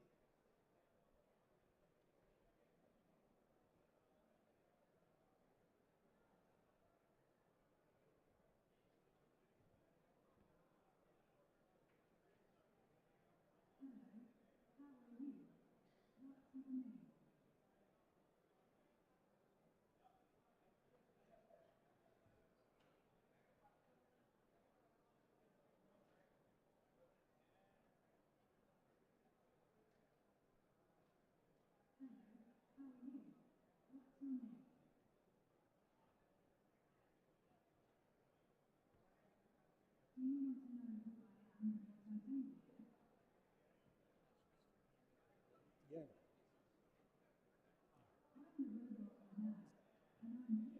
Is Kevin around to do it?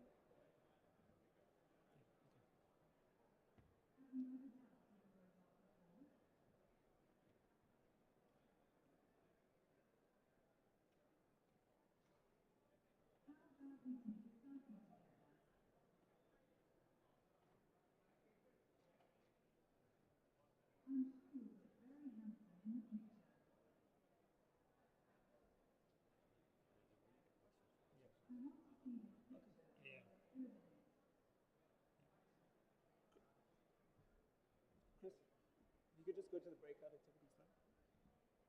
Okay. So yeah, so once you've answered those two questions, we have a breakout activity which is designed to basically understand the logic of the AI ethics tool that we've developed. So Kevin, I think, will be handing out worksheets that you could fill in.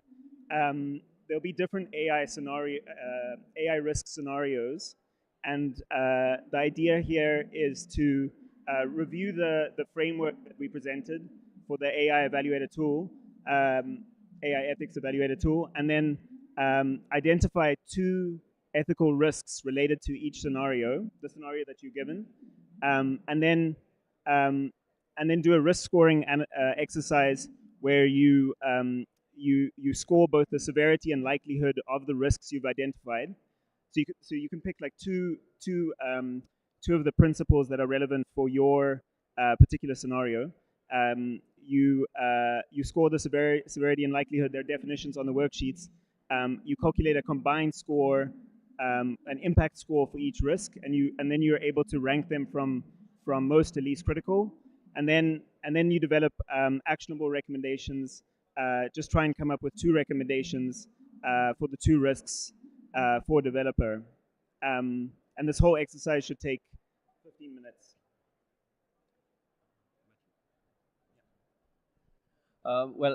Sorry to put you through this. We intended to make it as an interactive discussion, and we really wanted selfishly to get your inputs onto brainstorming on some of these scenarios. So I do apologize in advance to the organizer for messing up the chairs, but I think we should convert how we are sitting into I think three breakout groups and have the discussions. Please move your chairs around, and let's go through this exercise so we can have more interactive discussion. So we are well within the time for this session. We have half an hour to go. So for 15 minutes, let's go through this exercise, and then we would love to hear from your thoughts onto this. Thank you. And guys, I know this seems daunting. It is not. I promise. I did it myself last week. It's actually kind of fun, and it gives you a real sense of how to actually start putting yourself in the mindset of assessing AI risk. So we were thinking maybe this side of the room could be one group, and then maybe split this side of the room in two. Those of you in the back, one group, and then those of you up front, here another. We've got these sheets that my colleague Kevin is going to start passing out. I think we'll hand out one set on this side, and then one set there, and one set here. And happy to go around and check in with you guys as we take this forward, and see how we can actually pull this together. Yeah.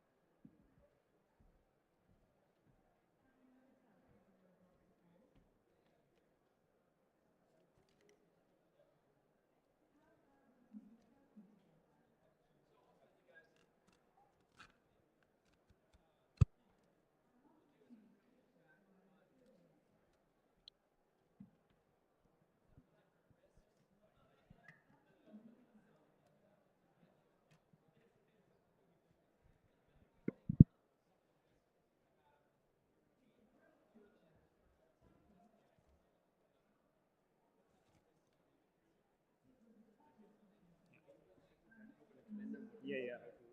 This one?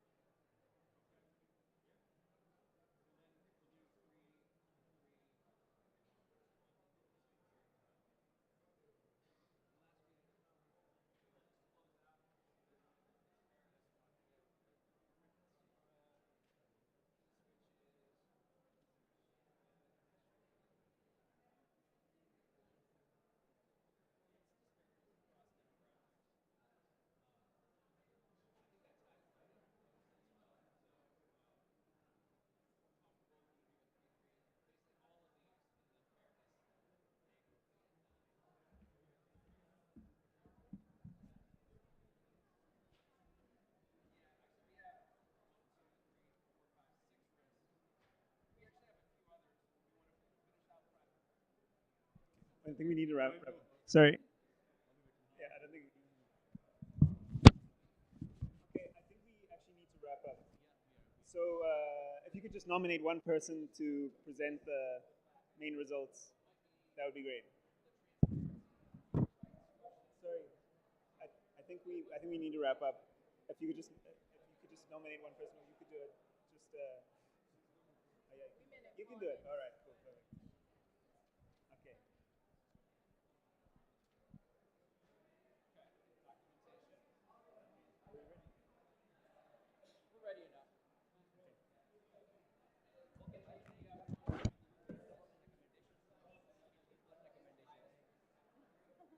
Okay. But we have like 6 minutes left, so I think we should start. Yeah. So.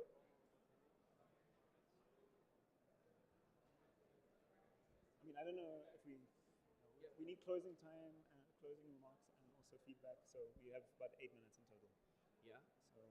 So let's give a minute each. Yeah. For.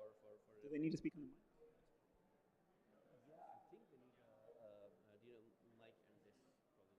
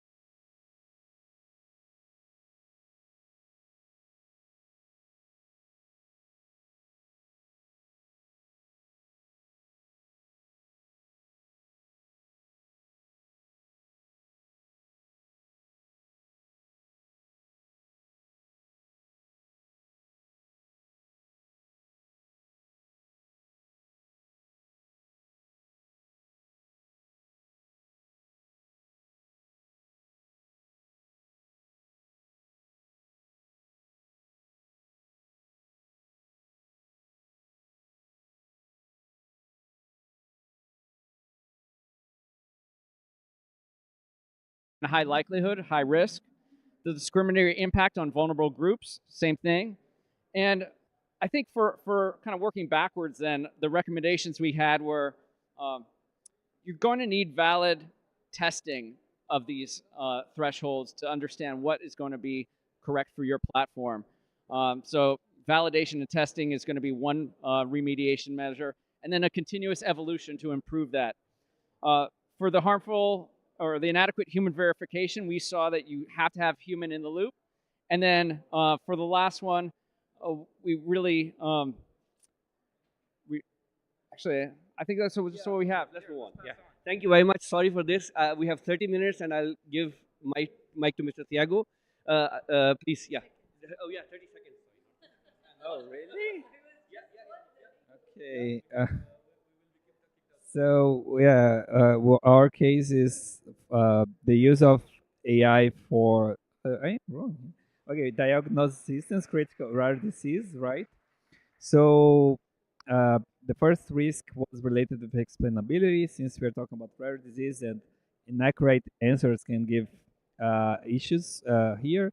Also, discriminatory issues. More specifically, we talked about gender-based discrimination if like the populations and the statistics not well used, and privacy risks like data leaks with very high sensitive data.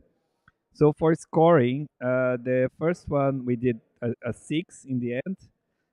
So for explainability, the one for discrimination a 4, and on privacy we think it's the most sensitive here. We gave a 9 because from there, from a leak, many other issues may happen. So let's jump to the. And following the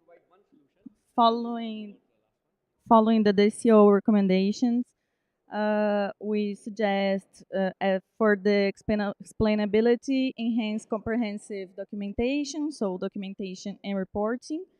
And for the discriminatory impact, we suggest validating and testing. And for the privacy, we suggest data management. Thank you so much. And again, let's have 30 seconds here.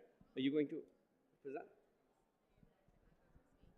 Okay, so our scenario is we have a multinational. Okay, so our scenario is we have a multinational COP that is deploying an AI system for screening job applications. And to do that, they are using historical data to rank the candidates based on predicted performance. So for us, we thought it's a risk on fairness and non-discrimination, because we're looking at it from a perspective that historically people worked in the engineering field with men and mostly white male, and now you're using that historical data to make an assessment on people who may be applying who look like me. So already we said fairness and non-discrimination, that's a risk, especially discriminatory impact on vulnerable groups, and performance. The scoring was quite high, likelihood 3, severity 3, everything quite high. And then, thank you so much. Before we are kicked out, so I would pass the mic to Ala Abdulal. She is our Chief of Digital Economy Foresight at the DCO for some closing remarks, and sorry to rush through the whole thing. So, hello everyone. I think I was honored to join this session, and I have seen a lot of amazing conversation. At DCO, we are really, as our name say, we are the Digital Cooperation Organization. We believe in a multi-stakeholder approach, and we believe that this is the only approach that will help in the acceleration of digital transformation. And the topic of ethical use of AI is an important topic, because again, AI now is being one of the main emerging technologies that are offering a lot of advancement and efficiency in the digital transformation of government and different sectors.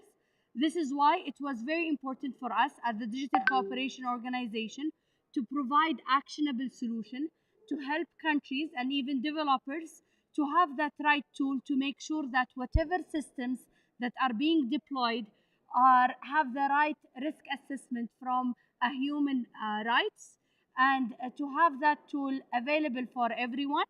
And this is why we wanted to have this session, to get the feedback, to really understand if what we are developing is in the right way. And thank you so much for being here and allocating the time and effort to join this discussion and provide your valuable inputs. And we are looking forward to share with you the final deliverable and the ethical tool hopefully soon. And hopefully together we are building a future to enable digital prosperity for all. Thank you very much for your time. and for being here.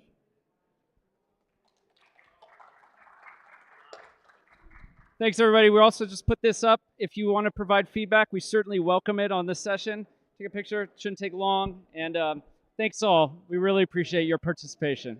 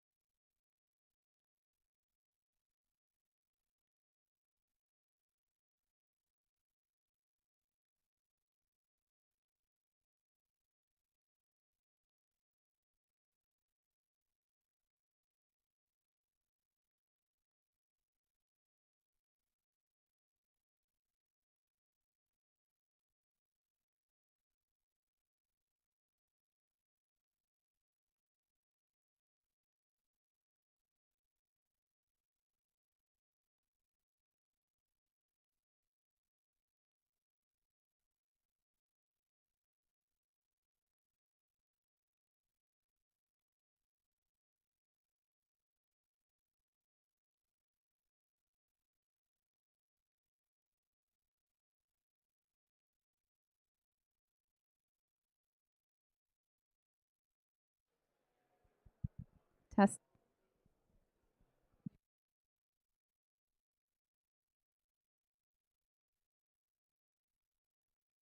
Testing.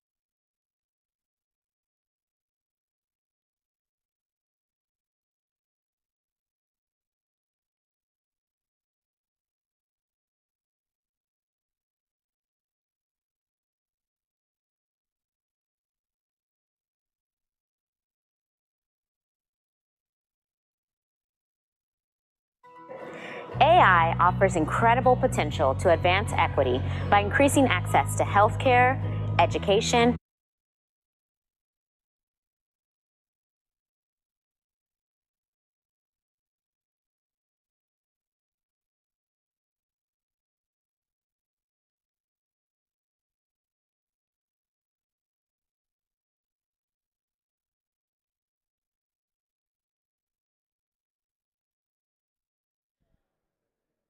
All right. Good afternoon, good evening, everyone. We're going to get started. Forgive us for some technical difficulties. Can everyone hear us? Hopefully everyone online can hear us as well. Well, thank you all for joining us both in person and online. I'm going to try to talk as loudly as I possibly can because I know it's been a bit challenging for folks online today to hear every session. It's my pleasure to be here on behalf of the United States government, where I serve as Deputy Assistant Secretary of State for our Bureau of Democracy, Human Rights, and Labor in the State Department. Before we get started in today's session, we have the esteemed honor of welcoming virtually a number of our special envoys and representatives to the United States government representing various different marginalized populations, and they wanted to send their greetings as well.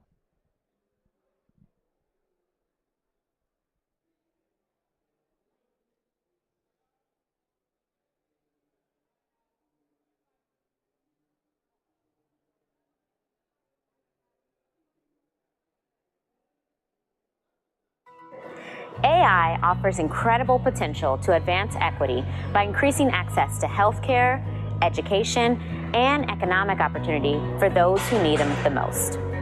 However, too often, marginalized populations bear the worst harms of AI.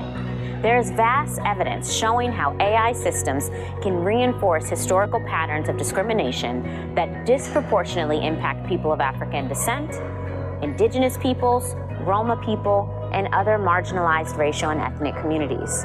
And the risks of harm are the most pronounced for people who experience multiple and intersecting forms of discrimination. That's right. AI tools are aiding the creation and dissemination of technology-facilitated gender-based violence, or TFGBV, especially against women and children. This especially pernicious form of harassment and abuse is already threatening the ability of women and girls to participate in all spaces, online and offline, and has grave consequences for democracy. Yes, computers might be binary, but people are not. Generative AI can help us reimagine inclusive futures and express ourselves safely and authentically. However, we need to be mindful about biases in the data that AI tools and systems are built on and how they translate into individuals' lives. Nuanced data about LGBTQI+ people with appropriate privacy protections can help ensure that recommendation algorithms governing, for example, our shopping habits or content we consume on social media don't entrench harmful social stereotypes or censor the beautiful diversity of humanity. AI is an exciting set of technologies that have the potential across all sectors to help us consider and integrate diverse perspectives. Humans are the future of work, and freedom of association and collective bargaining are central to safeguarding workers' rights and standards amid the rapid expansion of AI technologies, including and in particular for marginalized populations. Unions play an essential role in advocating for practices that can increase the meaningful representation of women and diverse groups and marginalized populations in AI. They advocate for safe work environments, limiting invasive and unsafe workplace monitoring. They ensure fair employment practices, secure equitable compensation, and ensure that benefits are shared. AI is a reality of our present and our future. But also what is a reality is that a lot of time, AI is built in a way that leaves us behind. And when I say us, I'm saying the disability community. We need to ensure that AI in development, in design, in the testing, in the implementation is accessible for everyone, including the disability community. And not just on the assistive technology side of things, but for all technology.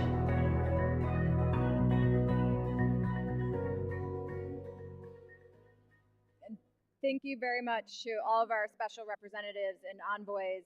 I think as you heard here at the start of our session, our shared goal in the United States government is really to harness the opportunities of artificial intelligence, whether that be on economic growth, increased access to quality education, and advancement in medical care, while mitigating the risks. And we know all too often some of AI's most egregious harms fall on marginalized populations and those experiencing multiple and intersecting forms of discrimination, including algorithmic biases, increased surveillance, and online harassment. We're witnessing around the globe an unfortunate trend of governments misusing artificial intelligence in ways that significantly impact marginalized populations, such as through social media monitoring and other forms of surveillance, censorship, and other harassing information manipulation. To counter these abuses over the last 4 years, the United States government has taken several steps to encourage safeguards at the national level. We've introduced a number of executive orders and memos into our government system to safeguard the use and deployment and development of artificial intelligence for human rights. And at the international level, we're working closely with the Freedom Online Coalition and other key like-minded partners through the UN and other multilateral systems to lay the groundwork for continued international and multi-stakeholder collaboration for years to come. But there's more work to be done, and that's where today's discussion really comes in. The only way that governments can work to ensure that marginalized aren't disproportionately harmed by technological advancements is in partnership with you all around the room, around IGF, and those that are online.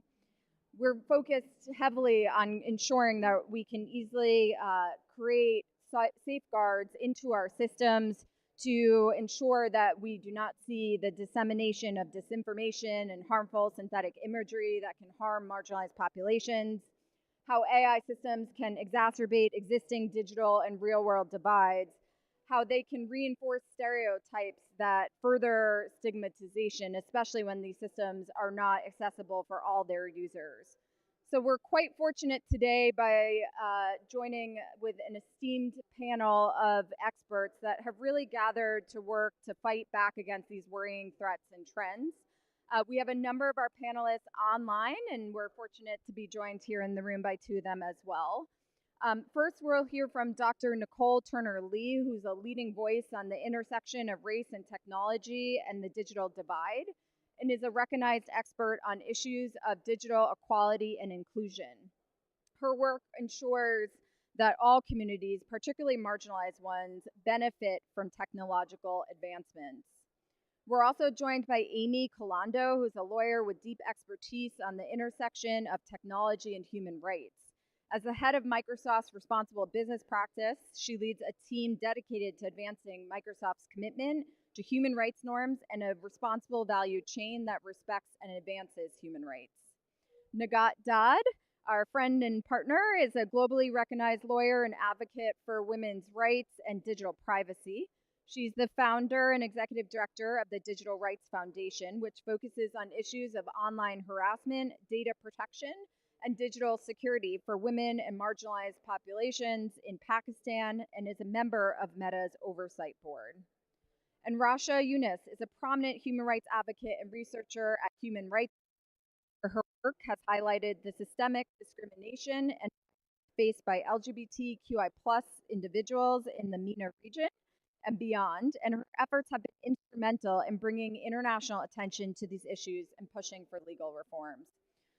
So first, I wanted to start out a little setting the scene in terms of both the risks and opportunities that come from AI and the threats to marginalized populations. Let's kick things off with Nicole. I'll turn to you first. Some of these issues benefited from extensive international conversations, from the recognition in the engineering community over the past decade that it is critical to address harmful biases in AI, to efforts to curb the misuse of artificial intelligence and generative AI tools for image-based sexual abuse. Help us set the stage. Where do you think important progress has been made over the past several years? And what are current challenges do you think that need to be addressed or elevated on the agenda, particularly as we're all gathered here this week at IGF to address critical internet governance discussions? I think it's really important that you help us think a little bit thoughtfully about where the current gaps and opportunities exist that we can leverage. Well, thank you so much for the kind introduction. And also thank you to all of you in the IGF for hosting this conversation. Before we start, though, I do also want to say that I am the author of a new book, Digitally Invisible, to ensure that people know that there is content that I've written about this disconnect between the opportunities of technology and those who are marginalized or impacted by it. So I want to lean into this conversation on where we have seen some opportunities and where we see challenges. And in particular, in my few short moments just answering this question, I do want to point out that one of the opportunities that has become most prominent is our ability to engage in artificial intelligence, given the distributed compute power that we have. So I think it's really important to have this conversation because it also lends itself to why the opportunities also pose themselves as threats. But what we are seeing is the ability to distribute networks in a way because we are building compute power that has that, capacity, which I've been doing this for about 30 years in terms of technology and its accessibility by people of color in particular. And we've not seen this very distributed network evolve as it is done today with chips and power.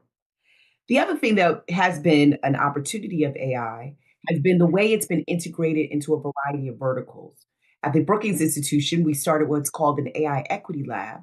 It allows us to workshop journalism in AI, healthcare in AI, criminal justice in AI. And why we do that, first and foremost, by putting the name of the sector and then AI, is that we've seen an incredible influence of technology tools on these verticals that, in essence, determine quality of life, both on the social welfare side as well as the economic opportunity side. And so I think we've come a long way, for example, in healthcare. We're actually seeing personalized medicine. We're seeing more efficiency among doctors when it comes to personalized medicine and the management of health notes. We're seeing a lot more contemporary reaction and quick reaction. We saw that during the COVID vaccine development when it comes to pinpointing things that would have taken a very long time in our intellectual discovery are now happening through AI. And I think another area where we've seen a lot of promise has been in climate, where we're able to use drone-enabled surveillance to look at where we have thermal outputs or throughputs that have potential danger for natural disaster or wildfires. We're also seeing for agriculture, for example, because many of these are very intersectional, the ability to look at climate as it relates to watering times or when we're able to be most productive in crop development. So I want to put that out there because I often sound like a pessimist, which I will sound like now when it comes to AI in marginalized communities. So where we see these efficiency growth spurts, one of the areas that we're seeing a lot of bias, as it's already been indicated by many of the speakers, is when it comes to flipping these opportunities into challenges or perils. So I'll just close with a couple of thoughts that will frame hopefully the rest of the conversation. Obviously, there's demographic bias. In the United States, that demographic bias is profoundly defined by race and ethnicity, and gender has become more of a human rights concern.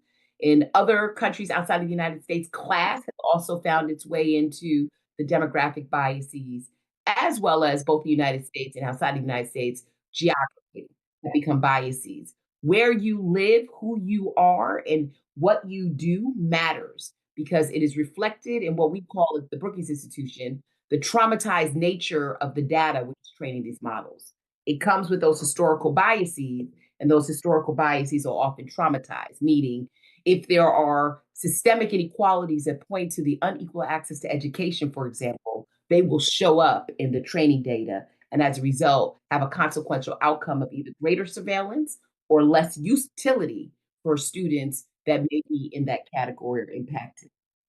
The other area where we actually have challenges is not just by who's commoditized by AI models or impacted by them, but who's creating them. The lack of representation of who sits at the table to design the model, absent of the people who are actually impacted from them, creates, I think, an over judgment of power that has consequences that can foreclose on the economic social opportunities that AI models can, the ones that I just spoke about. For example, when we think about who is developing models for the health of Black women, let's just take that for example. People may not understand that the lack of participation of Black women in clinical trials may mean that they may not show up, particularly when it comes to breast cancer diagnosis in training models. This was actually recently put out by the Journal of American Medicine that Black women disproportionately experience breast cancer because their data is not represented in major data sets. That actually shows up in AI because AI is not divorced of the market-based data that is actually training these systems. The other thing when it comes to the challenges that we have with AI is the fact that, as it's been mentioned, and my book suggests, we have a digital divide. We're creating AI systems, and in many respects, we haven't closed the accessibility divide. That creates its own set of challenges as to who will be able to benefit. And when you also think about generative AI, and I'll sort of close here to provide enough time for my colleagues to chime in as well. When we think about the global majority, we do a lot of work at the Brookings Institution on how these systems show up, not only in terms of marginalized populations in the US, but all over the world. In the African Union, for example, we know that there's a digital language divide, that generative AI is primarily English based, and it is not necessarily trained on the plethora dialogue that comes out of a variety of global majority countries. As a result of that, we see challenges when it comes to representation, not only in training data, but whether or not populations actually see themselves in these tools, particularly generative AI that is meant and designed to be, again, a lever for economic and social mobility in those areas. I mean, that along with the rights of workers, who is taking those jobs to be able to annotate the data. I could go on, but there are so many structural, behavioral, as well as output or consequential outcomes that occur when we don't have the right people at the table, when we continue to commoditize subjects, particularly marginalized populations, to fuel the AI models that we're developing. Third, we don't interrogate these models. And I'll just say this, we don't interrogate them for bias. We also don't interrogate whether or not they should be used at all or a decision should be automated in the first place. So I will stop here and look forward to this conversation. Hopefully, I gave you enough to talk about as we go into the next speakers. And thank you so much for having me. Thank you so much, Nicole. I think you did a really phenomenal job, first and foremost, plugging your book, which I encourage everyone to buy, but also both laying out the real tangible opportunities that we see from AI, everything from journalism, healthcare, addressing the impacts of climate change, and then laying out in detail some of the tremendous risks that we see for marginalized populations. So you addressed issues around the accessibility divide, exacerbating existing in our societies through use of big data. You talked about who gets a seat at the table and the design, deployment, and use of these technologies and beyond. So I next wanted to turn to Nagat. Your organization has really been on the front lines of documenting, I think, some of the risks that Nicole just laid out, the exact impacts to marginalized populations, whether that be from women and girls. And I know you've done a lot of work on tech facilitated gender based violence or impacts to human rights defenders or religious minorities. And I'm hoping you can sort of build off of what Nicole is talking about in terms of the broader risks that she laid out and give us some tangible examples or two of where you've seen both the benefits and risks of AI tools to marginalized populations. And then really, because we do have many different stakeholders at the table this week in the IGF conversations, whether that be from governments or the private sector, where you think there's gaps that require more attention in our international discussions.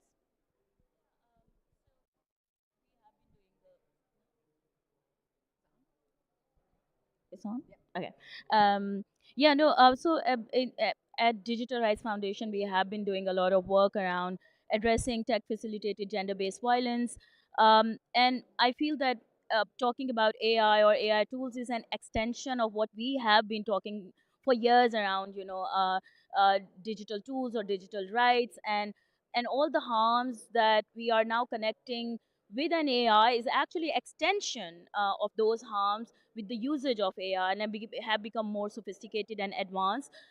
That's the same case with the tech facilitated gender based violence, where we are now seeing how deep fake images of women and young girls are actually creating more risks for them, specifically when they are from the regions and cultures which are more conservative, where the honor of families or the societies connected to women bodies. And one challenge that we are witnessing is basically verifying whether these deep fakes are actually real or unreal. That was not the case before AI generated content when it comes to images and videos.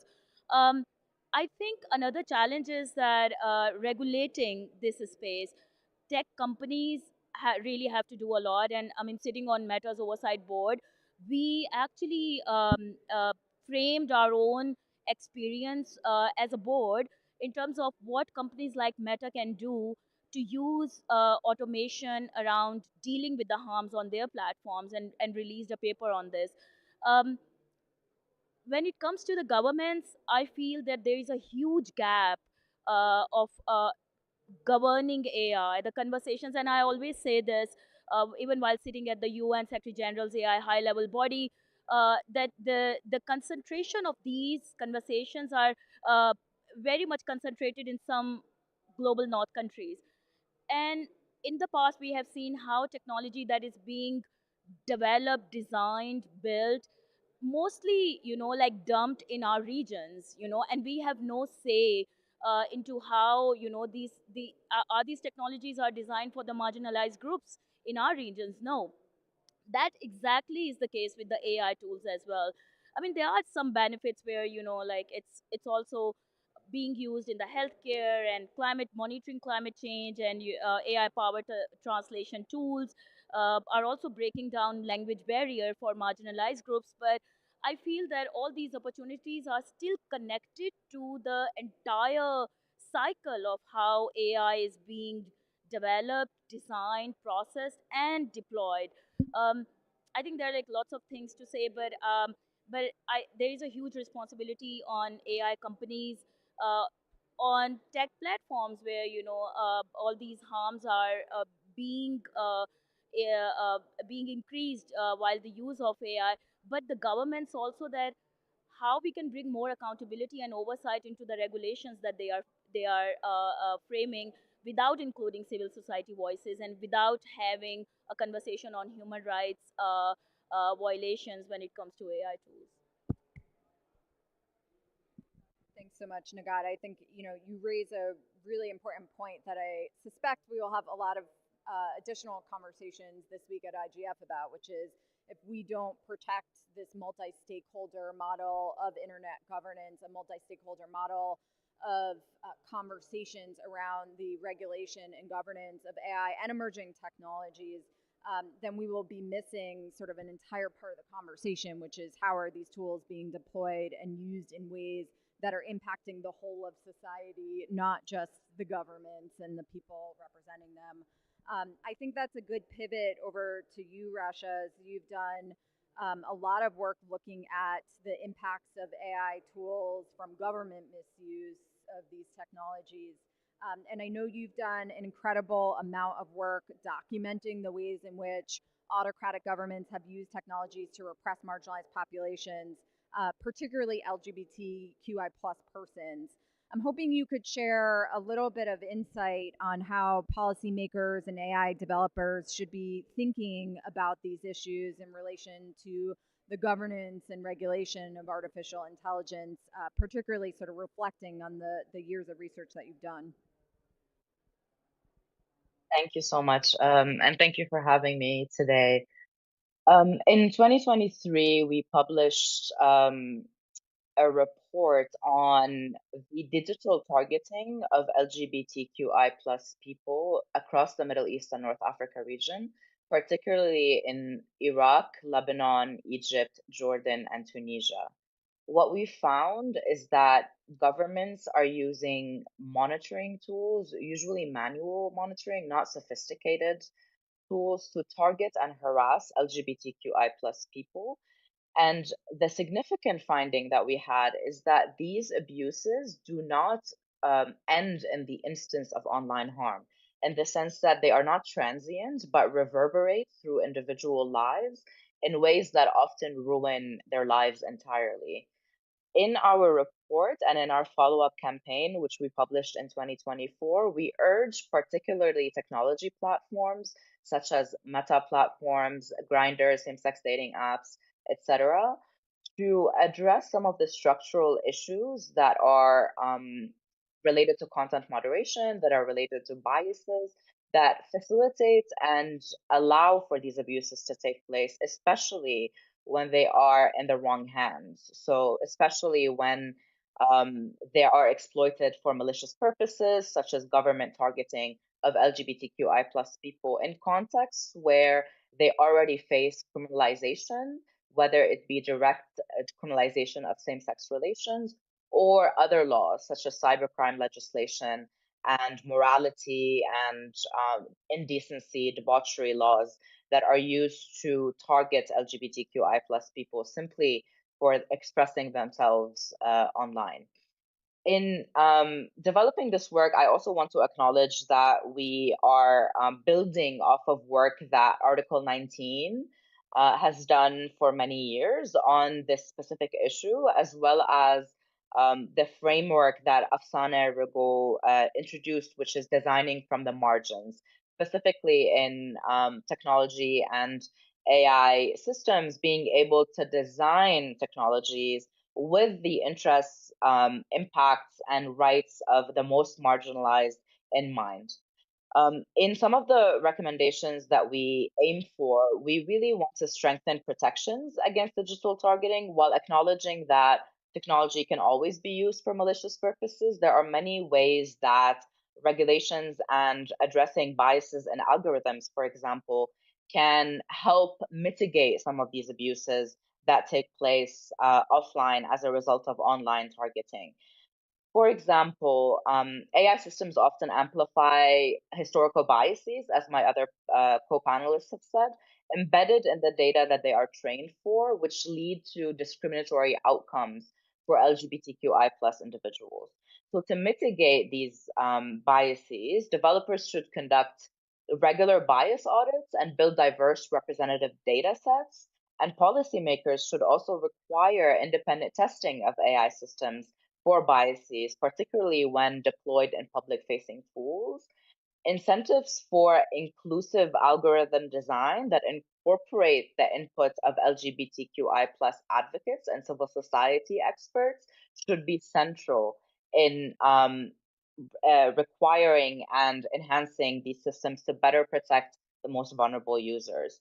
When it comes to content moderation systems, we saw and investigated that automated systems frequently misidentify LGBTQI plus content as harmful or inappropriate, especially in languages other than the English language, such as the many dialects of the Arabic language, as we found in our reporting, which inadvertently silences advocacy around LGBTQI plus rights, especially in contexts where advocates, activists, and community organizers resort to technology in order to empower and connect and build community around their rights. When public discourse and any offline organizing around gender and sexuality is either prohibited or could lead to criminalization and arbitrary harassment of these activists.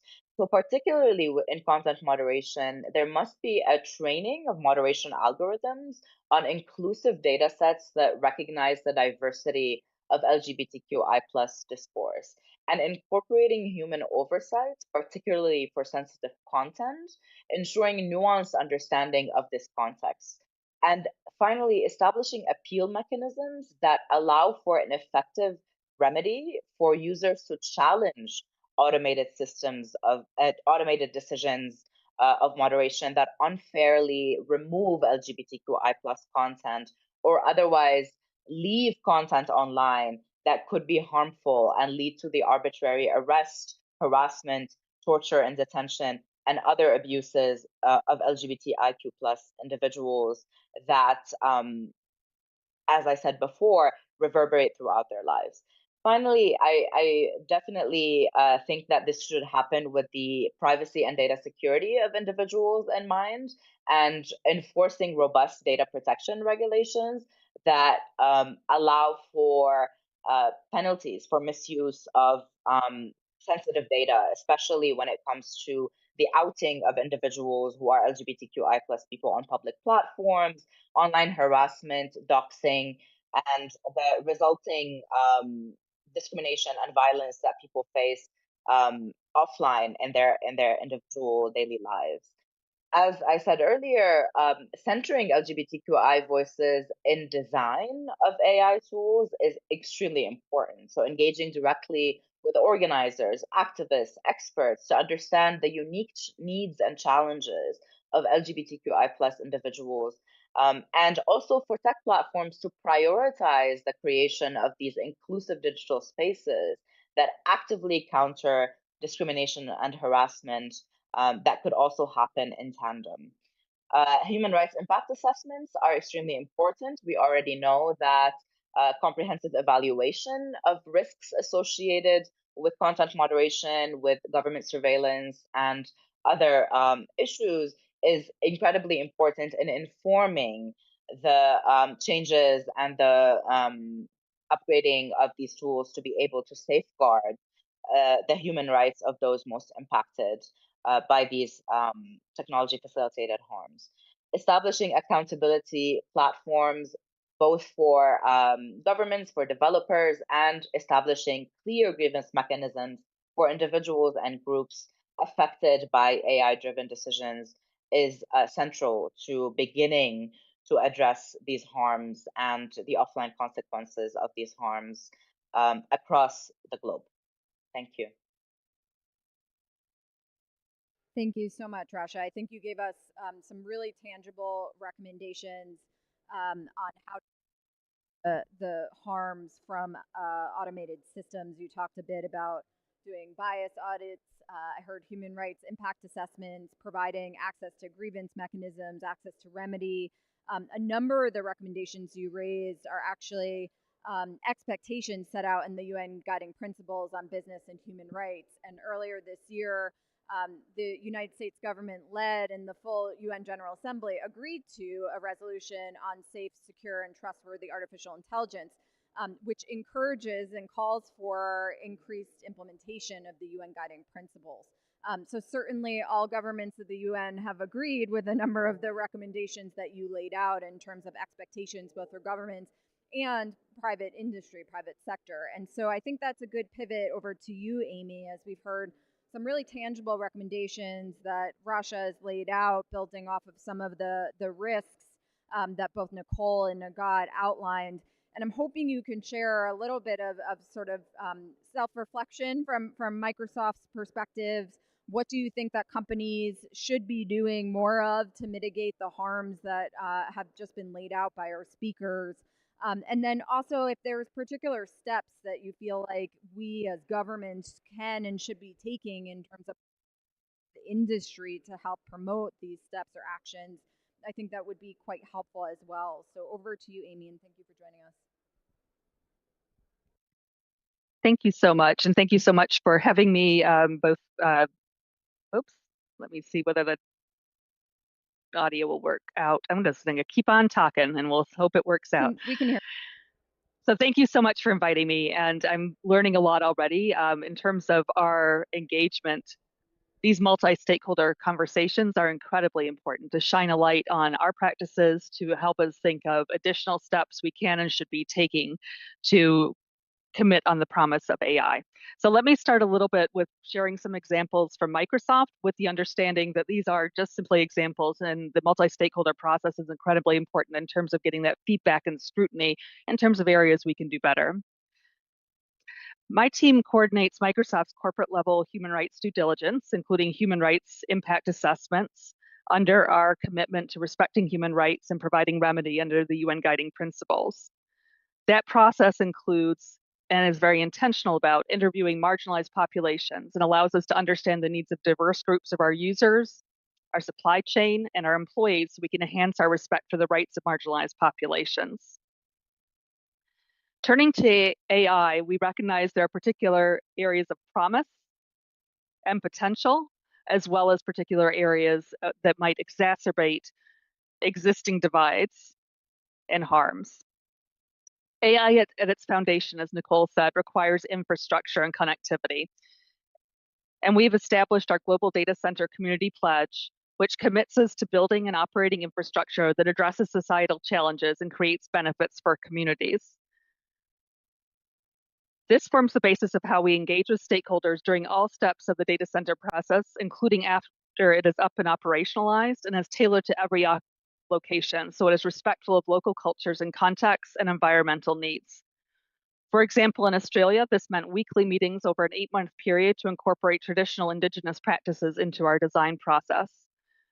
Through engagement, we introduce the project, gather insights that help us inform our data center design, respecting our neighbors and the environmental resources around them. Next, for the development and deployment of AI, Microsoft's Office of Responsible AI has partnered with the Stimson Center to bring a greater diversity of voices from the global majority to the conversation on responsible AI through our Global Perspectives Responsible AI Fellowship Program. The fellowship program convenes a multidisciplinary group of AI fellows from around the world, including Africa, Latin America, Asia, and Eastern Europe, across a series of facilitated activities. These activities and the fellows take part are intended to foster a deeper understanding of the impact of AI in the global majority, exchange best practices on the responsible development and use of AI, and inform an approach to responsible AI.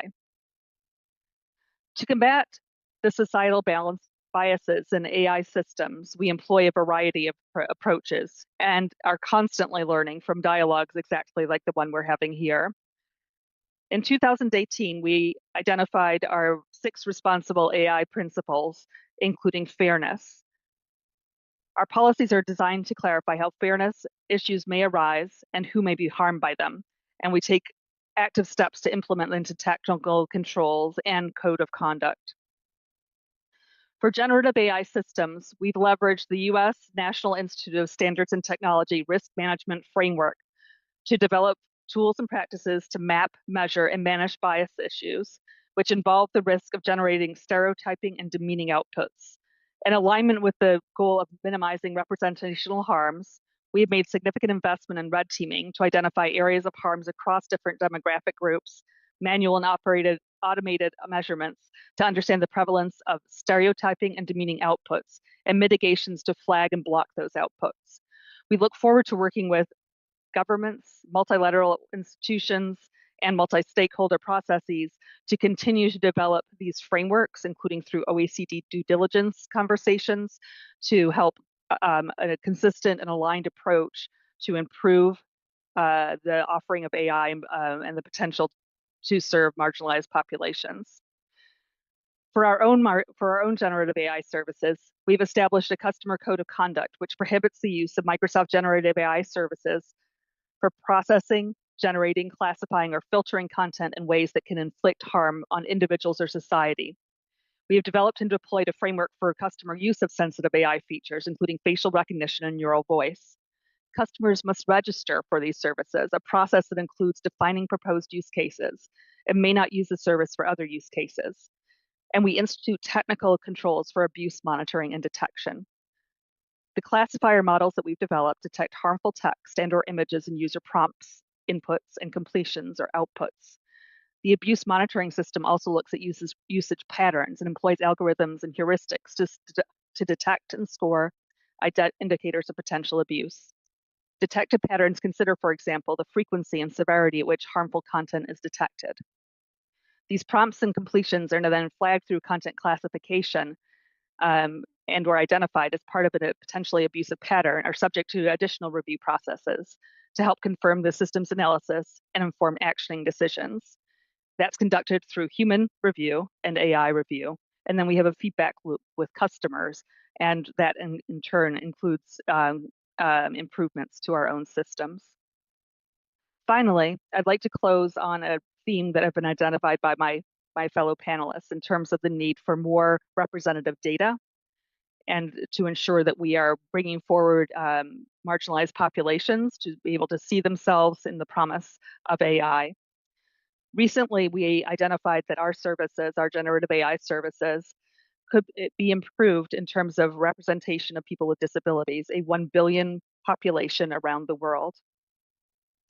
We then partnered with Be My Eyes, which is a service and a service and app that generates videos to allow vision impaired individuals to be able to communicate with others in a crowdsourced platform to actually visualize items that they're looking at. This license to the Be My Eyes content allows us to ensure and advance the representation of people with disabilities in our service. In short, or not in short, because I'm closing now, I appreciate the opportunity to be here and to learn from others on the panel about how we can improve our processes and continue to work with government and civil society to advance AI. Thank you. Thanks so much, Amy. I know I have a bunch more questions for you all. I mean, I think we just heard from you, Amy, the amount of work that Microsoft is doing to develop effective safety happening amongst industry in this space. And yet what we heard from Nagad and from Nicole in Russia is that, there's real challenges in terms of developing effective safeguards. We know that, I think Nagad, you talked about the need to also ensure that we're not concentrating a lot of these discussions in specific regions or specific countries or specific companies. And I think all of you across the board talked a bit about ensuring that we have more representative data, that we're recognizing that it's exacerbating biases and discrimination that occur in our society, or in the case of online harms, things like tech facilitate gender-based violence. It's exacerbating gender-based violence that exists in our societies already. And so I do want to go to the audience for questions, but in sort of reflecting on the questions that we might get, it's also helpful for us to hear a little bit more about your recommendations on how we overcome some of the challenges that we're seeing in developing effective safeguards if we have time. But let me go over to the audience. I know we have folks online as well. If I could just ask our IT friends to pull up any questions, please put them in the chat. And if there's any questions in the audience, so I see folks are having problems hearing as well, so hopefully you can hear us. But if you have any questions, please put it in the chat, and any questions in the room.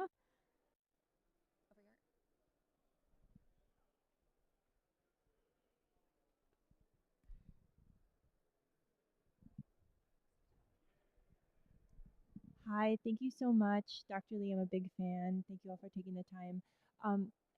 Amy just mentioned infrastructure and data centers, and I have a question. As the government, U.S. government, sorry, I'm from the U.S. So as the U.S. government is integrating AI more and more into public systems, what is the government doing to ensure that patterns of environmental racism and issues with pollution and things that have affected marginalized communities in the US will not be replicated with more and more AI use? I guess I can jump in. I mean, I think that's a great question. I mean, the type of power generation that's going to be required for data centers are definitely going to, in many respects, lead us into areas where there is either more land or less respect for the dignity of the land some people have. So I think we have to, I like the way Amy talked about it with Microsoft, really come up with good criteria and some values on where we decide to put those data centers. Because in the United States, the type of gigabyte plus power that is required to actually not just keep these systems operating, but also to keep them cool, will have a disproportionate effect on communities that are either of color or indigenous, or communities in which, we used to have this term a long time ago in economic development, brownfields, where, there's a possibility to go in and exploit the land for the purposes of the type of, potential nuclear reactor generators that are going to be needed for these data centers. And so I urge, I'm not a government employee, but I urge more conversation in this, right? Because it is an area that is becoming increasingly important as the compute power becomes more distributed, and hope that we can find the same type of reputational as well as harm reduction that we've spoken about today in terms of the models themselves and how we actually deal with this physical infrastructure. Amy, is there anything you wanted to add to that as well?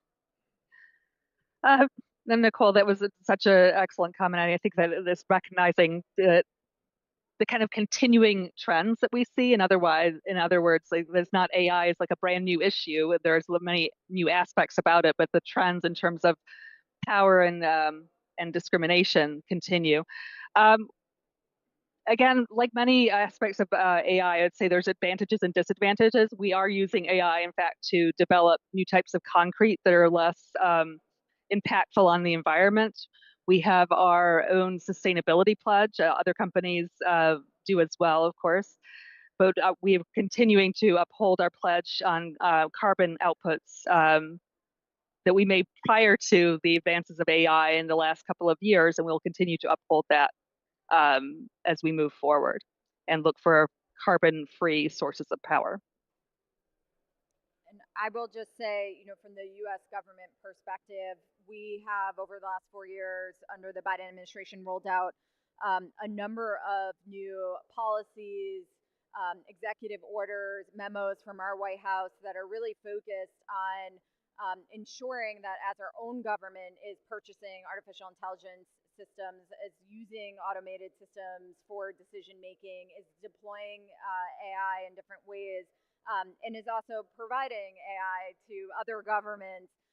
That human rights is a core element of sort of that risk assessment that we're doing. And that is a component in a lot of the new actions and regulations that we have rolled out. One of the things that I will note is we are working currently in the Council of Europe as governments on a new convention on artificial intelligence, AI, human rights, rule of law, and democracy. And this framework convention is the globe's first ever legally binding treaty on artificial intelligence. And one of the key things that that process is doing is also building out a risk assessment framework that has human rights at its core. So as governments, we have a framework that we can actually look to that helps us assess what the risks are, whether that be to environmental rights, to environmental defenders, or other fundamental freedoms, freedom of expression, and beyond. That is core to everything that we're working on. So this is a key piece of a lot of the work that we're doing as it relates to safe, secure, and trustworthy AI in the U.S. And I know I speak for other governments that are here at IGF on that as well. And if we could just pull up the questions online, I just want to make sure also that we're not missing those.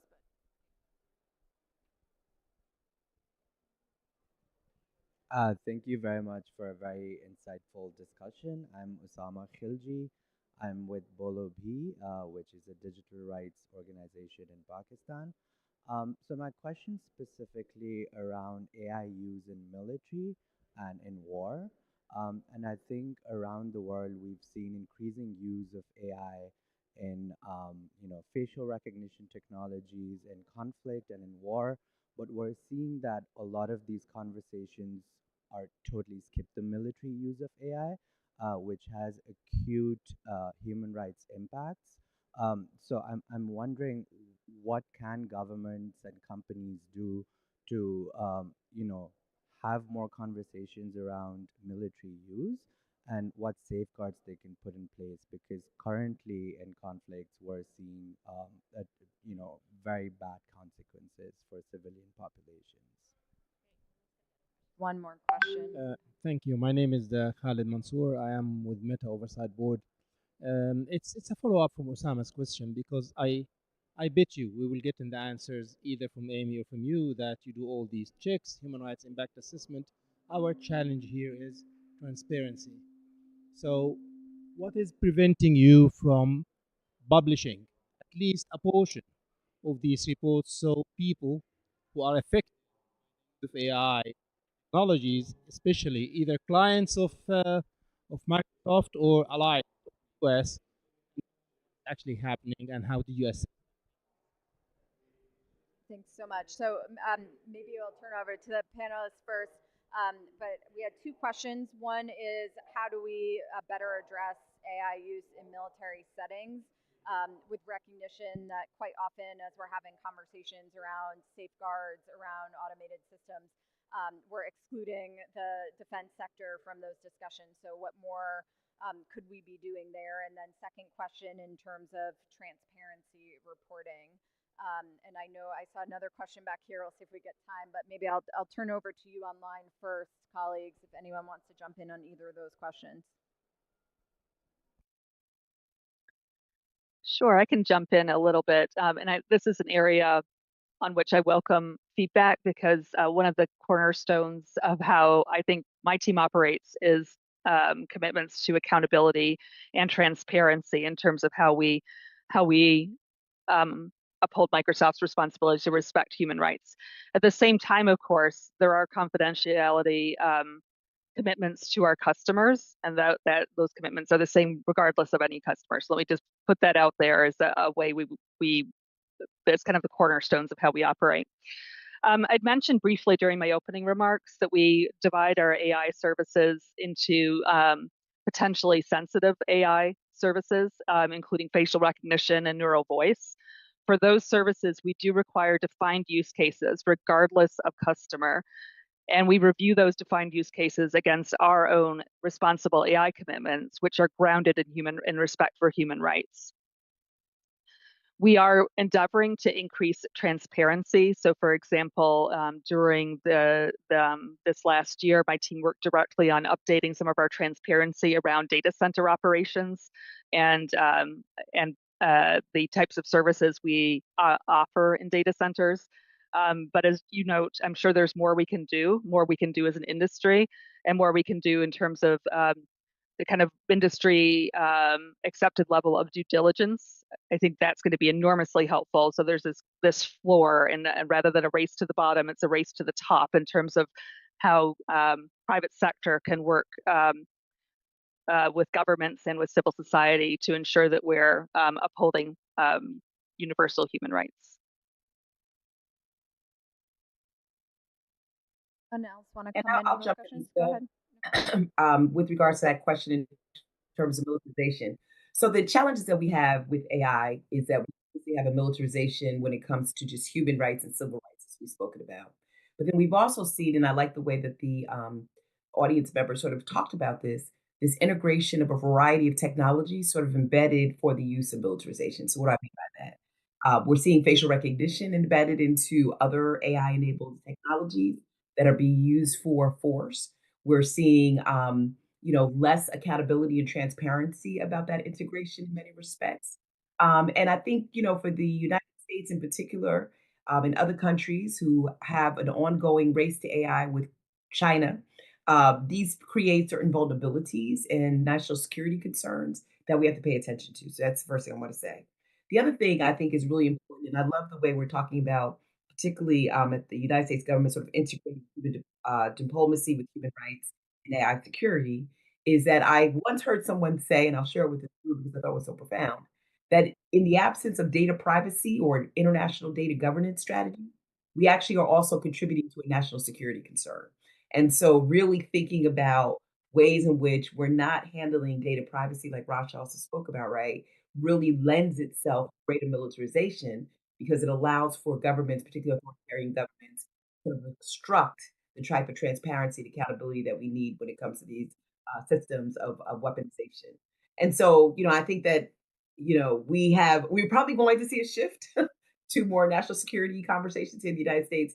National Security Memo is an example of that. I just served with Secretary Mayorkas on the AI Safety Board about critical infrastructure and AI protections. And I think across the world, I was just in Barcelona at the Smart Cities Expo. We're seeing a lot of conversations about embedded militarization of just everyday AI tools and how they can be reversed for that type of application. So I think it's a conversation we definitely need to have, and the UN needs to continue.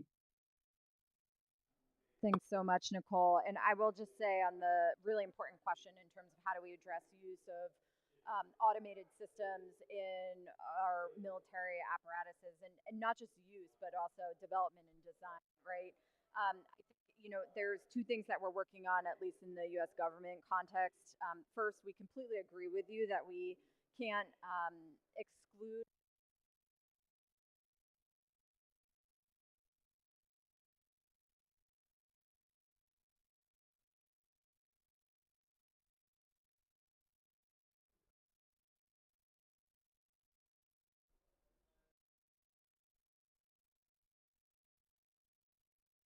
Test.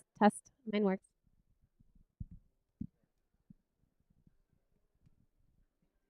Apologies, all. And endless IT issues always. But first and foremost, I think we agree with you on the importance of these conversations. It's why we started a political military declaration to actually start a global conversation on use of AI in the military.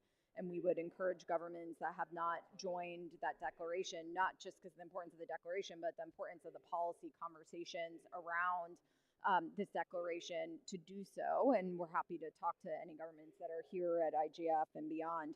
And then the second piece, which I think Nicole talked about, is our national security memorandum on AI use in our national security system. We fully recognize that we can't actually look at how to address everything from human rights impacts of AI to actually how our government is designing and deploying AI itself. We don't actually address this in our national security institutions. And so we just issued a pretty groundbreaking national security memorandum. And to the point on transparency, that's all public. and that deals Secretary is deploying these tools, but all elements of our national security system. So if you have not already had a chance to take a look at that national security memorandum, then happy to also share offline with you. But I think that is certainly an approach that we're quite proud of as it relates to government transparency and accountability. Before I close this session, I wanted to invite our friends and colleagues from the government of the Netherlands. We have Hoes van Zwol, who has been I'll say a partner of crime in all of our efforts to address the human rights impacts of artificial intelligence. Netherlands is going to be the chair of the Freedom Online Coalition's Task Force on Artificial Intelligence and Human Rights next year. For those that are not familiar with the FOC, it's a coalition of over 40 governments that are dedicated to addressing and ensuring the protection of human rights online. In which Netherlands serves as the chair this year. So I'm hoping to turn over to you, Hoes, to close us out and really just share some concrete ideas, particularly in reflection to some of the great questions that we've received on how the FOC can work with other governments next year to address these challenges under your leadership and in partnership with my government and other governments around the room. Thank you so much, Alison. Can you hear me? Yeah. Okay. Just so we will be the T-Fair next year, as we call it, the Task Force on AI and Human Rights. And human rights are, of course, a very different thing than humanitarian rights. But I do want to but I just want to briefly touch on the issue of military and AI. In 2023, we started REAIM, which is the responsible use of AI in the military domain. We did it as the Netherlands, and this year the conference was held by South Korea. And together with South Korea, we launched a first committee resolution last month in the UN on exactly this issue, on what is responsible use of AI by the military. And that resolution had a broad support. We had 165 countries in favor, only 2 against, and 6 countries abstained. So I think that is a pretty good start, at least for this conversation. I'm happy to discuss this later after the sessions as well. So I made some quick notes on what our plans are for next year. And basically, we basically want to continue this discussion, this fabulous discussion. Thank you so much, Alison, and the US for organizing this. Because we see that the Freedom Online Coalition must proactively engage on AI governance now, as critical global norms and standards are being shaped in the upcoming months. It will not take years, it will be literally months. And this is why we, as the Netherlands, want to co-lead the T-Fair next year. Our responsibility is to ensure that human rights remain central to these frameworks, protecting vulnerable populations and shaping inclusive and equitable AI systems. In 2020, the FOC already published a joint statement on AI and human rights. But 2020, that is in terms of AI a couple of centuries ago, basic ancient history, was before image generation and was also before large language models. So we know that the AI system really changed, and I think it's our task next year to revise this successful 2020 FOC statement, emphasizing as well on the disproportionate impact on AI on marginalized communities. The aimed update will provide clear guidelines for embedding human rights principles into AI governance globally. How do we do this? Well, for example, by collaborating with Stanford's AI misuse tracker, we will try to identify and highlight disproportionate impacts of AI on marginalized groups, such as through biased surveillance or exclusionary practices. This tool will ensure transparency and accountability while driving advocacy and for equitable AI practices. We will also organize practical workshops and simulations to equip policymakers and diplomats with the tools and knowledge needed to address these AI challenges and opportunities for human rights, with a focus on marginalized communities and women.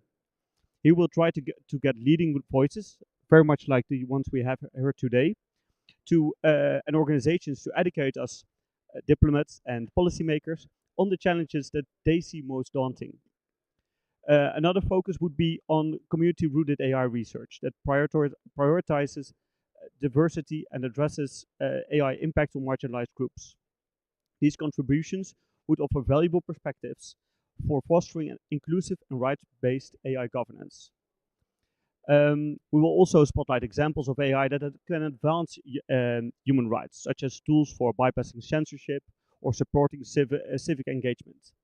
These studies will demonstrate how AI can be leveraged to empower marginalized groups while ensuring accountability and ethical development. A great example of this is the Signpost project by the International Rescue Committee. This initiative leverages AI to provide critical information to displaced populations via mobile apps and social media, delivering content in multiple languages. The choices that we will make now and that we are discussing this forum at the IGF this week will determine how AI helps create a fairer world or deepens the current inequalities. Through TFAIR, we will aim to keep human rights at the center of the AI governance discussion, supporting marginalized communities and building a future based on fairness and accountability. As the upcoming chair for TFAIR, but also as the chair of the Freedom Online Coalition this year, we are convinced that the FOC, the Freedom Online Coalition, provides a great network and platform to advance this goal. Thank you. Thank you so much, Hoos. The Netherlands has been such an incredible leader of the Freedom Online Coalition this year, and I know I speak for my government when I say we're really eager and excited to work with you all and really build out on today's discussion next year on the task force. I know there's never enough time for these conversations, especially when we have such incredible panelists. But I really do want to thank you all for joining on your weekends where you're all located, and everyone for joining us in the room. I will say, in concluding this discussion, we will have at IGF throughout this week and beyond, as we look ahead to WSIS Plus 20 and other UN processes, continued debates around the future of artificial intelligence. How do we both leverage the opportunities from AI, the opportunities that Nicole talked about, and how do we also ensure that we are mitigating the risks? So the rewards and the risks are continued conversation that we're having in AI policy debates. And I think what you have heard from each of our panelists is this question about who is actually setting the table for those debates, who is at the table. Are they representative of the populations that we as governments are tasked with protecting? Are they representative that industry is actually working, has access? And are they representative of the populations that will be most impacted by how these technologies are being designed, deployed, and used in their societies? We have a lot of conversations in the UN around ensuring that we're advancing AI for good, but we know that we can only advance AI for good when basic human rights of all people, no matter where they're located, no matter their faith, no matter their gender, no matter their sexual orientation and beyond, are respected. So this is a really timely conversation for IGF. It's a timely conversation given we just had Human Rights Day this last week. I thank you all for coming, and I hope that we can continue these discussions throughout this week at IGF and beyond. So on behalf of the United States government and my Bureau of Democracy, Human Rights, and Labor, I want to thank you all and thank you all online, and we look forward to being in touch through the Freedom Online Coalition to continue these important discussions. Thank you.